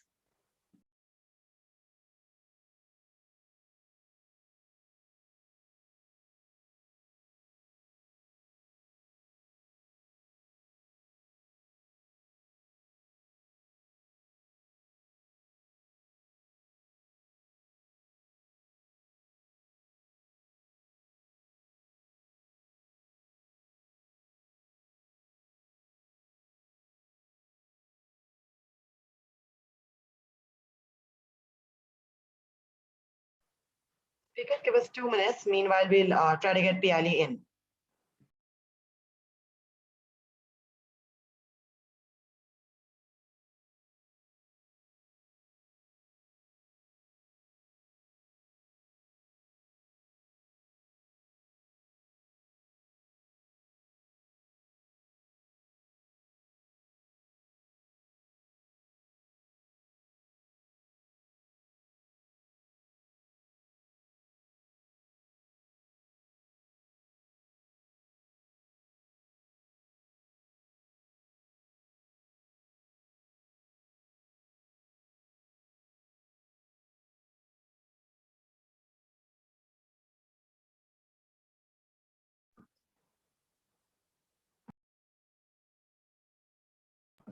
Awesome. We have Piali back with us. Piali, could you unmute yourself, please?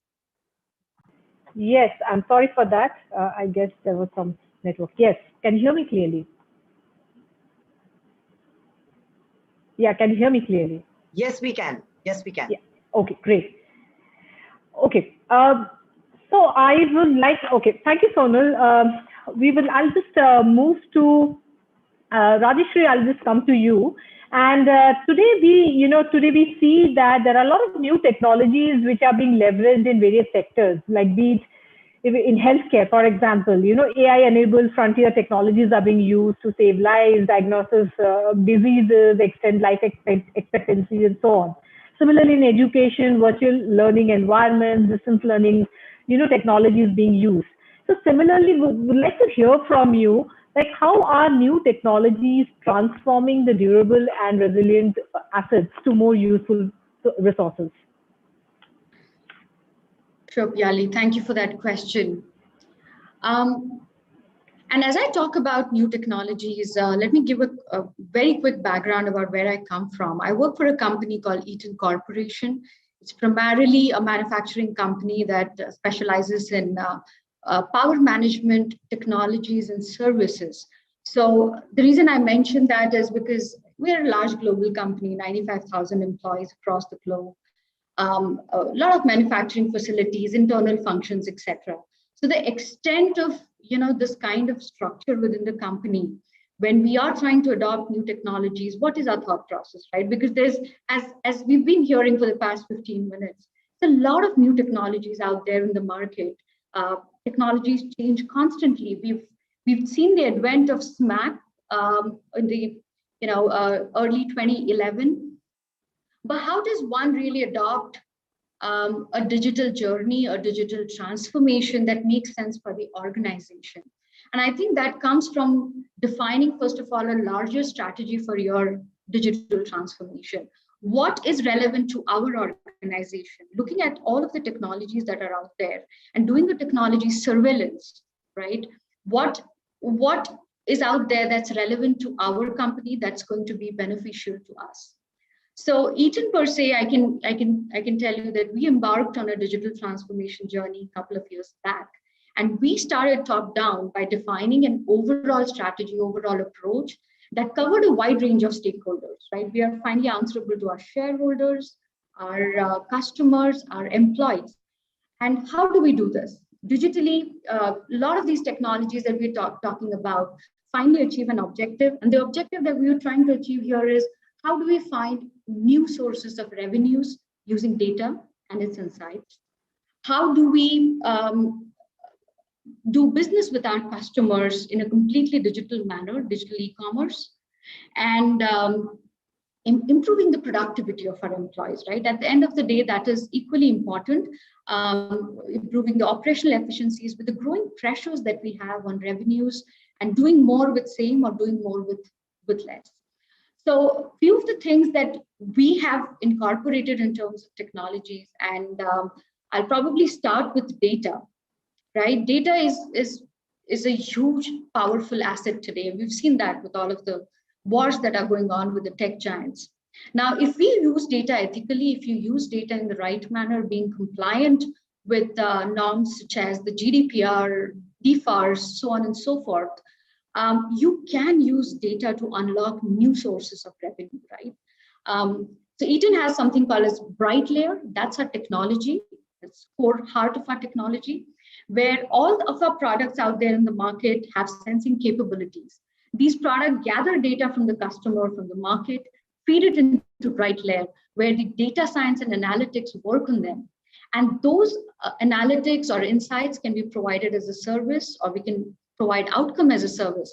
For example, there's an energy utility facility or a data center.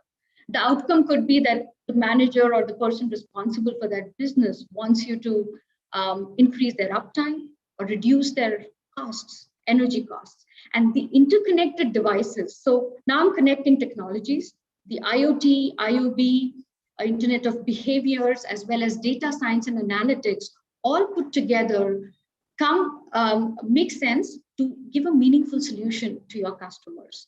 So that's on the data science side, and data science can do much more than that. Predictive analytics, I think you had mentioned it as one of the technologies where you can improve your sales, you can understand your customer better and present better products to them, improve your supply chain as well. I would then move to automation specifically, and now what we call as hyper automation. Automation has been around for the past few years. Everybody has recognized that, hey, we're doing so many things manually. So much of it is repetitive in nature. It's rule-based. It does not need human intelligence to carry it out. Can we automate it and redirect the human intelligence to doing higher order work? And that's where technologies like RPA, robotics process automation, came in. That's really at the lowest rung. And I think people are aware of task-based automation in the quality assurance space, but RPA is moving it a lot higher and doing the business process automation. So where Eaton has deployed it very successfully is in our within our internal functions such as finance, supply chain management, HR, tax, so on and so forth.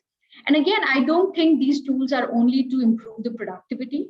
There are other benefits that one can avail, such as, if you have regulatory compliance requirements that needs to be done in a certain time, maybe an automated process helps you to do it faster than what people could do, or a 24/7 operation, or more accuracy in your quality output, so on and so forth. But we haven't stopped there. There's cognitive automation, AI, ML that's coming in. And then, of course, virtual agents. We talk to so many of our customers and internally as well. I think Kapil was talking about support, right? Overall, internally as well, the big organization we have. So a lot of support personnel who work on answering calls. So having chatbots, or what we also call as virtual agents, is going to shift a lot of that work left and improve customer satisfaction because they are getting the answers quickly than a person waiting for a person to answer them. So yes, chatbot implementation is another huge initiative that's happening within the organization, but also being a manufacturing organization and being in field service, you guys would have heard of augmented reality and virtual reality. We are deploying these technologies to be able to remotely do field service. A person doesn't really have to visit you to diagnose a problem. He can actually, through a virtual reality lens that he or she is wearing, you can actually look at something as if you're looking at it in reality and solve the problem, having better customer satisfaction. I'll just mention a couple of last points here. Industry 4.0 is another revolution that we know is the fourth revolution in the overall manufacturing industry. That's something also where Eaton has invested a lot in digitalizing our manufacturing processes or the factory processes. So yeah, these are a few of the new technologies and things that we are doing in our digital space. You're on mute, Piali. Very interesting, and because at the end of it, it is the final goal is to ensure how you satisfy your customers and how technology is being used to simplify their lives and enabling companies to make them more satisfied is I think is of paramount importance today. Thanks for sharing, Rajeshri, the examples. So moving on to Sudha. So Sudha, we would like to hear from you too about some of the newer technologies which are being used to kind of come up with more meaningful solutions to customers. If you can share something around that. Thank you. Thank you so much, Piali. Hi, ladies. Wonderful to hear all of you.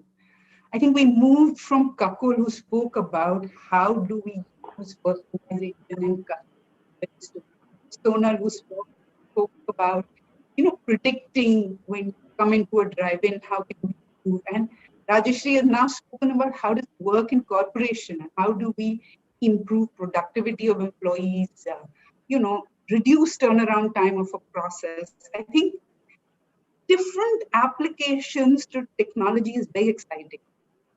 At WorkZogo, we are an AI company. I'm a co-founder of WorkZogo. We focus on improving sales productivity.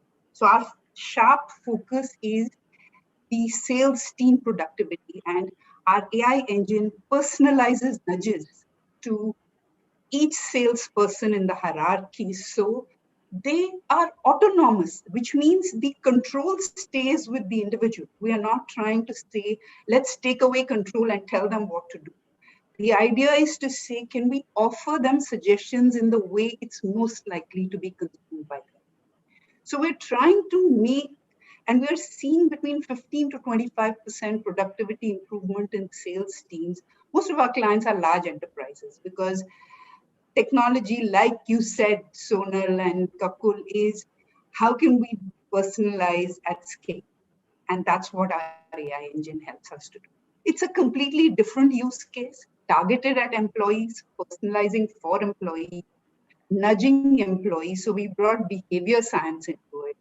In fact, to further improve our AI engine, which nudges sales team, we are doing a number of experiments with a professor from Stanford called Professor Shuchi, who focuses on how do employees respond to different types of nudges. And the idea is, can we feed back the experiments, learnings into our engine and improve the nudges? We're seeing that human beings are actually very open to receiving nudges. We have almost 80,000 users. All of the salespeople we meet say, yeah, it's very good when it gives me suggestions on what I should do today to improve my performance. That's subtle difference between bullying and or manipulating and suggesting so that the individual feels control is still with them. And I think we all need to walk that fine line. And all of y'all spoke about it. How do we use technology without trying to manipulate or make it, negative for in the way we do? We firmly believe technology is for good and must be used for good. And the lines that we draw, even though there are GDPR and PII rules are there, I think companies should proactively take that position and say, let's not go on the side of manipulation. Let's walk on the side of bringing autonomy to people and helping them make choice. That's what we do. We are delighted to share anything about our company. And I think your views, Kakul, Sonal, and Rajeshri, are fantastic to hear, because it's lovely to see different perspectives on an AI technology or on analytics. I mean, how many different ways we can use it and make companies perform better. Thank you, Piali, for your question. I hope a little bit of perspective came from our side. Thank you, Sudha. Thanks for sharing the kind of work that you do. Very interesting indeed. So I'd like to come back to you, Kakul. So, today, we see that the customers are actually getting very, very demanding. They demand a real-time resolution for everything. And that's the reason why, most of the companies, they're adopting digital to kind of see how they can be more agile in their business. So my question to you here is that, has real-time approach become a necessity today? Like, how are real-time technologies aiding a 24/7 performance? Can you just share your views around that? Thanks. I think the value of real-time is back into focus with the way COVID is impacting us since last year, and how people are coming together, how a lot of information is basically flowing back to people real time, whether it's about availability of medicines, vaccination, hospital beds, and whatever current crisis India is going through, right? And this is a more human place where, it is impacting us, and we see that real time is required, it is needed, it is the way of the future. But there are various other aspects in industries also which benefited. It might not affect us in a very human way, but it's definitely needed as, to increase productivity, efficiency, right?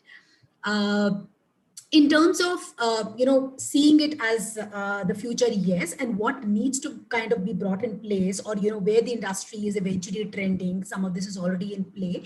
One is the whole bit about being able to kind of put this together at speed, at scale. And hence, DevOps is kind of moving in the direction of literally low code, no code, right? Those kind of applications where, you kind of set it up and be able to bring it to market like literally tomorrow, right? We've had incidents where people have kind of brought these automated chatbots, to facilitate people's questions around healthcare and COVID in literally 24, 48 hours time frame, right? And not only is it about bringing to speed and scale, but also about what kind of resources are required to develop it. We know that talent is scarce. We know that as these things are going to scale up, we are going to land up even in more talent crunch sort of a situation. So we need these applications which are able to leverage capability which does not require niche talent, and people can work on it and also be able to support it long term, right? So that kind of DevOps layer is required. That's one. Second is managing this large scale computing data. I think this everybody has been talking about. We talk about the 4Vs. So this is not new. And, IDC is kind of estimating that by 2025, an individual will be like literally tapping into multiple devices 4,800 times a day. So imagine the kind of data that is going to get collected and it's going to hit. So obviously that infrastructure to manage that large scale data is the second, right, to kind of support our real time infrastructure. The third, which obviously comes with it, with this huge amount of quantum data that we talk about, right? What is the quantum cryptography that is going to run in the background of this, right? Because data privacy is obviously going to become even more important, relevant, so much of data going from our side and probably residing in servers which is out of control. And related to it, which is the fourth point, is the edge computing, right? I think it's literally in nascent stages, but I know this is the future. Everybody is talking about it. People are investing huge amount of money to kind of get there, because this is where the latency is going to literally get minimized to milliseconds, right? This is where you will not need massive power, right, to kind of be compute. This is where data is not going to leave your system, your devices, and hence privacy, security will become, it will still remain a concern, right? But it is not, it doesn't need to travel from my laptop, from my mobile back to a data center somewhere in Poland, wherever, right? And then again come back in terms of what the response should be, right? So I think that's where the whole play of edge computing is kind of going to drive real time. We are already seeing a lot of industries testing it out, right? And I think hopefully in the next 3-4 years we will see a bigger play of edge computing coming in and hitting us in various other industries as well. So these are the different 3 or 4 things that I feel it's going to define the technology play for the real time 24/7 performance. Okay, great. So my next question is related to this, and I'll like to come to. So I like to come to Sonal, back to Sonal. So Sonal, yes, we've been hearing from Kapil about these newer technologies, and there are a lot of other wizards of technology like 5G network, drones, autonomous driving, driving, 3D printing, many such technologies which are currently being effectively adopted globally. And now it has also been adopted in India in its own pace. So we would like to hear from you in terms of what is the current scenario, how soon you think it should take over, what is the kind of application that's happening here, and what would be what is the kind of time frame we should look at. Sure. Thank you, Piali, for asking that question. As you talk about 5G networks, drones, or 3D printing as technologies, it's like living on the edge. All of these technologies are at the helm of innovation. They are evolving. Many of them are at infancy stage and they claim to be at the next level. However, it will take some time in order to advance in such kind of areas. Given the fact that, let me talk about 5G a little bit, because there is a lot of work that we do at MasterCard. We are exploring a lot of POCs and looking at how in payments industry this can be made as a viable technology option. But at the same time, it is important for us to understand that this, when we talk about 5G technology, it will definitely enable unprecedented kind of levels of connectivity, which will help us to upgrade super fast broadband, ultra reliable, low latency kind of communications, high reliability kind of availability, effective and efficient energy usage. So there are so many case studies that we can actually talk about when it comes to 5G, but they are all evolving and it needs a lot of ecosystem to be strengthened. One, it's a very, very costlier affair. So definitely it's going to take some time for us to reach that kind of level of implementations. But there are a lot of POCs that are happening in this space. The transition to 5G networks can only be achieved when all stakeholders, it's like the citizens, the private sector, and the government collaborate effectively in order to address all the kind of ecosystem related questions will be addressed. They're definitely fast, intelligent kind of internet connectivity enabled 5G application areas that has been already predicted. And clearly, when you look at the research that is happening in this innovative kind of technology, it clearly states that 5G definitely will be next thing that will be upcoming. Roughly around $3.6 trillion in economic output is something which is expected to come out from 5G network. So we can only say that the global 5G value chain alone itself is going to be so exhaustive. It definitely is going to make a lot of sense. But where are we today? We are at the POC stage. We are looking at what are the present opportunities for companies.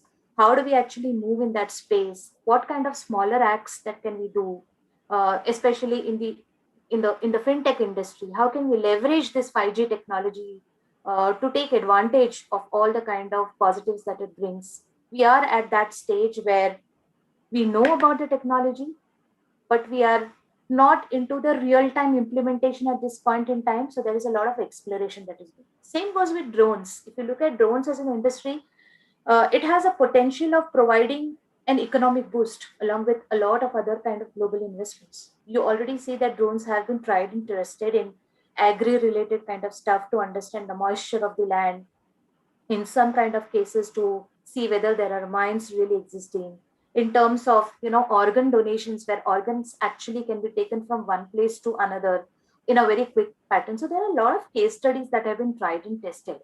But in order to kind of see the success of drones in our country, probably a symbiotic integration of law, tax, civil liabilities, and a lot of other things apart from the technology piece has to shape out rightly, and that will take some time. But we are on that particular pathway where we are exploring a lot of POCs, case studies. They are working fine.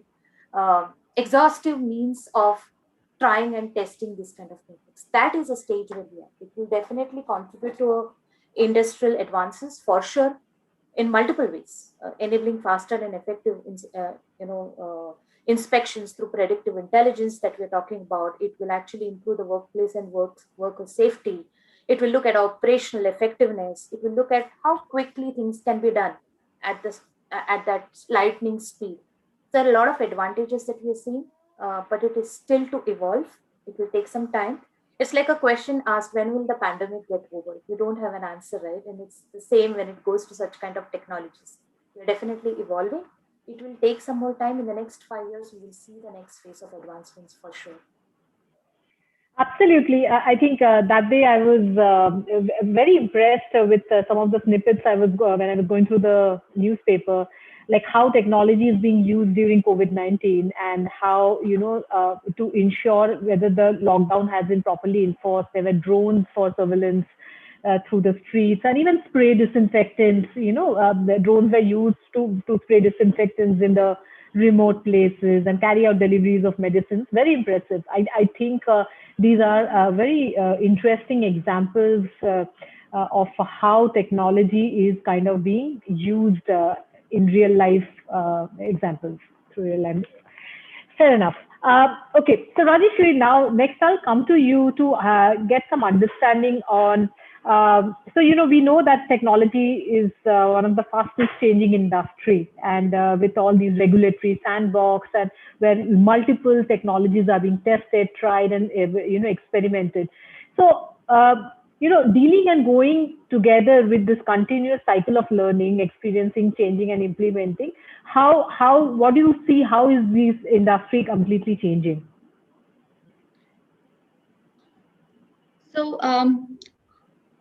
I think there's everything that's happening out there today, depending on which industry you are in, whether it's B2C, B2B, research industry, and we've heard today from the other panelists as well, such interesting views on what is the application of your industry. So I think as we just talked, there's a lot of advent of digital technologies for all sorts of organizations. So I do not think that any of our organizations can now afford not to be digital. And the organizations that sort of did not stay in that space or did not start that journey a few years back, they were forced to do that because of the pandemic. Take, for example, remote working. I think many of us were practicing remote working in the past, but not at the scale that it was forced on us by the pandemic, where all of us are working remote and for a prolonged period of time, forcing the disruptive change of using collaborative technologies to the kind of extent that we are using today. So digital, of course, I think everybody is adopting, in various ways that are applicable to them. But then there are also manufacturing companies like us. We carry a lot of technical debt, right? We acquire companies that are running legacy ERP systems. We probably have not spoken of that kind of software today, but they exist. I mean, I'm responsible globally for the implementation of SAP, which is our strategic ERP, and other legacy ERP systems, which will eventually move to SAP. So there is a lot of technical debt, not just in ERPs, but in other spaces that we have. And our challenge is to continuously,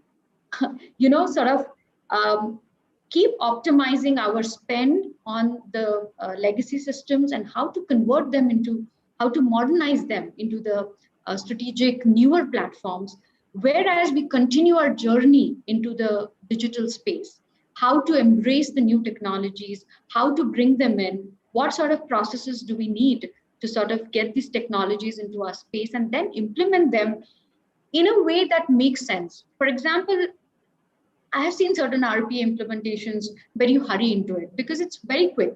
You install the tool, you take a process, you automate it, and it works.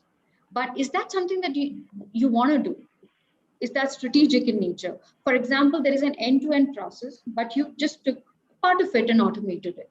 So you're really not giving the benefits to the organization. Had you thought more strategically, connected one function to another, and taken an end-to-end process and automated it? So I think as we adopt new technologies, we also have to adopt the right approach of what makes sense to us, do the opportunity mapping, and implement them only in the right places. Because a technology that is not implemented correctly can very quickly become obsolete for the organization. True, absolutely. And when we talk about sales as well, I think Kakul was talking about it earlier. Today, we do not have the luxury of meeting people face to face, especially the sales force that was very used to doing this, right? So now we are forced to do business with our customers. B2C already, there was a lot of digitization there, but B2B, I think companies like us, we were going digital, and I think that it's a good thing that we had a bit of an advantage. But now again, it's forced on us to go more digital. How do you give a seamless experience to your customer in doing business with you? When they come to your portal looking for something, how do you service them, guide them to the right technologies? And sometimes customers don't know what they're looking for, right? How do you use tools like Eloqua? How do you use tools that are customer facing to be able to gauge what the customer is looking for, put together the right solution, follow it up, make sure the sale is closed, and also make sure that the after service, which is, in aerospace that we operate in, the after service market is bigger than the actual initial sales because you don't make a plane every day, right? So when you're servicing a plane, the after market is much more important than the initial sales as well.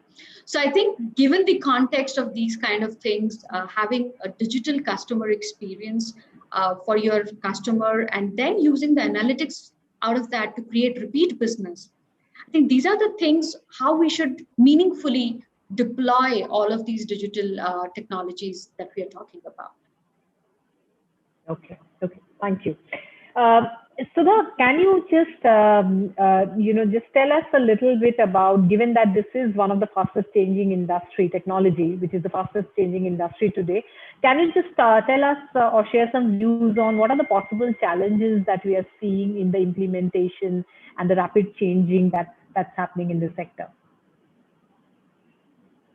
So I agree with Rajeshri when she says that there are legacy systems, and companies with legacy systems need to find a way to leapfrog into the digital world, because you cannot say, I'm going to wait till this company comes up with that solution.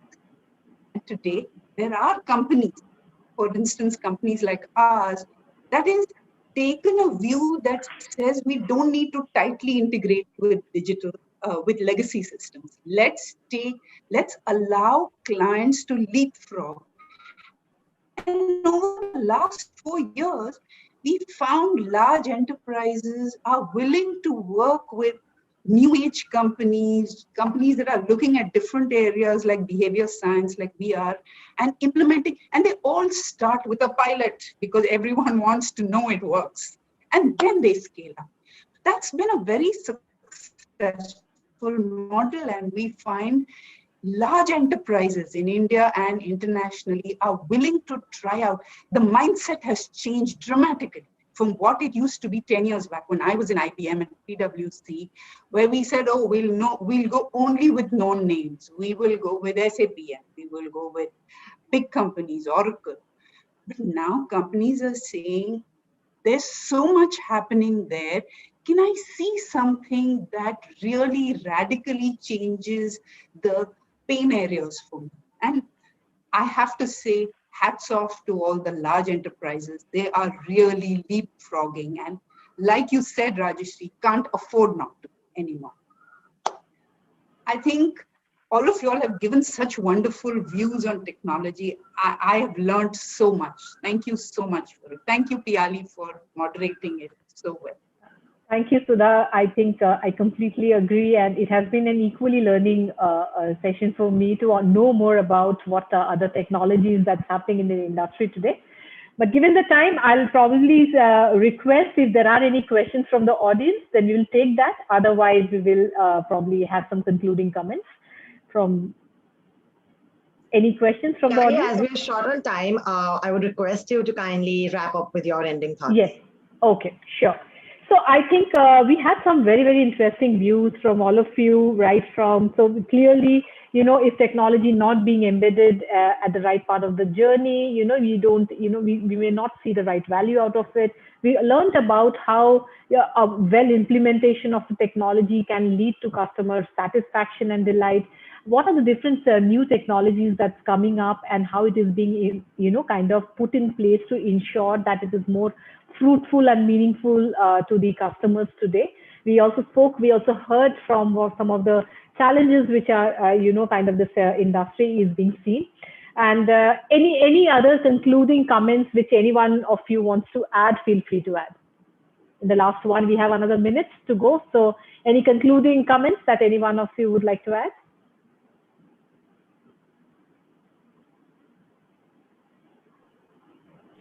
Fair enough. Thank you so much. Thank you. It was lovely interacting with all of you. It was indeed a learning experience. And thank you for the time and the wonderful comments that I heard from all of you. Thank you so much. Thank you so much. Thank you, Thank you, Piali. Thank you, everyone. Thanks. Thank you, Piali, Rajeshri, Kakul, Sonal, and Sudha. That was really, really insightful. Thank you. Have a good day. Stay safe. Thank you. Bye.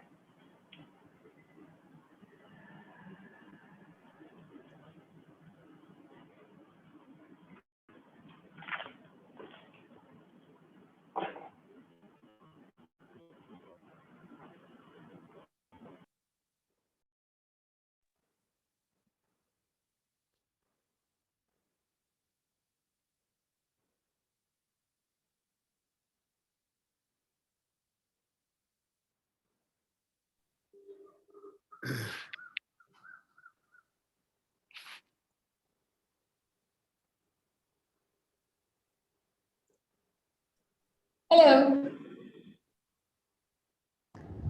Hey, can you guys hear me? Yes, who is this? Advi. Hi, Ronita. Hello. Hi, guys. Hi, Marshnil. Hello. I hope I'm pronouncing your name right, Marshnil.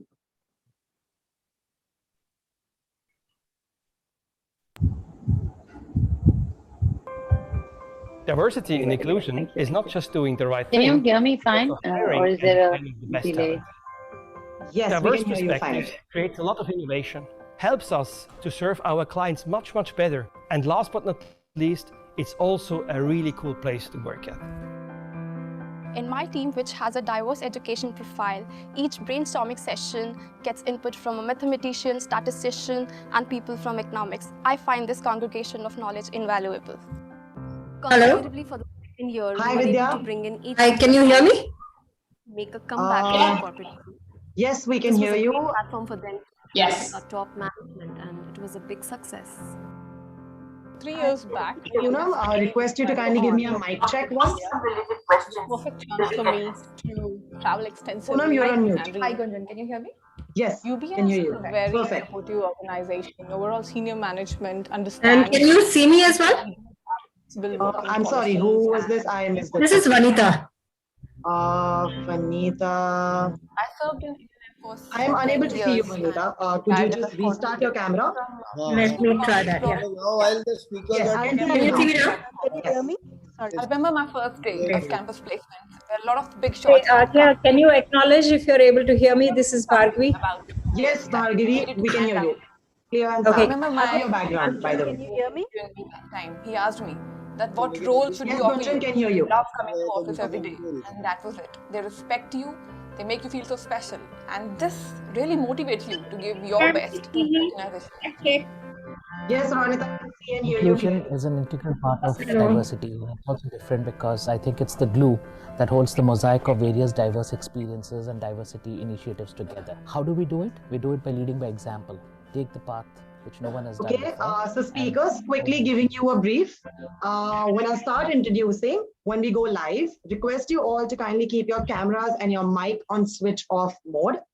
As and when you hear me introduce you, you can turn on your camera only. And post a handover to the moderator. You can unmute your mic and go ahead and take the conversation. Is that clear? Diverse perspectives creates a lot of innovation. How will the question and answers work Serve our from the clients audience? much better. And last but not least, The question and also answers from the audience would depend completely on the time. So be rest assured, we have a networking area where people can chat and have those kind of engaging conversations. So as we see, there are a lot of speakers. We would like to give you guys ample of time to take the conversation ahead, which is 50 minutes in total. Agya, everybody's joined in? Yes, sir. As of now, we have everybody. I can see Gunjan, Vanita, Big success. Marshall, I had seen Vidya. To relocate to India. It was a perfect chance for me. Hi, ladies. Thank you for joining in.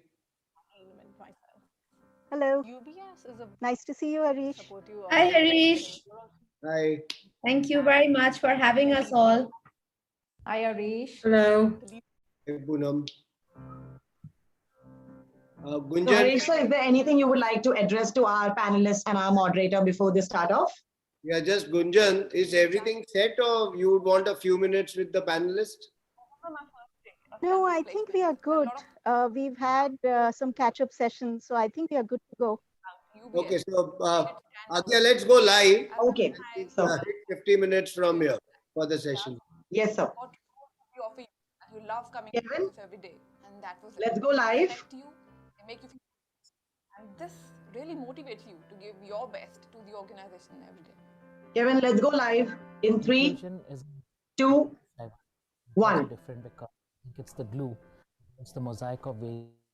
Moving on to our next session, transformation in the new, brave, new digital world. Moderating this session, we have Ms. Gunjan Gupta, Director, Technology, Barclays. Gunjan has close to 20 years of experience in the areas of data, analytics, and technology across the BFSI industries across US, Europe, and the APAC region. She is passionate about data and technology and ensuring they make tangible impact to the company's bottom line. Joining her, we have Ms. Vanita Dhutia, Executive Director, UBS. Vanita is Executive Director, Wealth Management Technology, UBS. Coming from an engineering background, Vanita started her 20-plus year IT career as a software developer and has worked with many large telecom clients like Avaya, Nortel Networks, Alcatel, and progress to lead strategic programs and agile transformation in the retail and healthcare space.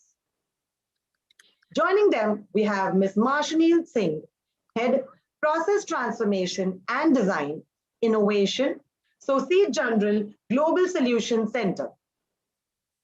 Marshanil has over 17 years of successful track record in the financial services and consulting practice across investment banking, corporate finance, change management, project management, and more, providing thought leadership in delivery of cost-effective, high-performance solutions. Joining them, we have Ms. Bhargavi Sankara, Head Corporate Technology, BNY Mellon, India. Bhargavi heads Asset Servicing Technology in India. Bhargavi has 26 years of experience championing the development and design of high availability systems with key strengths that lie in emerging technology. Joining them, we have Ms. Vidya Lakshman, Technology Director, Tesco. Vidya spearheads Tesco's constant endeavor to stay ahead of the retail technology solutions curve and is both on the Tesco Bangalore board and the Tesco Bangalore CSR board. Joining them, we have Ms. Poonam Vijay Thakkar, Mentor of Change, Niti Aayog, Government of India. Poonam has close to 2 decades of rich corporate experience in marketing leadership with leader brands in India, a winner of 15 national and international marketing excellence and women leadership awards.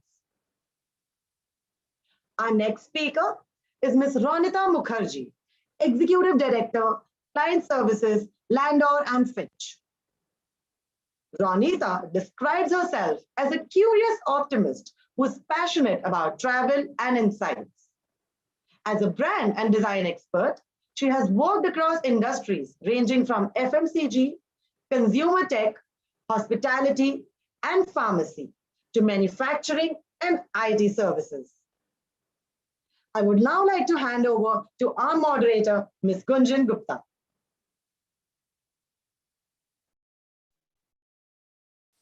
Thanks, Agya. Really honored and delighted to be here with such an esteemed group of women leaders. Before we get started with our discussion, we would like to express our deepest gratitude to all medical support and essential services staff who are carrying us through this very, very difficult time.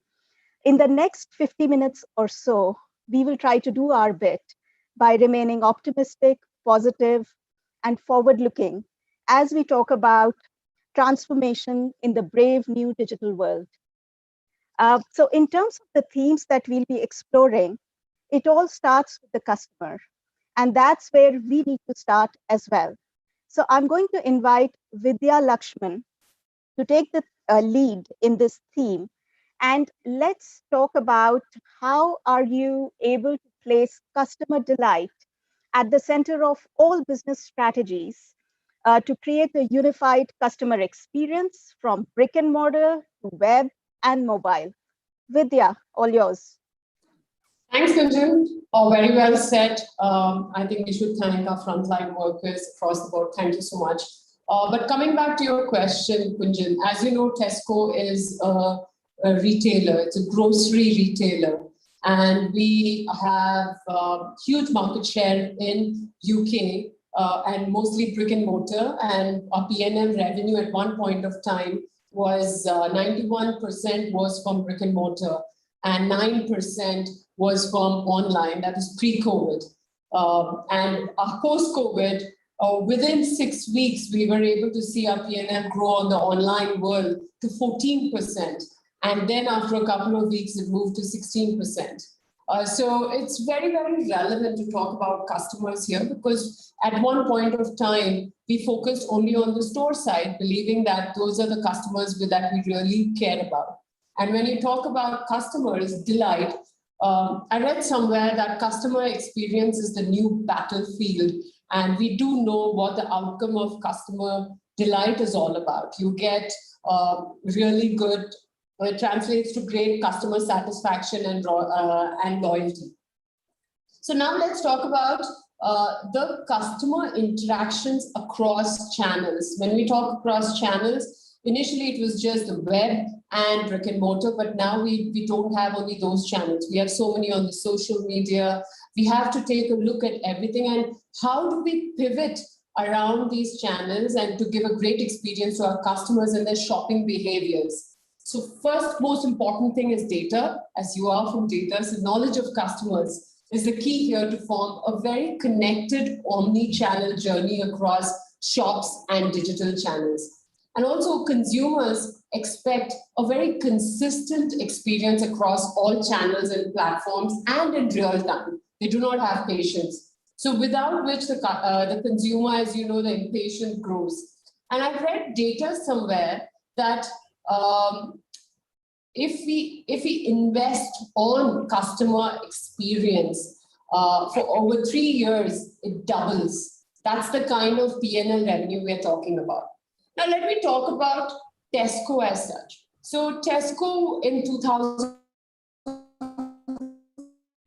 we were really doing 2013, we were really doing well. We had a large market share. 2014 is when we saw our market share really dip because our focus went away from the customers, and we realized that customers, the retail world got disrupted both by technology and also by technically savvy customers. So the experience and brand perceptions or price range or convenience alone was not what they were looking at. And currently what we have is, if you were to go to our Tesco application at one point, we had to go to different areas. If we had clothing, we have Tesco Mobile, we have Tesco Bank. It's not one unified experience across the board.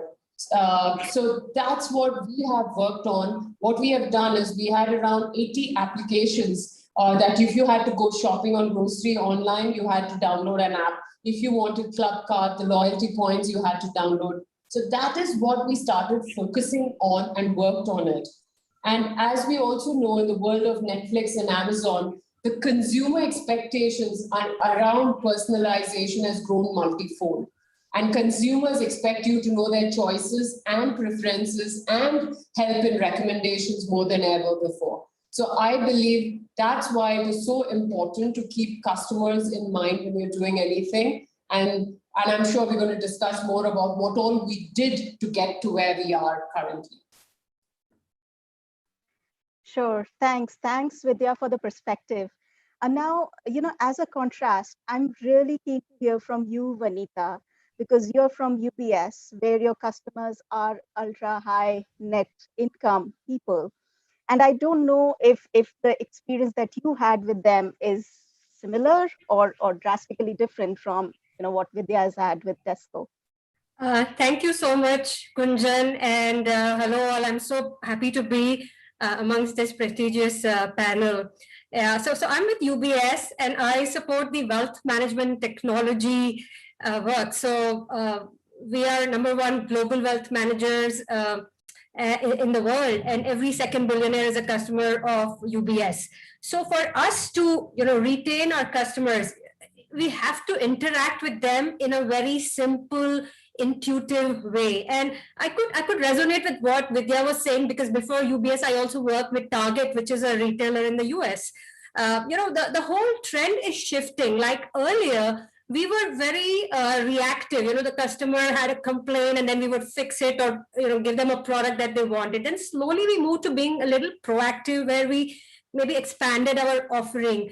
And eventually, using data and also with the customers' expectations, we are trying to get to predictive, where we think this is what the customer wants, and therefore we have it in the offerings. But today, what our customers and even wealth management, ultra high net worth customers come to us because we are prescriptive. We are telling them, hey, these are your life goals. This is where you want to get, maybe you want to buy a jet plane in a few years. Maybe you want to leave a legacy for the future, So we are prescribing to them what is good, and they trust us, right? So that's the shift. Actually, we have to use our customer data. Now there is enormous amount of data available, so we do need technology to use that data effectively and make use proper predictive models to make that offering very relevant, very personalized and tailored and available on time. That's the thing, because if you miss that, you miss the bus. So I think COVID has really accelerated the digital consumer behavior, and they have very high demands and expectations.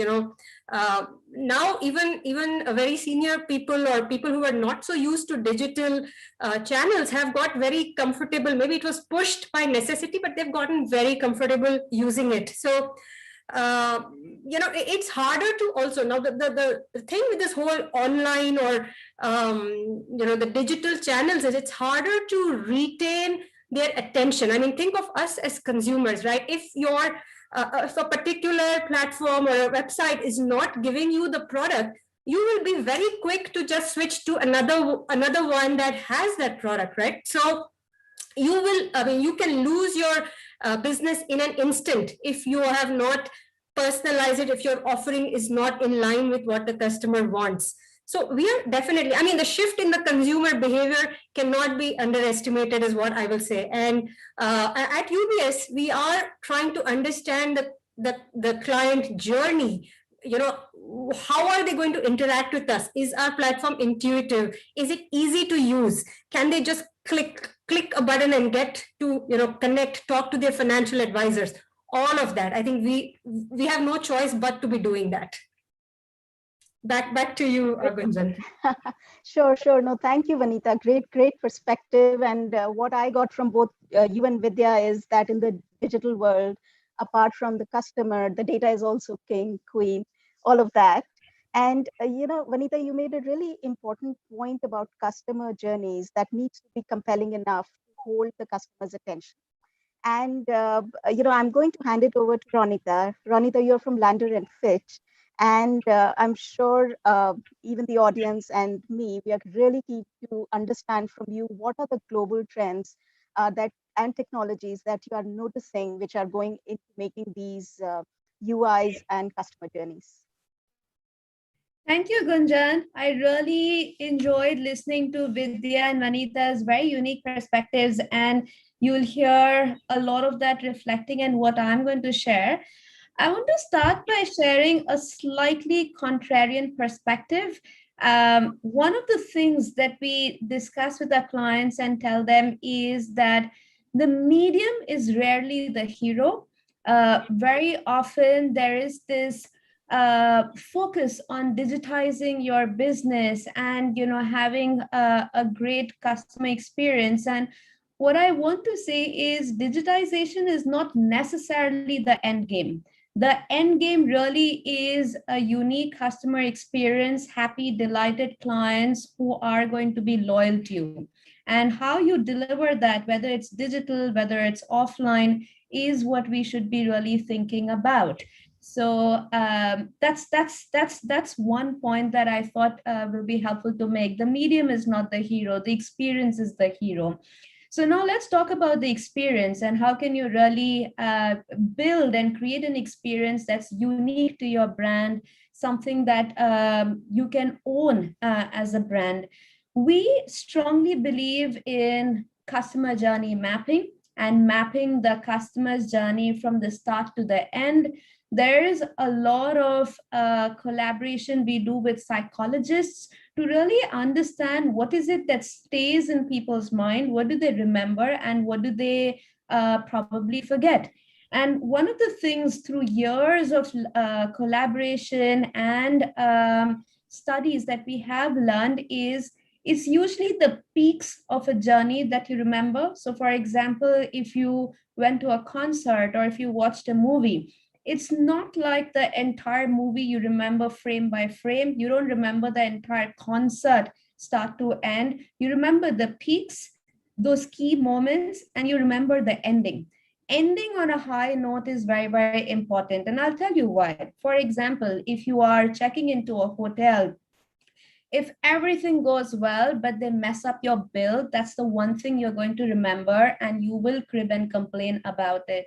So finding the right peaks and finding the ending is very important. So when we start mapping a customer's journey, we think through every stage, every emotion, every touch point, but we also don't believe in creating a frictionless journey. You don't want to make sure that every moment is a peak, every moment is a high point. So there's a flow in the journey, and think of yourself as a director of a movie. You're really directing this journey and you're really guiding the consumer through this journey. So what are the points where you want to create those moments of delight? So just to give you an example, and Vidya will resonate because she spoke of personalization. There's a lot of D2C platforms that we have been creating for clients, because many of our clients want to now go direct to consumer. You don't want those retailers coming in way. And we did something for Huggies. And Huggies, you'll only think of them as a diaper brand, very homogenous and quite, cut and dry and boring. But the number one insight that we had was personalization and creating opportunities for gifting. And the entire D2C platform is focused on personalization, gifting, and delivery.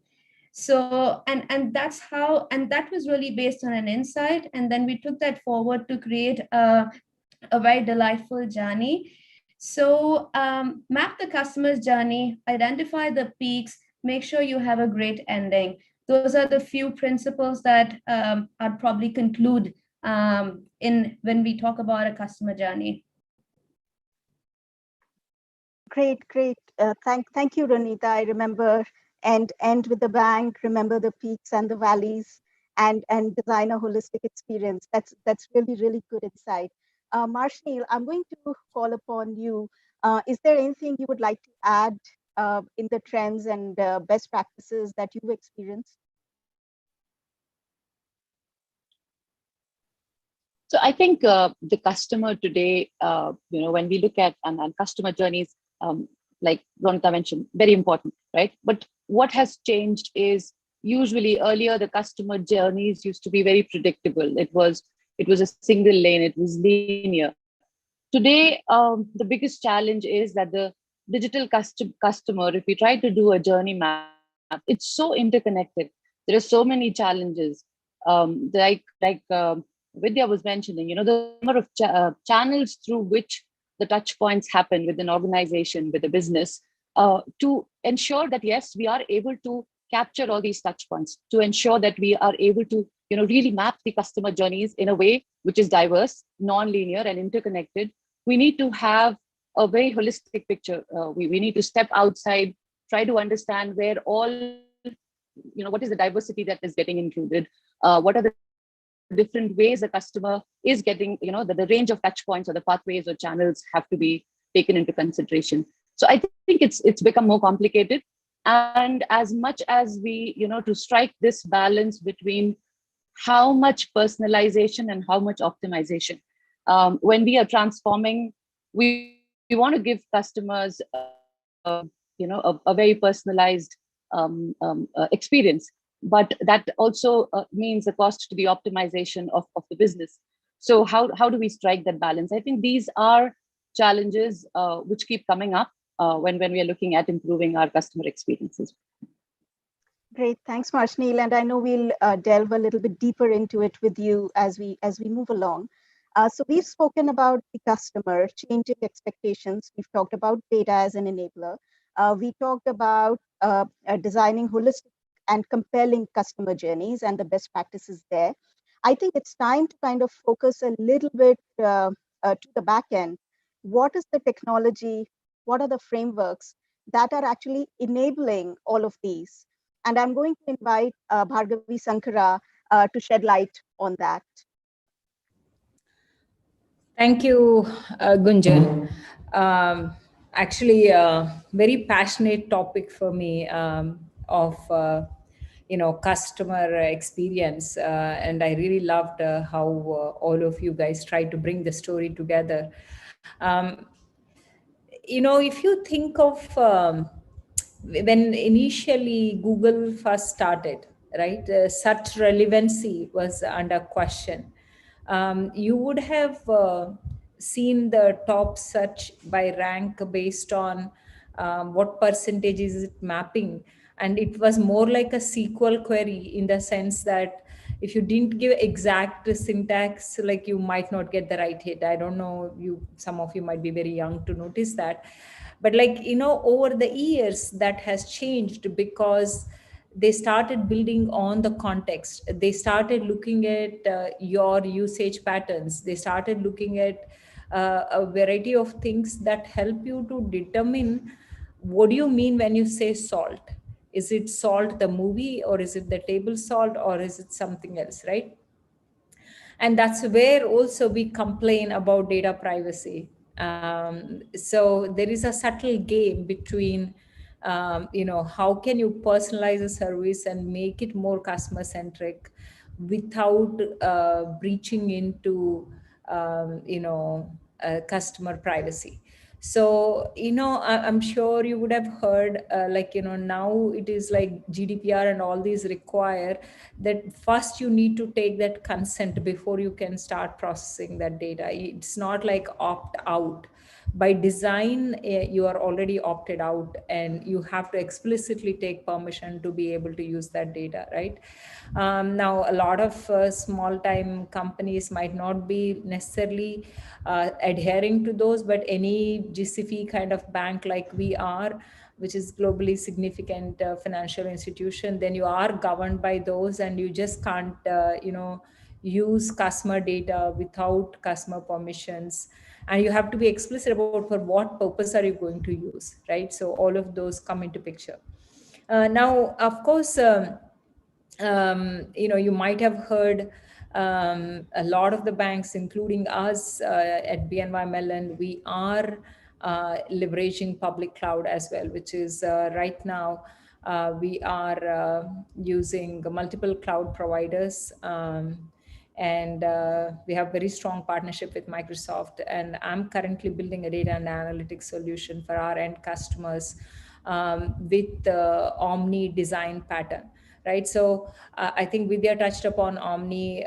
For those of you who don't understand Omni, Omni stands for open, modular, networked, and integrated. Right. So again, going back to what some of my previous speakers spoke about in terms of customer experience, it is not like just from the perspective of BNY Mellon's touch point with the customer, but in his journey where he uses, let's say, a Bloomberg data or some other data, that end-to-end experience where it becomes friction-free and it is effortless is what we aspire to do. And that can only happen when you have an architecture that's open enough, that's modular, and you can integrate with the networked partners, and you allow them to kind of have a variety of options and give that flexibility. As an example, if we have a role-based access control, we give the flexibility to the user where they can bring their own Azure credentials, and we would validate it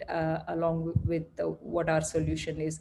Or we could completely provision it for them if they don't want to get into that business, right? So that flexibility and that openness in the platform is required. So it's more about using the role-based access control or attribute-based access control with the authentication that can be either provided by the end user or we provision it for them. So again, like with the large volumes that we are dealing with, it is important to leverage some of the platforms that are already there from a cloud perspective and leverage some of those algorithms. And of course, security plays in a picture in kind of having that isolation levels and following data anonymization and stuff like that. But some of those also have a direct bearing on how much can you personalize for an end customer, right? So it's a balancing act there. Thanks so much, Bhargavi, for the insight from a bank's perspective. So Vidya, I'm going to kind of call upon you. I wonder if your cloud journey has been a little bit easier considering you're not financial services. Nothing is easy. Nothing comes, there's no such thing as a free lunch, Gunjan. Having said that, I think Bhargavi touched upon exactly the same things as most of the organizations. It's agnostic to whether you're in financial or retail world. But we all have the same problem. If we are going to go, as you said, the question is how do we impact experiences both online and offline? See, one of the things is many a times we get confused with what UX is assumed and it's confused with the customer journey. And I thought Ronita did a great job of explaining what customer journey is all about. In the retail world, our customer journey starts from pre-purchase engagement. It follows through the purchase experience, and then it's also driven post-purchase experience. Nowadays, it's very, very important. Before, we used to only focus, our center was only about the purchase experience. I also want to touch upon what Meal said. She said something which is very, very relevant. Everything has a cost, personalization versus optimization. Now, Bhargavi spoke about open architecture. She spoke about a cloud journey. And also the reason why we are going about, as Vanita said, is giving one great consistent experience to customers. Technology, yes, but we have worked on it, and most of the organizations have been there for more than 100 years or 50 years, whatever. So which means that we do have a lot of systems which do require modernization. One is the green field where we're looking at moving towards it, but in the retail world, I do have a lot of legacy systems. It's not very easy because the way it was structured, the teams which were present before is that they were based on the businesses that were present. So we have a very supply chain, order fulfillment, all of these have been using data. They have very smart algorithms which have been written before. Now, of course, we're talking about machine learning. I know, having worked at in financial institutions before, I do know the kind of machine learning patterns which will be there, which has been, we might call it smart algorithms, etc. Now what we call artificial intelligence, etc., which will play a very important role. So coming back, is it very different? No, it's not very different. For us to give a great experience, to really say omni-channel experience, there is a cost involved. And that's what is the optimization that we can do. But other than that, other than technology, we also had to go through the business or process transformation, because we had to look at the different touch points and try to see how do we optimize the process, and also the people transformation. Before, we used to interact directly with the business, and now we realize that the business are very tactical and they have their own P&L requirements. So we have the product management layer. It's not just engineering talking to them. So for a successful digital transformation and to have a great impact with respect to experiences for online and offline, I think technology, process, and people transformation, all of them have to go hand in hand to be successful. And we are still in this journey now. Great, great. Thanks, Vidya. Thanks, Bhargavi. And Vidya, you've given us a really good segue into the next section. So we started with talking about the customer. We moved to the back end, talked about the technology enabling it. I think the third important theme is adopting and sustaining this digital advantage. Once we figured out what is it, once we figured out how do we enable it, it's important to know how do we sustain it. So I'm going to call upon Marshneel. And Marshneel, if you can tell us about the strategies that you may have used to analyze the unique customer experience issues facing global enterprises from a strategic, financial, organizational, and cultural standpoint. Marshneel, over to you. Right. Thanks, Kunjan. See, at the end of all of this, right, or rather the central point of all of this is, while we are trying to do a lot of digital transformation to improve the customer experience, we need to have the ROI defined. How do we calculate the benefits? Because it is all a business. I mean, at the end, we have to be able to justify what we're trying to do. We want to bring in great customer experience. We lose, like, 1 in three customers we would lose from this factory journey and so on. But we do have to have the focus on the ROI. And how do we calculate that? When it comes to a customer experience, we need to define what are the real-time customer behaviors that are helping us with our metrics. Whether it is the revenue, sometimes it's the customer, lifetime value, the churn, the NPS, whatever we are defining, that has to be clear. Now, to be able to do this, to be able to ensure that yes, we have defined an ROI which is worth, which is positive, it is going to give us the benefit on all the investments that we make. It makes it easier for us to be able to drive the transformation, push these cases, and create the impact that we want to do. The second part of it is being able to break the, data silos. We have a lot of data to leverage on this, and I know that organizations work around this to integrate all the customer data across different touch points and so on. But that makes a huge difference if we are able to leverage on this information for cross-selling, selling, and what our customers say we should invest more and so. The third part, I think, what requires, we have so many and opportunities. How do we identify these and how do we prioritize this? Now, we are looking at dealing with multiple internal customers. We are pulled in different directions. We have external customers. We have internally, we have business, we have IT. We have our own organizational strategies. How do we ensure that we are able to identify these, quantify the impact of the obstacles or the opportunities that we have? When we are able to get the the impact of these of the transformations that we are able to drive, we are able to prioritize better, right? Finally, I would say the last point is which I was mentioning earlier. How do we deliver prioritization at scale? We need to identify, and when we are driving transformations, we have to look at what is it that we want to personalize, and what is the customer base, or what is the impact to our KPIs if we are trying to personalize things, and if we are trying to prioritize those. Who are we? This personalization that we are trying to do for a better customer.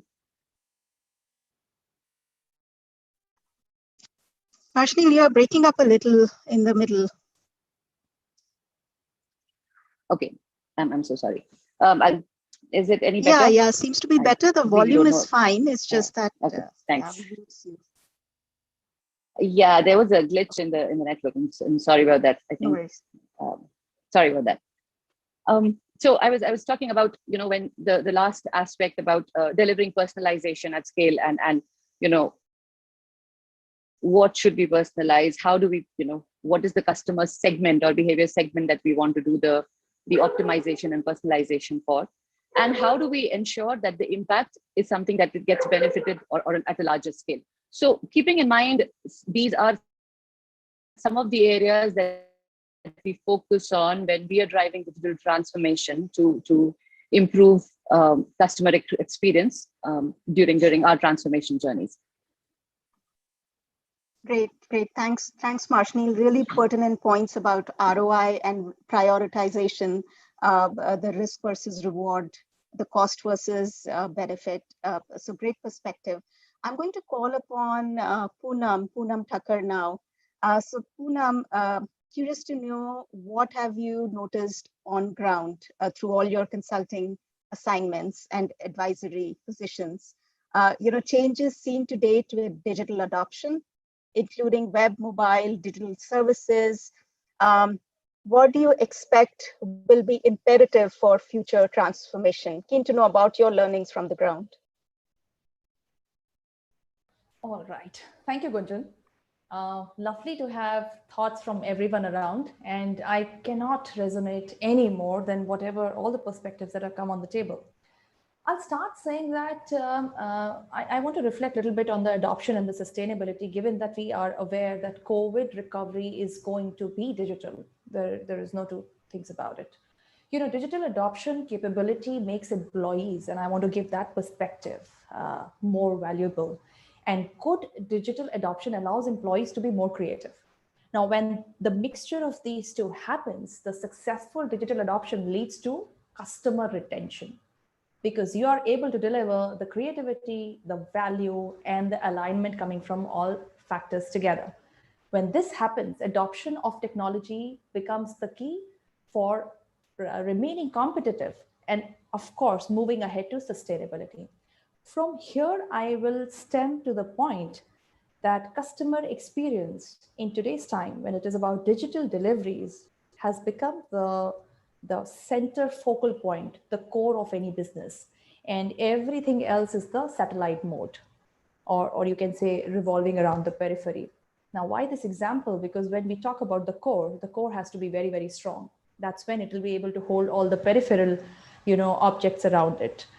This understanding in the corporate world today is very, very important, because I want to make a point that we still work in silos. And thanks to COVID, there are some things to talk about. Certain things that can be thanked to COVID is that we have been vaulted ahead. We have been, fast forwarded at least 5 years ahead to what digital transformation was supposed to be in all the businesses. And today, it is not just about consumer-facing business. It is your life, your groceries. Vidya, you're going to be happy. I've never used Nature's Basket or Big Basket more than what I have used in the last few weeks or few months. And it is very natural adoption from the consumer's point of view. But from the business point of view, I think it is a little forced ask as of now. But in this, and everybody is trying to be very, very innovative in the forced ask, but who will go ahead and master the art is, or possibly will be the businesses who will be able to adopt the real meaning of digital adoption from A to B to Z. And this also makes me talk about one very important point here. And that is also reflecting back to my journey in the various corporate houses. I'm talking about 2013. 2013, I was leading marketing for a very large setup and the first personal finance management, you can say, platform. Constantly, we wanted to churn out personalized advices in the finance to a customer from a customer experience point of view, because a digital medium is supposed to give those, inter points for somebody to manage their finances very well. And here, parallelly, the banks are constantly hammering you with the email saying that don't share your details or password with anyone. Now, there is a constant conflict between personalization, data security, and we being able to deliver a product that makes sense to the customer. Cut to 2021, when we have adopted digitalization, these factors are going to be a thing of past.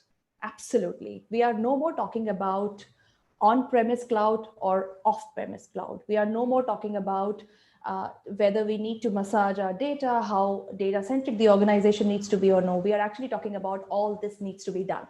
And that, I would say, is a very big adoption, a very big green yes in all the organizations, be it finance, and the highest adoption has been seen in the banking industry. Because from loans to mortgages to the way you have been dealing with your money, everything has been completely adopted and digitized. And now it is about sustainability. So from sustainability point of view, I have spoken a little bit about the challenges and how corporates have been dealing with these challenges. The future will be defined by the entire organization, considering that customer experience is actually the sum of all customer perception today. And the perception of a customer is stemming from the fact that it is perceiving the organization from all touch points. That's what I think everybody said. So the touch points would mean those touch points are not digital. Those touch points are delivered by human beings. So the human beings behind those touch points will have to effectively align and break all those silos and come together. 2017, I was leading digital transformation for an analytics L&D platform. And that was a time when we had to struggle to remove Excel sheets from people's life. That was also a struggle. So to add on to what everybody said, the eminent panel, I think building the growth mindset building a mindset that is futuristic, understanding that customer experience will be derived by all touch points and everybody from marketing, from human resources, from task force point of view, to your sales, from customer support point of view. It cannot be just, customer experience cannot be just given to one department as their responsibility. And that's where the sustainability will emerge. So from, I just have 4 points to give out from sustainability point of view. The first will be to understand how do we reinforce the digital mediums into our systems. That will make us understand what from business model point of view is working today in smaller units, because the digital transformation journey is all about not one fine day you wake up and you're digitally transformed.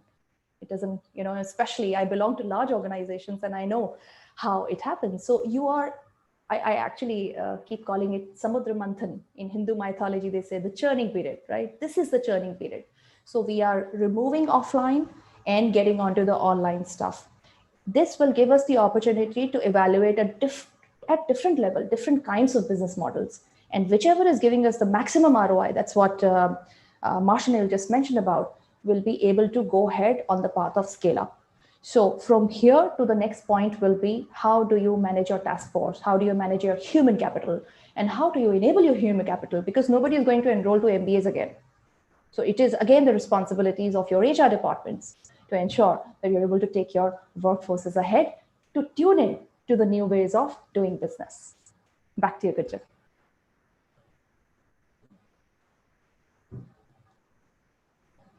Gunjan, I'm done. Thanks, Poonam. Sorry, I think my screen froze for a split second. We have just about, I think, 8 minutes to go. Thank you, Poonam, for touching about the human aspect of the entire digital experience.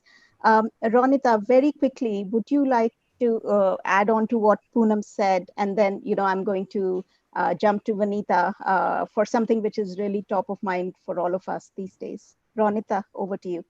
Yes, in exactly 30 seconds, I'll tell you. I do feel that as we go through this whole process of digitization, I love to think of striking the right balance between high tech and high touch. So tech is something that we are all focused on, and we will eventually exceed expectations and do a fabulous job of it. But we are all human beings. We crave connections. We crave those human interactions. How do we infuse high touch? That is, I think, going to be the trick, and that is going to be a winning proposition overall going into the future. Some brands are already doing that really well. If you go to Tata Click, Tata Indie Lux, if you decide to order some sweets or pastries, you can actually opt for a white glove service. So the delivery experience, the unboxing experience is really elevated. So you've had seamless convenience, but there is that peak and there is that lovely ending. So high tech and high touch, if we can balance that well, we have a winning solution. Sorry, that was more than 30 seconds, but I'm done. It was perfect. No, very, very pertinent points, high tech versus high touch, just gliding right into the ROI point that we made. So Vanita, we need you to talk about the entire COVID and the calamity that is around us. What do you think would be some omni-channel tactics to get back on the path to recovery in the post-pandemic world? The world won't be the same. So keen to hear, what are your thoughts? Sure, and thank you so much again, Gunjan, and very, very insightful perspectives. And I think we have touched upon a lot of what we are going to see even post-pandemic from all our panelists and speakers today. For sure, the focus on accelerated digitization is going to continue. It is there to stay. This is the next normal. So that's not going away. In fact, earlier, the digital channel, the mobile, the web, they were the alternate channels, and the brick and mortar or the in-person connects, face to face, in person. I'm not talking about digital. Those were the primary channels. Like Vidya said, right? The online revenues were 9%, 14%. But if you look at it now, I think most organizations will say that majority of their revenue, including ours, is coming through digital channels. So digital is the primary, and our clients have gotten used to it. So, be it web, mobile, iPad, all of that. So, and in every industry, not just banking, but education. I do think that a lot. Now we will look at hybrid models as we go forward, right? So you will have those. As humans, we do have a need to meet our people, go to office, all of that, but we will see a lot more acceptance of remote working with clients, through digital channels. The good part is that it has also broken down a lot of barriers, and we are able to connect. Like this conference is a classic example, right? A lot of us are in different locations, and we are able to have such a wonderful discussion. So, these things are there to stay.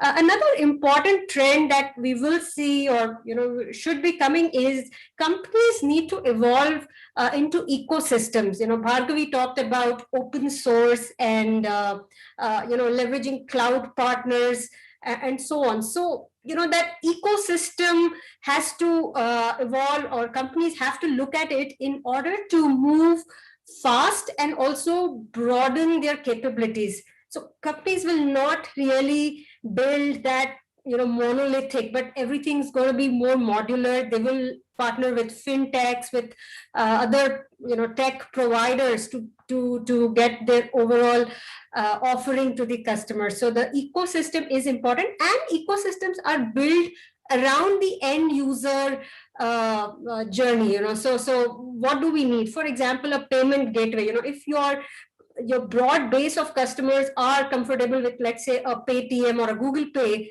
that's the one you want to integrate, rather than trying to build your own payment gateway to get the customer, or the ease for the customer to work with you. So how you coordinate that with largely independent economic players to create a coherent offering is going to be key. Of course, you will have to orchestrate the standards to work in a regulated environment, or against all those main, like privacy and security, all of that. So I think that's there to stay. Another thing I see which will continue even more is the focus on diversity. We've always had it, but I think now it's even more, because you want to have products, services, offerings that are representative of your client base. So all the innovation, all the you want to have people from multi generations. Also, you want to have people both genders, and a good representation. So I think that will also continue. Of course, it's not an omni-channel thing to your question, but I think that's one of the trends that will continue in a much more accelerated way. And Poonam touched upon sustainability. I think that is also there to stay, because people judge you on the, as an organization, on the carbon footprint you're creating. So even our clients have become very aware of environmental, keeping it right, the environment effect we are creating. So sustainability will be a very important element of what an organization offers. As an example, I could say there's so much talk about blockchain, but really the compute power that it requires is creating a huge carbon footprint, right? One is it is a new technology, but look at the carbon footprint it's creating. Or even now, digital, we are reducing paper and a lot of things. So clients are talking about that as well, right? The environment impact the organization is having.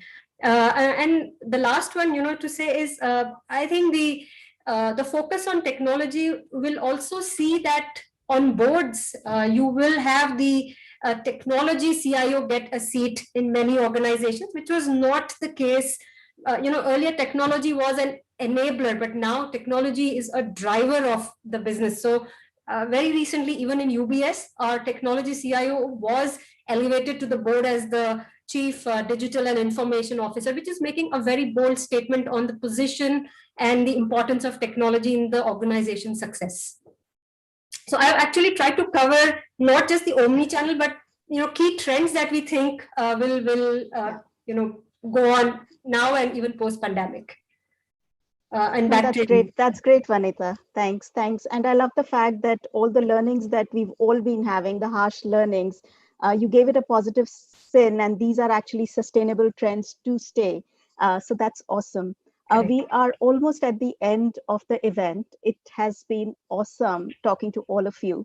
I'm going to call upon each of the speakers for just 30 seconds if you have any closing remarks for our audience, and then we will close the call. I'm going to start with you, Bhargavi.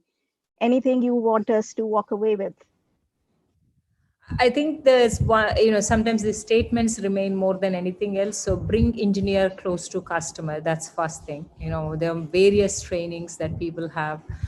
Even if you don't have, just ask your product manager, can I sit next to you in the next call? I want to see how our product is being used. I think that'll open up phenomenal insights. Second is, the technology pervasiveness and the adoption of digital. I think there's no better testament to it than the fact that BNY Mellon has made a statement of a month back or so that we would be supporting digital assets. World's oldest bank saying that made a big difference to Bitcoin's price share for sure. But more importantly, it's accepted as a norm now that everything that we are doing is moving towards digital. And I really liked the aspect around human beings, and like we have to be very mindful. And I think Gunjan, you yourself started. People are going through a lot, so be mindful of your teams. Take them along with you. Be empathetic, and also of your customers, right? So it's a strange kind of transitioning from one world to another still happening. So just be mindful of your people and your customers. Yeah. Great, thanks, Bhargavi. Vidya, you're on the spot. Yeah, I would just say customer perception is reality. I would end with that. Well said. Great. Marshneel. We can jump to Ronita. Or I would say, every. Hello? Yeah, Can you hear me, hi, Jen? go ahead.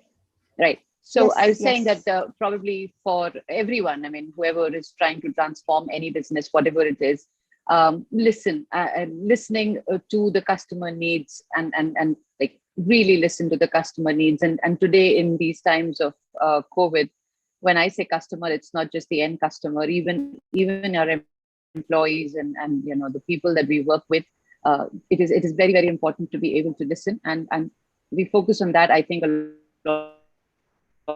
lot of the things, a lot of things that we want to do, sure, we would be Great. able to to experience. Sure. Thanks, Marshneel. Ronita. 2 points. Customer obsession. I think it's a mindset that we need to embrace, and we need to have it no matter what the role is, no matter how senior or junior you are. Customer obsession. And the second point would be leverage brand to create differentiation in the minds of customers, in the minds of partners and stakeholders. Great. Thank you, Ronita. Poonam, over to you. 2 perspectives. For people, think digital, because soon we will be talking to robots. It's there in future. We can see that. And for businesses, think like startups. If we can adopt that, we will be able to propel ahead faster. Thank you. Sure. Thanks, Poonam. Well said. Well, I would like to conclude this panel. Thank you again to the eminent panelists. This has been a huge learning experience for me. To our audiences, thank you for your time. Stay indoors, stay safe, take care. Bye-bye. Thank you, Gunjan, and thanks everyone. Yeah, Thank you, everyone.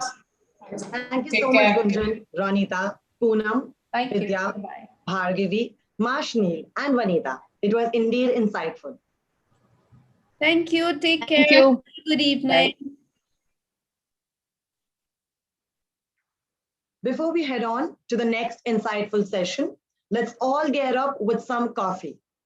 Let's move on to a short 5 minutes break. gentle reminder to visit the networking area and the UBS place during your break. Agya, let's have a 10 minutes break. Okay, okay, done. We'll do it then. Cool.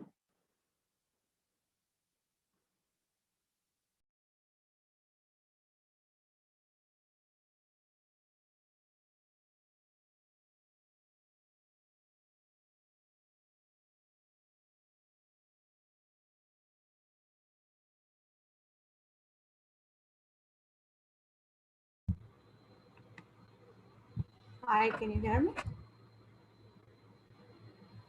Yes, we can hear you, Subhadra. Yeah, I can hear you. Nidhi, I can't see your video. Oh, okay. Yes, perfect now. Hi. Sandhya. Hi, Priya, I can hear you. Great, fantastic. Hi, Nidhi. Hi, Priya. Hi, everyone. Good to see everybody else. Sandhya, Karishma, Hey. Anshuma. Hello. Hi, all esteemed panelists and speakers. Harish sir, would you like to have a word with any of our speakers and the panelists? All are in, Agya? Yes, we have everybody in. 7 of them? Yes. Hi, Harish. Hi. Somehow I'm not able to see the panel with all the faces, but yeah, even I can't see all the faces. You need to reduce the other screen and then you'll be able to see. Reduce the screen with the slide. or you might want to slide if you're on phone, right? Yeah, if you're on phone, you will have to slide. If you're on a laptop where you can see the UBS screen, it has a small marker on the right. Just scroll that to make the window smaller. So it'll show you all the videos on the right.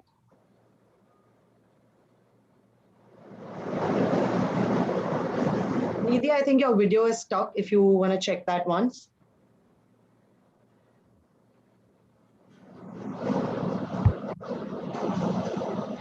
I'm not able to see anything.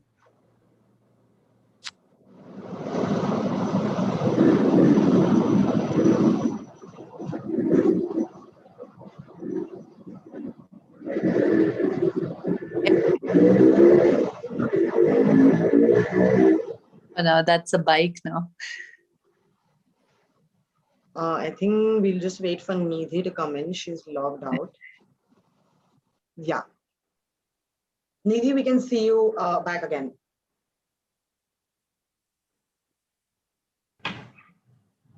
Okay, speakers and moderator, I would quickly brief you through the process.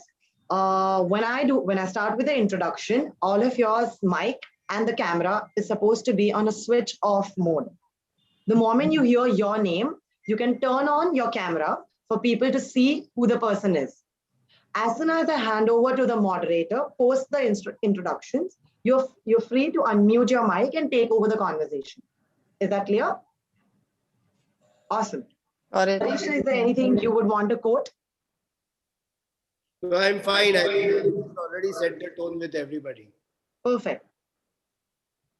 Nidhi, in case you have anything to share with the panelists, please do so. We have a break going on for 5 to 7 minutes.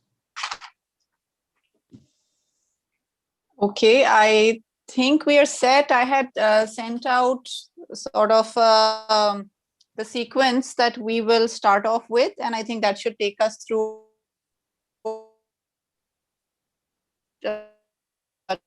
20 minutes.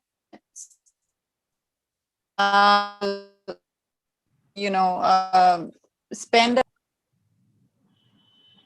Nidhi, request you to just check your internet connection once. You are breaking a lot. Oh, okay. I think I will need to move. Okay, just checking with the others if they had any inputs on the sequence that I had shared. We're good. It's a good. Good, Nidhi. Yeah, I think it's aligned with our conversation, so it looks exciting. Yeah, and may as well not make any changes at the last moment and follow that right now. Just one question. How long is this? 50 minutes, is it? Now? 50 minutes from the time we start. Okay. So assuming we'll have like about Anshuma, just giving a heads up. minutes for response. Sorry. Yes, Sandhya. Yes, perfect. We can see you now, Anshuma. Yeah, I just had actually stopped my video. I was getting ready for the session. Okay. Are you on portrait mode by any chance on your phone? I don't think so. I'm on the regular mode. Okay, yeah. So request you to just turn it to landscape. Just turn on the auto rotate and make it landscape so that the view is same for all. Okay, let me do that. Yeah. And Nidhi, if you can hear us, you're expecting the first question response to be about 4 to 5 minutes, right? Because there's 6 of us or 7 of us. 7 of you. Yeah, so I think the first question, each person can take about 3-4 minutes. So it's not like the first one is a brief answer round. We can just go through the way we did in our session last week.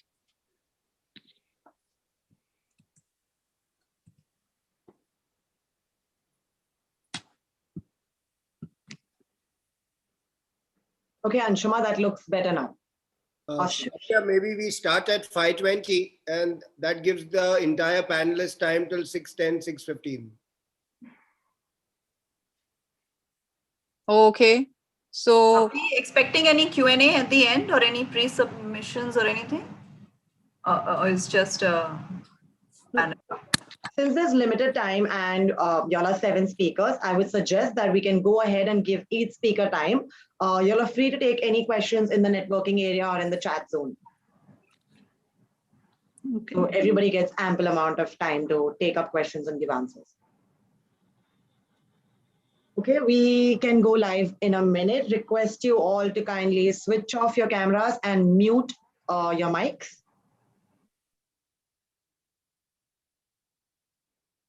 Super.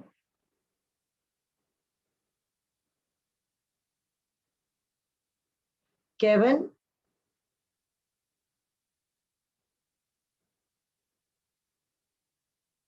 Let's go live.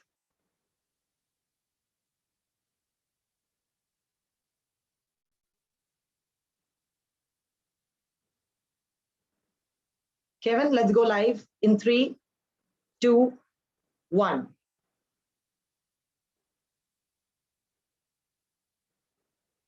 We now have come to the final and the most impactful session of the day. The big move, tomorrow's world. Where is the next disruption coming from? Moderating this session, we have Ms. Nidhi Pratapneni, SVP, Product, Analytics and Modeling, Public Affairs, Wells Fargo. Nidhi is a cross-functional business leader with more than 2 decades of experience. She forefronts the analytics and product modeling drive at Wells Fargo. Joining her, we have Ms. Subhadra Umedha, Disruptive Innovation, Novartis. Subhadra is currently working for Novartis in the area of disruptive innovation. Her team, called NBSX, focuses on bringing in new age disruptive solutions into Novartis Business Services division by working with high energy startups, technology companies, and other innovators. Joining them, we have Ms. Krishma Singla, Head Global Data and Analytics, HSBC Asset Management. Krishma is an accomplished technical leader with rich and extensive experience of 20 years in providing innovative global solutions, leveraging lead-edge technologies in data science and artificial intelligence space. Joining them, we have Ms. Sandhya Chaudhary, Director and COO, Consumer Banking India Citibank. Sandhya is a strategic leader with an experience of more than 2 decades at cross-functional levels in the industry. Our next speaker is Ms. Aisha Guptu, Head of Innovations, EMEA, Bacardi. After working in the food and beverage industry for over 12 years with iconic brands like Kurkure, Lay's, Pepsi, and Tropicana, Aisha moved to dabble with marketing in the aquabev space at Bacardi. From sowing the seeds of a consumer-centric idea to seeing it through till the product reaches the shelf, Aisha looks into this entire journey. Joining them, we have Ms. Anshuma Dogra Singh, Deputy Director, Information Technology, Applied Materials. Anshuma is a highly energetic, positive leader with 16 plus years of work experience in product development and programming. She's an effective global team player with strong interpersonal communication and presentation skills. Our next speaker is Ms. Priya Kapadia, Head Marico Innovation Foundation. Nearly 20 years of experience in business planning, brand management, promotions, and marketing operations, currently focused on innovation and passionately working with innovative startups to help them rapidly deploy their innovations in India. I would now like to hand over to our moderator to take the conversation ahead. Over to you, Ms. Nidhi. Thank you. Thank you for launching this great session that is at the end of a series of very interesting sessions today. And it is truly a pleasure to be moderating this session with this panel of phenomenal women who have had such a diversity of experiences, and they bring a variety of perspectives to the table. And I say this from experience because we had a discussion just last week, brainstorming around what we'd like to talk about, and it was just fascinating spending 1 hour, just talking and learning from each other. So a warm welcome to all of you. And as we begin, I just wanted to set the tone by talking about, when we talk about the next big move and when we talk about disruption, I think we are trying to make a prediction, and often we don't know where we are going to land. If we look at some of the top companies today, they didn't exist 50 years ago. So, Google, Amazon, have come up during our lifetimes or during just the last 20-25 years.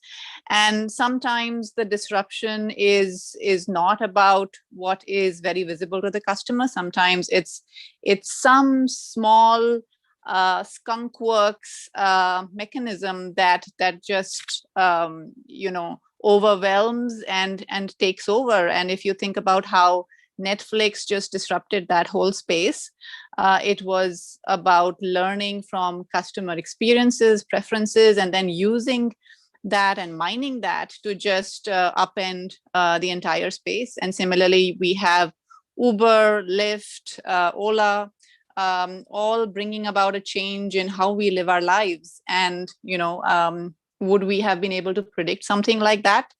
I'm not sure. So, but we always try, because we have a fascination of going to the oracles and the seers and trying to figure out what the future holds for us. So that's an attempt that we're going to make today. So as we begin, we have this big cloud of COVID that hangs over all of us, and I know that there are many of us who have near and dear ones, family and friends who are impacted. So just wanted to send out a note of love and, warm wishes to all of you as you deal and grapple with all that's happening around us. I hope this 1 hour is a bit of a distraction to take your mind off some of these things. But at the same time, given that we are in this virus, medicine, vaccine themed phase of our lives, I thought who better to start off with than Subhadra, who is with Novartis. And so I'd like to bring in Subhadra to talk about, what are you in your space seeing as a key disruptor? I mean, 2 years ago, this would have been unfathomable. And from where you are positioned right now, what do you think the health and medicine space will look like, and how are you preparing to sort of stay on top of the trends that you're seeing? Thank you, Nidhi. First of all, thanks to you and Kamikaze for inviting me here to be part of this amazing panel of women. Yeah, to Nidhi's point, stay safe. It's scary out there. But let me go to the question that you asked, Nidhi. I think before I actually answer the question, right, I want to just say that I'm amazed by the resilience that we actually show as a humankind.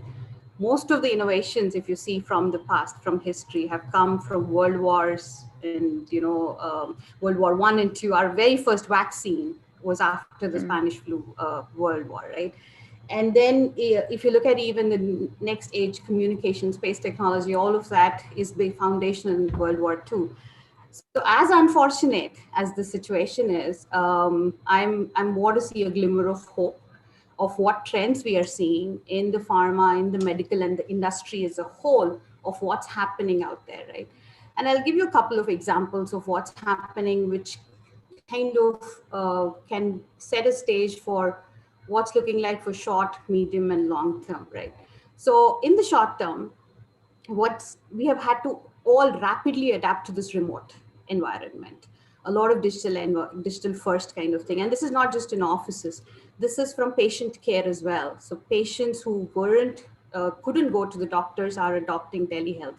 So what was before 2019 single digit adoption of telehealth catapulted quickly into like mid 40s and 50% in terms of telehealth adoption. Now, what does that really mean, right? So there is beginning of an acceptance of something like this now that we have been in this stage for some time. There is also a lot of digitization that's happening across the environment, across the landscape, whether it is hospitals, whether it is clinics, whether it's pharma companies. That is what is happening right now, right? That leads to, in the medium term, a lot of data collection, which enriches the whole drug discovery and development journey. So we're going to have a lot more electronic health records that we can actually mine a lot more for data and look at when can we intervene? Can you do a lot more early diagnosis? Can you get patients on trial faster because you know where they are, even if it's anonymized, you can get to where they are with some consent. And then fast track the whole development process along with the manufacturing. So in the medium term, we're looking at data making an impact in a hitherto laggard world of pharma, right? Where we didn't actually adopt so much. Digital health has been around for 20 years, but it's only catapulted now in 15 months. So now we are going to actually gather that data, move into a retail kind of environment. And the longer term, I think, is a lot more tacit, while disruptions will come in various forms of technology. For me, the biggest change is the behavioral, the acceptance, whether it is regulators, whether it's insurers, whether it is patients, doctors, pharma companies who've been resistant to change are actually now a lot more welcoming this trend. And that, I think, will change the way we adopt the world tomorrow, whether it is wearables, whether it is managing your own, treatment and maintenance and all of that. So that's in a nutshell how I see the world moving and various drivers coming into the play. Really, really interesting, Subhadra. And, we're seeing even now how we're all monitoring our oxygen levels with oximeters. And, everyone is just getting trained into the wearable and monitoring your own health statistics. And as you said, that results in a lot of data generation. But when we get into data and health data, and there's so much, privacy aspects around that. And that leads me to, a lot of the threat actors that come into play. And Anshuma is really in the right space to talk about, how the cybersecurity teams, be it in pharma and medicine companies, or even in any company where there is something that a threat actor can penetrate and gain benefit from. So how are you looking at, Anshuma, how are you looking at this voluminous data, but then from your perspective, the need to keep it secure, and what do you think the future will be like? As individuals, how do we look at privacy? As organizations, how will we look at privacy? Yeah, rightly said, Nidhi. In fact, they say data is the new oil or the new water, and the third world war is going to be on water. And I feel that's really the data that the third world war is going to be on.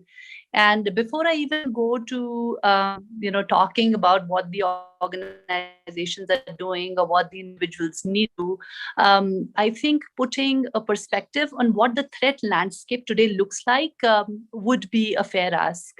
And as you all know, we've moved towards Industry 4.0, and in the last 1.5 years, there has been so much of acceleration as we are talking about. Due to the pandemic, even Subhadra mentioned the same.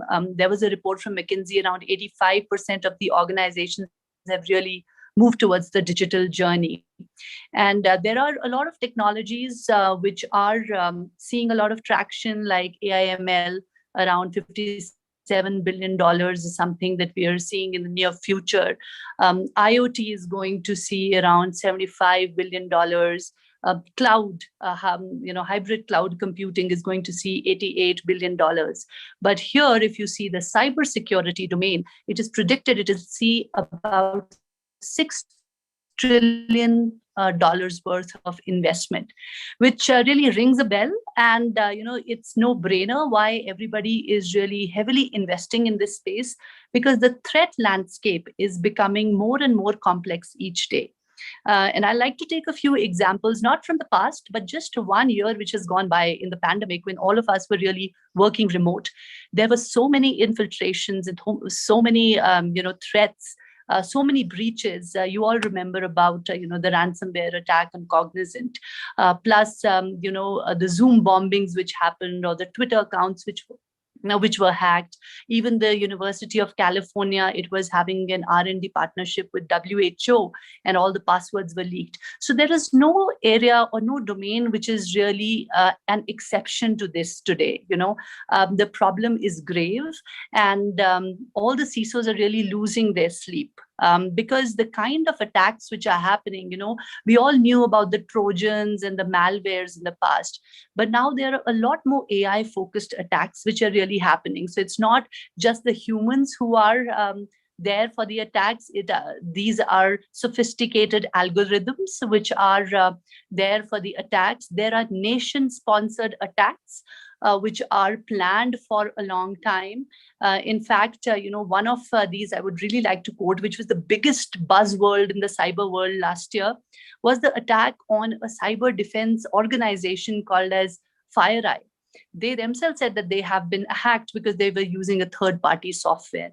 So, and this kind of software was being used by a lot of multinationals like Microsoft and even the US federal government. The hacking happened around March, and the discovery was in December. So you can well imagine, and this seemed to be a nation-sponsored attack. So these are the kind of threats which are there. And, but the good news is that the offensive AI is not winning. It's actually the defensive AI which is winning. So today, we are having these tools which are going into a lot of analytics, both inside as well as outside.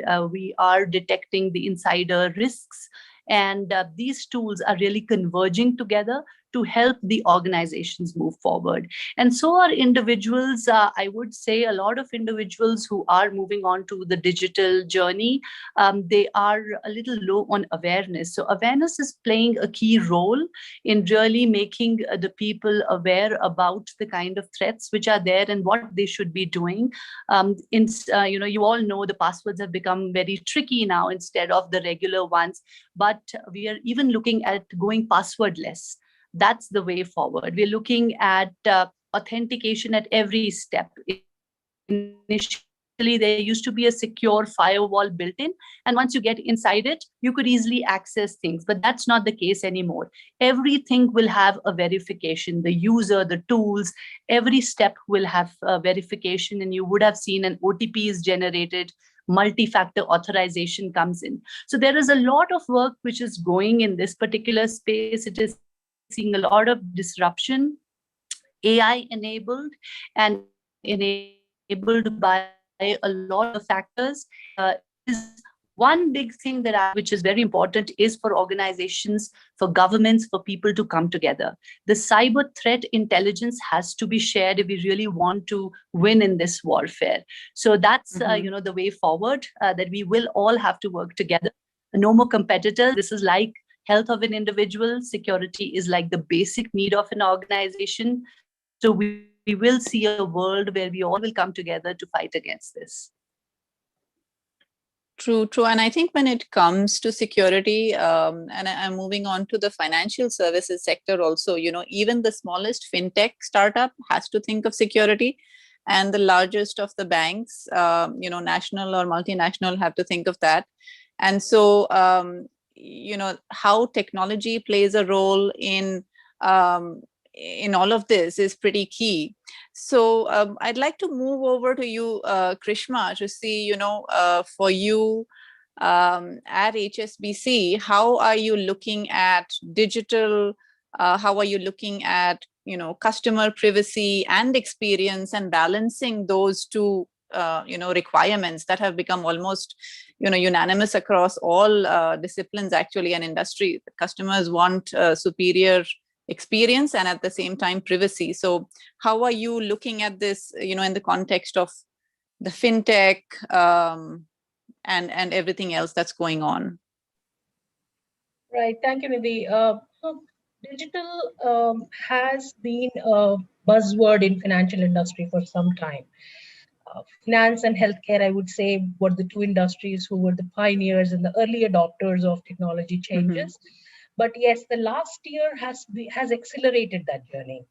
So I have been in this field for quite some time now, and getting the management buy-in, getting the budgets and investments into this area has always been a difficult task, because you need to kind of put down everything into numbers, and you need to literally show that what is the benefits which are going to give, what are the commercial drivers in a way to adopt digital or to adopt these technological changes. It has become very clear and very easy now, because after the pandemic year, the companies have realized that three key things have come as recent trends, like consolidation, globalization, and sort of diversification.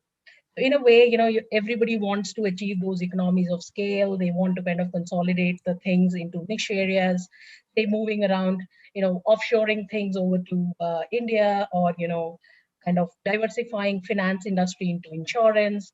So the thing is, nobody wants to put the same, all the eggs in the same basket. They want to diversify, as well as they also want to utilize the localization flavors in consolidated areas. India is very rich in talent today. People know that India is kind of buzzing with new incoming millennials, and the Gen Z people, and our population is more concentrated towards the young guys.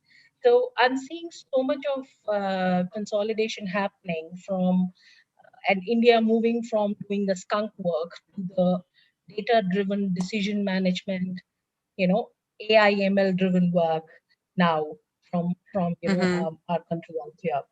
Similarly, the other aspect which we have seen is on the customer side of it, right? So the customer expectations have always been changing, but then now a different flavor has come in. Like, I belong from investment banking. I could give you an example. ESG has never been such a buzzword, 2 years back or 3 years back. Nobody really wanted to think about responsible investing. People used to just think about, okay, I've invested $100, how quick you can make it to 100. That was the only point which was discussed around in investing, right? But now nobody wants to invest that $100 into a company which builds emanations. people want to kind of, invest more where renewable sources are being used, where, the companies are contributing towards lower carbon emission, right? So that kind of change we are seeing in, customers today. Another piece is about, how the technology is moving from a customer interaction perspective. People hardly used to use laptops earlier. We remember, sending out PDF reports by post to people, to investors. It was a lot of printing which used to happen in the banks. And HSBC is a 150-year-old bank, and they have been doing it for ages. Now that has all gone off. Even if you send an email with a 5 pages PDF to a customer or an investor, they say, "What the heck is this?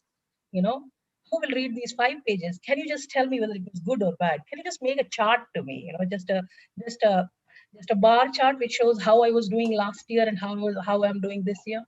So brevity, visualization, talking on mobile, easy accessibility. Every time they want to check, they are not interested in monthly or yearly reports anymore. Whenever they log in, they want the real-time status. So all of this can only happen when you bring in technology, when you adopt technology, when you literally breathe technology. So that's what I'm seeing in the finance world. And we are adapting fast. The big banks are also adapting fast. And I would like to bring in this this topic of startups here. The fintechs here, which is these companies are excelling in their niche areas. Now, banks have changed that attitude. Earlier, you talked about privacy, you talked about security and data and everything, right? Okay, we are opening up. We're not bothered too much about. We will keep our regulatory things. That's fine. But other than that, we are happy to collaborate. We are happy to kind of build a big ecosystem. We're happy to invite individuals who have cool ideas. So it's really going for a positive change, I believe. Yeah, and I think more than competition, as you said, collaboration is the word for the future, because and I will bring Priya in in a minute, but the startups, but then to deploy what the great spark that the startups have, oftentimes those partnerships are very critical. So you said that we are working very fast, and I'll bring Priya in, and Priya is going to turn the tables on everyone, because I think they probably redefine fast the kind of teams that she works with. So Priya, how would you describe your ecosystem? And you can just tell all of us that what you're doing is nothing like what you're seeing. No, I hope not to disrupt too many people. I hope to kind of, gently and sweetly agree and disagree, and be a good person here. But I'll talk, since the topic is innovation and disruption, I'll just talk to you about how, we've been seeing the things happen, the movement happen in the innovation sector over the last 20 years that the foundation has been set. So I've been in the foundation for just 8 years, but we have enough and more data to assess. Let's take the example of one program that we have, right? It's the MIF Awards, which is, very well known in the innovation ecosystem for awards for finding potentially hidden and game-changing innovations in the country. Until 2014, definitely until 2012, but until 2014, a lot of the applications that we used to get were all from the corporate world. So for example, Citibank used to send us some 5 applications, and HSBC would send us a few applications, and JSW would send us applications. All the innovation applications would come from the corporate world. And that's how, and therefore we still have a lot of winners from the corporate world. But 2014, and more importantly from 2016 onwards, we began seeing a complete disruption in the whole arena. We used to get enough applications from the corporate world, but we began seeing very interesting applications coming from the social world and from the innovation and from the startup world. And if you look at the trajectory of the winners that we've been having in the last, 4 or 5 editions, because we do it once in 2 years, the movement has happened from innovations from the corporate world to innovations in the startup world. So that is the first disruption that we're seeing. We're finding a lot of innovations happening in the startup world, and perhaps corporates are not catching up. So beat me up if you guys don't like what I'm saying. So that's the first thing we're seeing. The second thing is in the startup world also, we're finding very interesting nuances and innovations happening. I remember when I joined in 2013, we had, the awards applications were happening at that time. And those applications that came in from the startup ecosystem were largely, app-based digital applications, and you download an app and that will change the world, because everybody felt like, Uber and Ola has worked, so why can't, an app to help somebody from getting raped, or an app to help somebody from, from diabetes will really help. So they all believe, and that was, I think, the beginning of data being the new oil or the new water, as Karishma and everybody mentioned, right? So I think that was where the whole thing began, and we saw a lot of innovations which are app-based innovation, but not necessarily meaningful and not necessarily successful. A lot of incremental innovations, a lot of Me Too's were happening.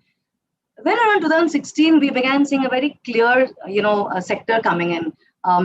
Education and medtech began being seen as the new big sectors for innovations. The whole ecosystem began building for them. When I say ecosystem, I mean government, I mean private sector, I mean partnerships, I mean other collaborations, I mean incubators, accelerators. All that began slowly coming up, especially for the education and the medtech sector. The next year, we began seeing innovations from agri. A lot of innovations began coming from agri. And a recent article that I read a month ago, when I'm talking about agri in 2017, when we launched our agri program, we had no more than about 200 agri-tech innovations that were happening in the country at that time, and not all of them were innovations. So maybe 30-40 innovations that was visible. But then today I was reading an article which says at least 1,000 plus innovations, and this looks like it's going to be the ed tech sector of the future. So that's the way this sector has grown. Then we began seeing innovations in very eclectic sectors like space, and a lot of organizations focusing on diversity, transgender in the social sector.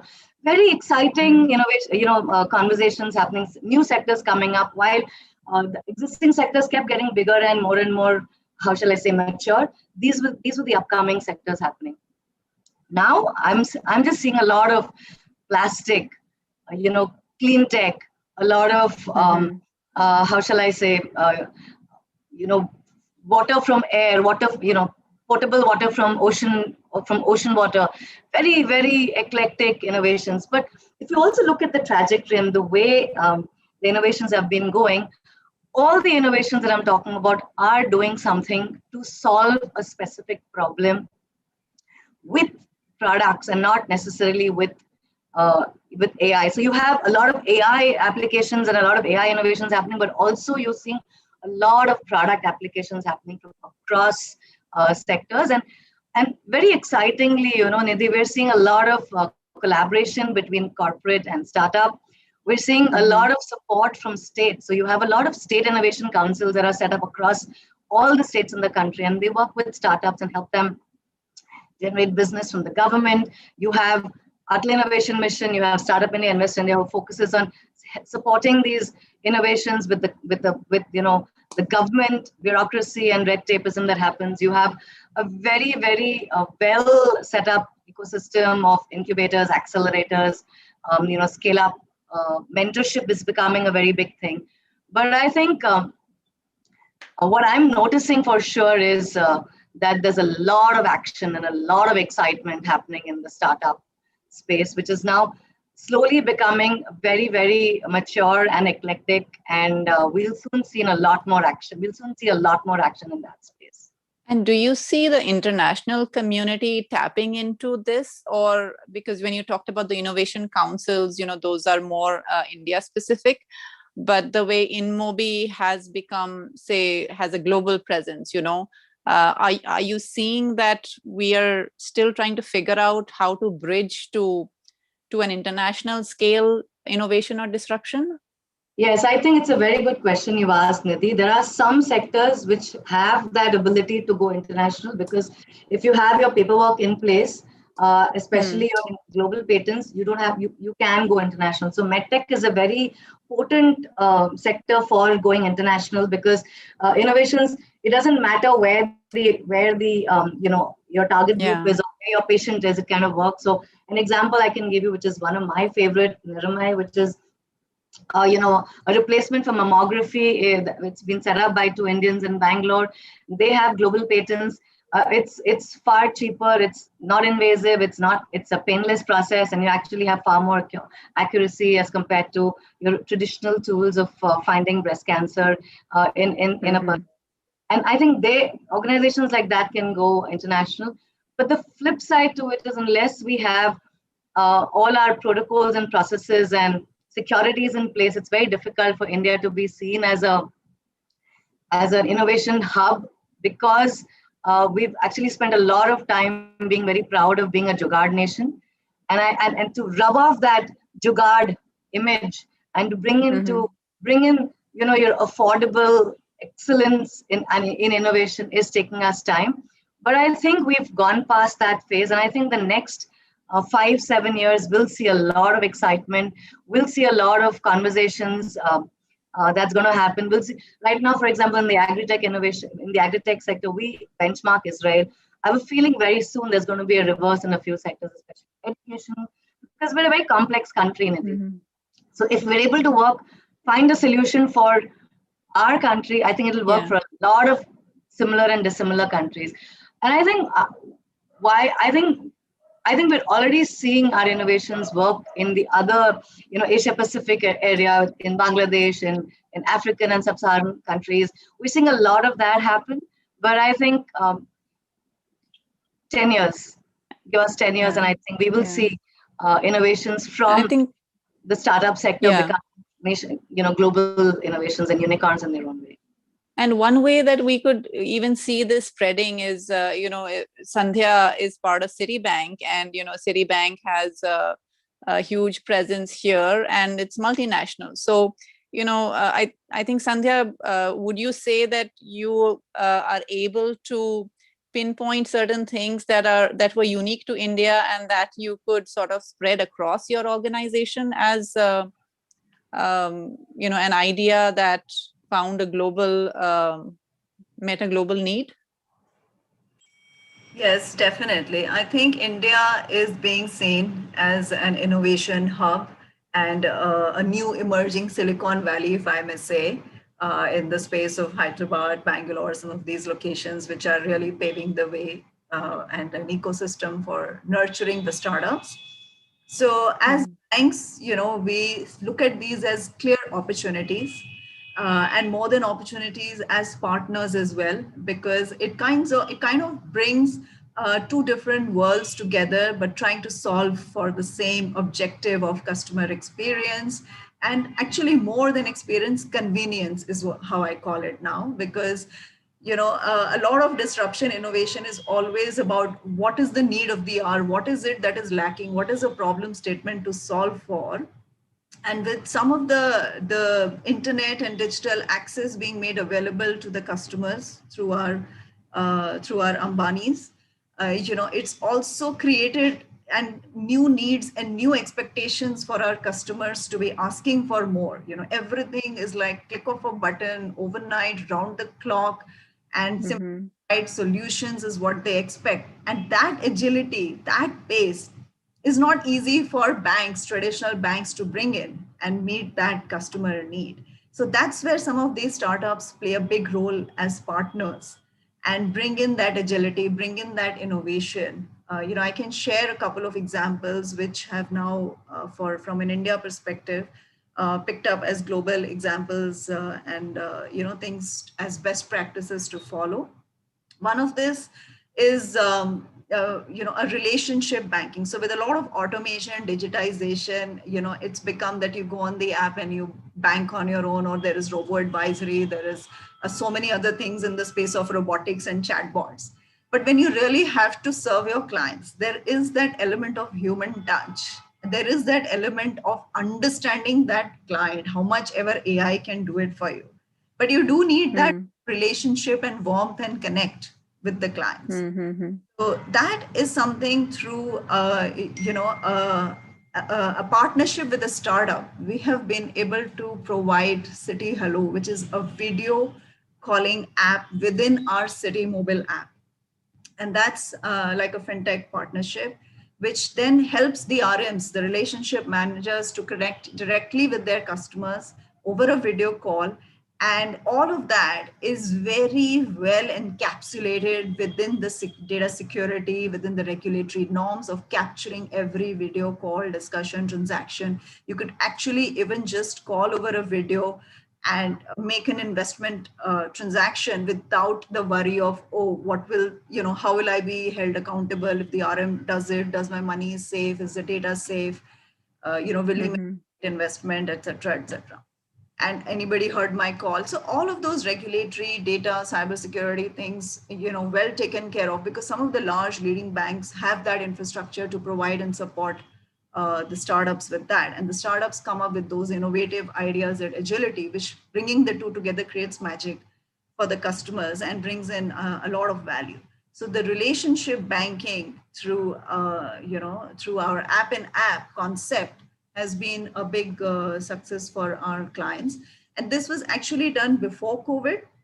And with COVID coming in, we could clearly see that, people, you didn't need to walk into a branch. You could provide a branch banking to anybody, anywhere. And people were traveling remote, getting back into remote areas with their families, villages, etc. But they were served with the banking service wherever they went.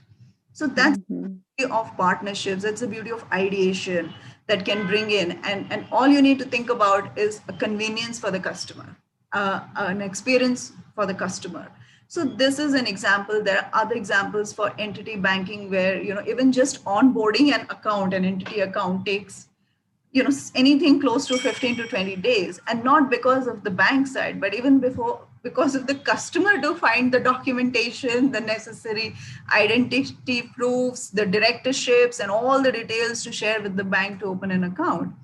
And here is something which, with the partnership of startups, which have also brought in a new concept of open banking, because in a very secured way, if a bank is able to share data with a third party or vice versa, you do it through open APIs, that helps you create, leverage on the data that we talked about. Some of you mentioned, my colleagues mentioned about data being oil. Definitely, that is an area to leverage. So with an open banking and an API connection with the third party and a startup, we were able to use the open sources of that startup. For example, the startup has had an API with the MCA, which is the company's board, a setup with the bureaus, an API with such other industry open source where the data is available. So if any entity wanting to open a bank account with us, we would just call into those APIs with the startup, the partner that we've engaged with, and that partner would give us all the data, all the information, all the documents for the client, which are already available in certain registered offices. And therefore, opening an account for the client. So the documents that the client needs to fetch and search and take the time to submit, we have access to that in less than 24 hours. And that eased the account opening process for the customer. Their part of the job got taken up in such a convenient way for them. And these are certain examples which are being picked up. So you pretty much everything can be virtual, branchless, and our customers will get used to that as well. But the one sector which I don't know if people can consume virtual champagne or virtual scotch and vodka. And Aisha, I don't know if you're working on a disruption where, a distant, seeing a drink poured out in one place will give someone the satisfaction at the other end. But want to check in with you to see, how are you dealing with this? Many people would think that your sector is right and, questions and threats. So Yeah. What do you react to? Thanks, Nidhi. Thank you so much. But like a lot of other sectors which has been affected by COVID with a lot of unprecedented changes, so has the food and beverage sector also been. Why? Particularly because the food and beverage industry actually focuses on ground and in-person experiences, and hence it has been impacted to a certain level. So, like exactly the way you mentioned, you cannot give virtual satisfaction to somebody just showing at the other end that you are drinking a bottle of whiskey. Similarly, just the same way, there have been challenges, and now more than ever, it is important, therefore, for us to listen to consumers, anticipate their needs, and remain agile in meeting with them through disruptive innovation. So, what are the rapid changes in consumer preferences that we have actually seen within the food and beverage domain? First is, like everybody mentioned on this call, is essentially digital, and we know that digital has become the mainstay of all consumer activities. And online data consumption has increased manifold during this period. Virtual experiences have actually, consumers have actually literally shifted. And like you started the entire conversation saying, the way Netflix has come out today, I mean, because of these virtual experiences, people have started sharing recipe videos on Instagram, masterclasses online. And look at us today, sitting here and actually having this fantastic, this session virtually, because it's at the end of the day a virtual experience. E-learnings have suddenly seen a spurt, and more than anything else, one thing that has definitely impacted our industry was essentially the inflection in e-commerce, driven by consumers actually desiring for safety, speed, and convenience. That is not only in India, but actually true globally also. The other thing which has impacted the food and beverage industry is bringing the outside to inside the home. So in order to save more and stay safe, consumers have brought consumption at home. They've increased their in-home consumption, leading to rise in, say, ready-to-eat, ready-to-cook offerings. And there has been a surge in at-home consumption in terms of celebrations, entertainment. There are virtual parties, there are games, there are drinking, etc., all happening virtually today. And the other thing which I have noticed and which is impacting this industry essentially is that there are consumers who are actually gravitating towards more trusted brands, if I can call it that way. Given the unprecedented scenario, people are inclined towards purchasing from well-established and trusted brands than just picking up anything that they find online. And therefore, how have we as a company been able to leverage on these changing consumer trends? So what Bacardi has been doing is, there are a couple of things that we've kept in mind, therefore, is keeping consumers at heart in everything that we do right now. Secondly, and I feel which is most important, is remaining authentic and transparent with our consumers. We know we can't get the exact same experience that we can give you, say, on an on-trade or an on-premise or a pub or a restaurant. But let's be authentic with the consumers. Let's be transparent with the consumers. And that is what they are essentially looking at. But, and something that Sandhya also mentioned, the importance of agility in a scenario like this. And that is where I think Bacardi actually lived up to or went beyond in terms of a company. We remained very, very agile during this very challenging COVID-19 times, keeping the consumer at heart at everything we were doing and taking many of our platforms and campaigns digital to meet consumer needs during this lockdown. There were bartenders who were actually not doing anything, sitting at home because the restaurants were shut. We aimed at engaging the bartenders, helping them learn, new skills, new techniques, polish their own talent further, and so that the community comes back even stronger than before when everything else opens up. So there were a lot of programs that we designed around that. Now, as art is a form of hope, joy, and any kind of manifestation, one of our brands, Bombay Sapphire, which talks about stirring creativity in terms of their campaign, what we did was we actually did a lot of campaigns online where we built it in terms of bringing artists from various fields to come around and showcase their creative talent, again, all virtually. But the artists were something as a community that we supported. Not only that, what we also did, and this has been our biggest win in this scenario, it has been converting an on-ground festival, something as large as the Bacardi NH7 Weekender, to actually bring it online and nearly reach almost 6 million consumers and allow them to basically meet a lot of artists, a lot of singers, a lot of dancers, a lot of activities, a lot of musicians. They couldn't have done otherwise because all on ground right now is shut. It was actually a beneficial thing for both consumers as well as for artists, because they also need to be validated. They also need a platform to perform given this entire virtual scenario.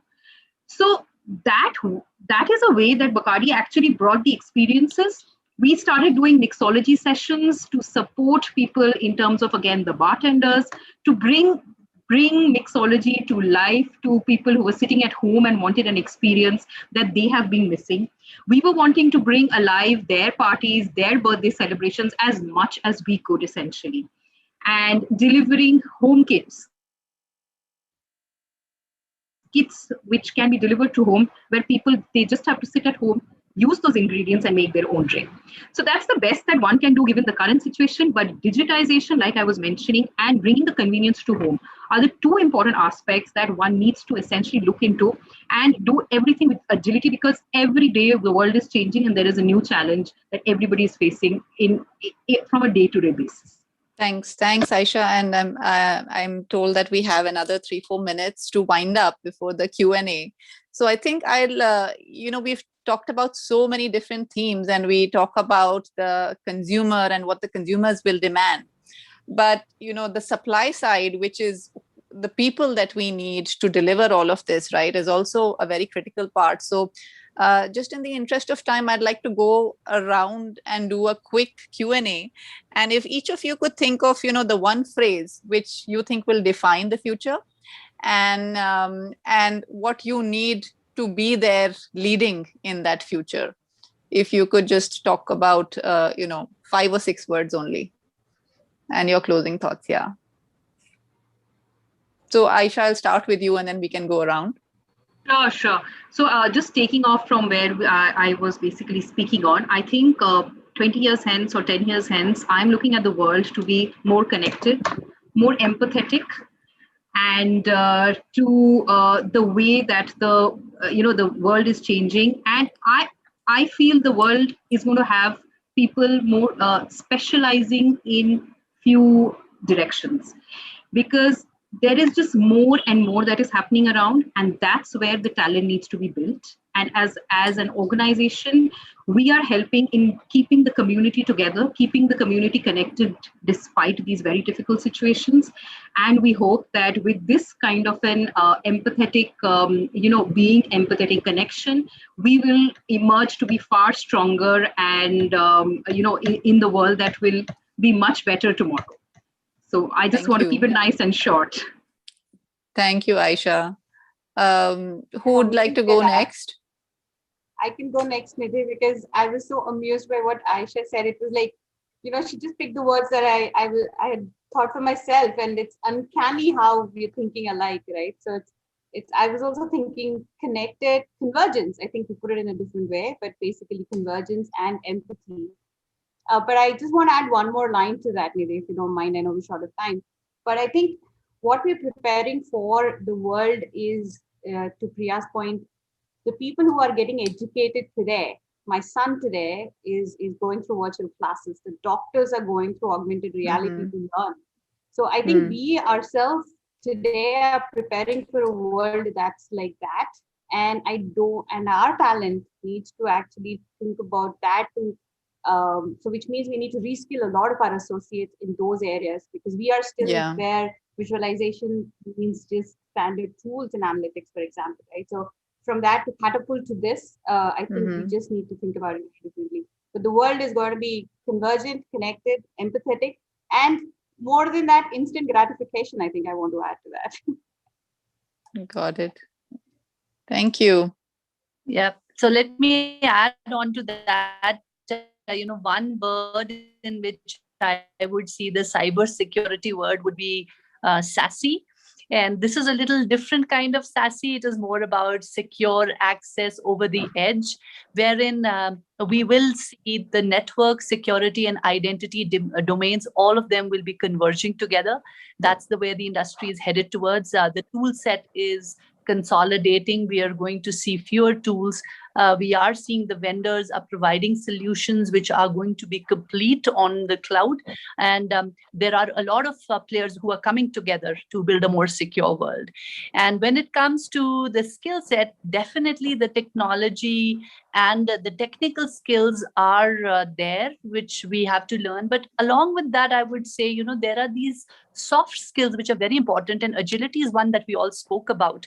The other one I would say is active learning, because there will be so much of change which is going to happen in the next 10 to 15 years, that you have to keep adapting and learning, and there is plethora of data to be even able to make sense out of that and say no and validate is going to be a key skill in itself. So I think these softer skills, along with the main thing of giving back to society, which we are seeing in the pandemic world, even students from universities and engineering colleges who are coming together, building apps to give back to society. I think that for sure, as a human, we will continue to do that. Thank you. And I'd like to just add one more thing. In fact, I'm completely in agreement with what everybody said, because that's pretty much what I was thinking. But I also feel the next 10 years, 20 years from now, probably we'll all be Avengers. But the next 10 years, I think we'll see a lot of lines blurring between corporate, social, startup, SME. I think they're all going to be one. I think they're all going to be one focus, which is focusing on solving challenges. And I think that's going to be really seamlessly done, and technology will play a very important role in the whole game. But I feel that there's going to be a lot of synergies, and there's going to be a lot of mergings that's going to happen between philosophies. And the way the youth is today, I think they're going to kind of force us to do things in that particular direction. True, very true.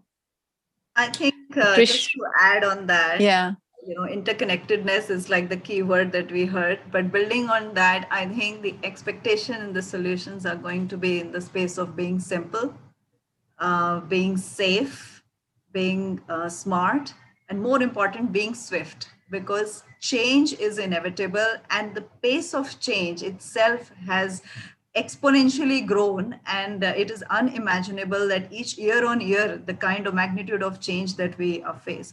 So the skill set of people will have to be extremely collaborative. Collaboration as a skill set, something we have to see how we kind of bring that and force that in, because naturally people are extremely competitive vis-a-vis being collaborative. So how we bring that to, have that sense of appreciation and working together. And definitely, I also believe, in addition to what my colleague said, the socio-economic combination of that behavioral aspect will be very important, because everybody Thank you. Yeah. is getting into that space as well. Krishma, just the last words from you. Sure. I think in addition to what's been said, privacy and regulations is going to be a key thing. It's growing because of all what is happening in the interconnectedness kind of area, right? You need a bit of law and order. And we have seen that.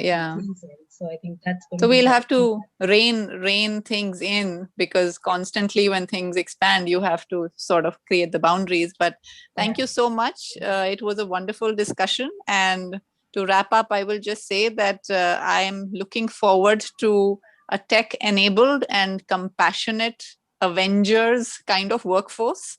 And if we have all of that, we should be safe, because compassion is key, and technology is going to be, table stakes for everyone. And so long as we are avenging the ills of society, we should be safe. But but yes, disruption there will be, and I hope we're all prepared for it. Thank you, everyone. Great talking to all of you. Thank you very much. Thank you. Thank you. Thank you so much, Nidhi, Priya, Anshuma, Aisha, Sandhya, Karishma, and Subhadra. It was indeed super insightful. Thank you. Thank you. Bye. Bye. Thank you.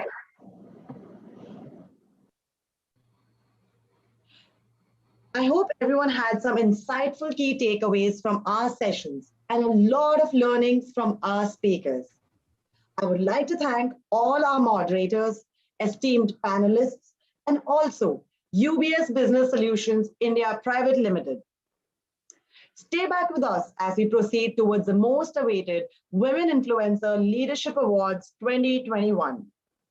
The awards have been created to honor the most outstanding achievements and contributions women have given to the industry and provide them with a platform to showcase their potential innovations.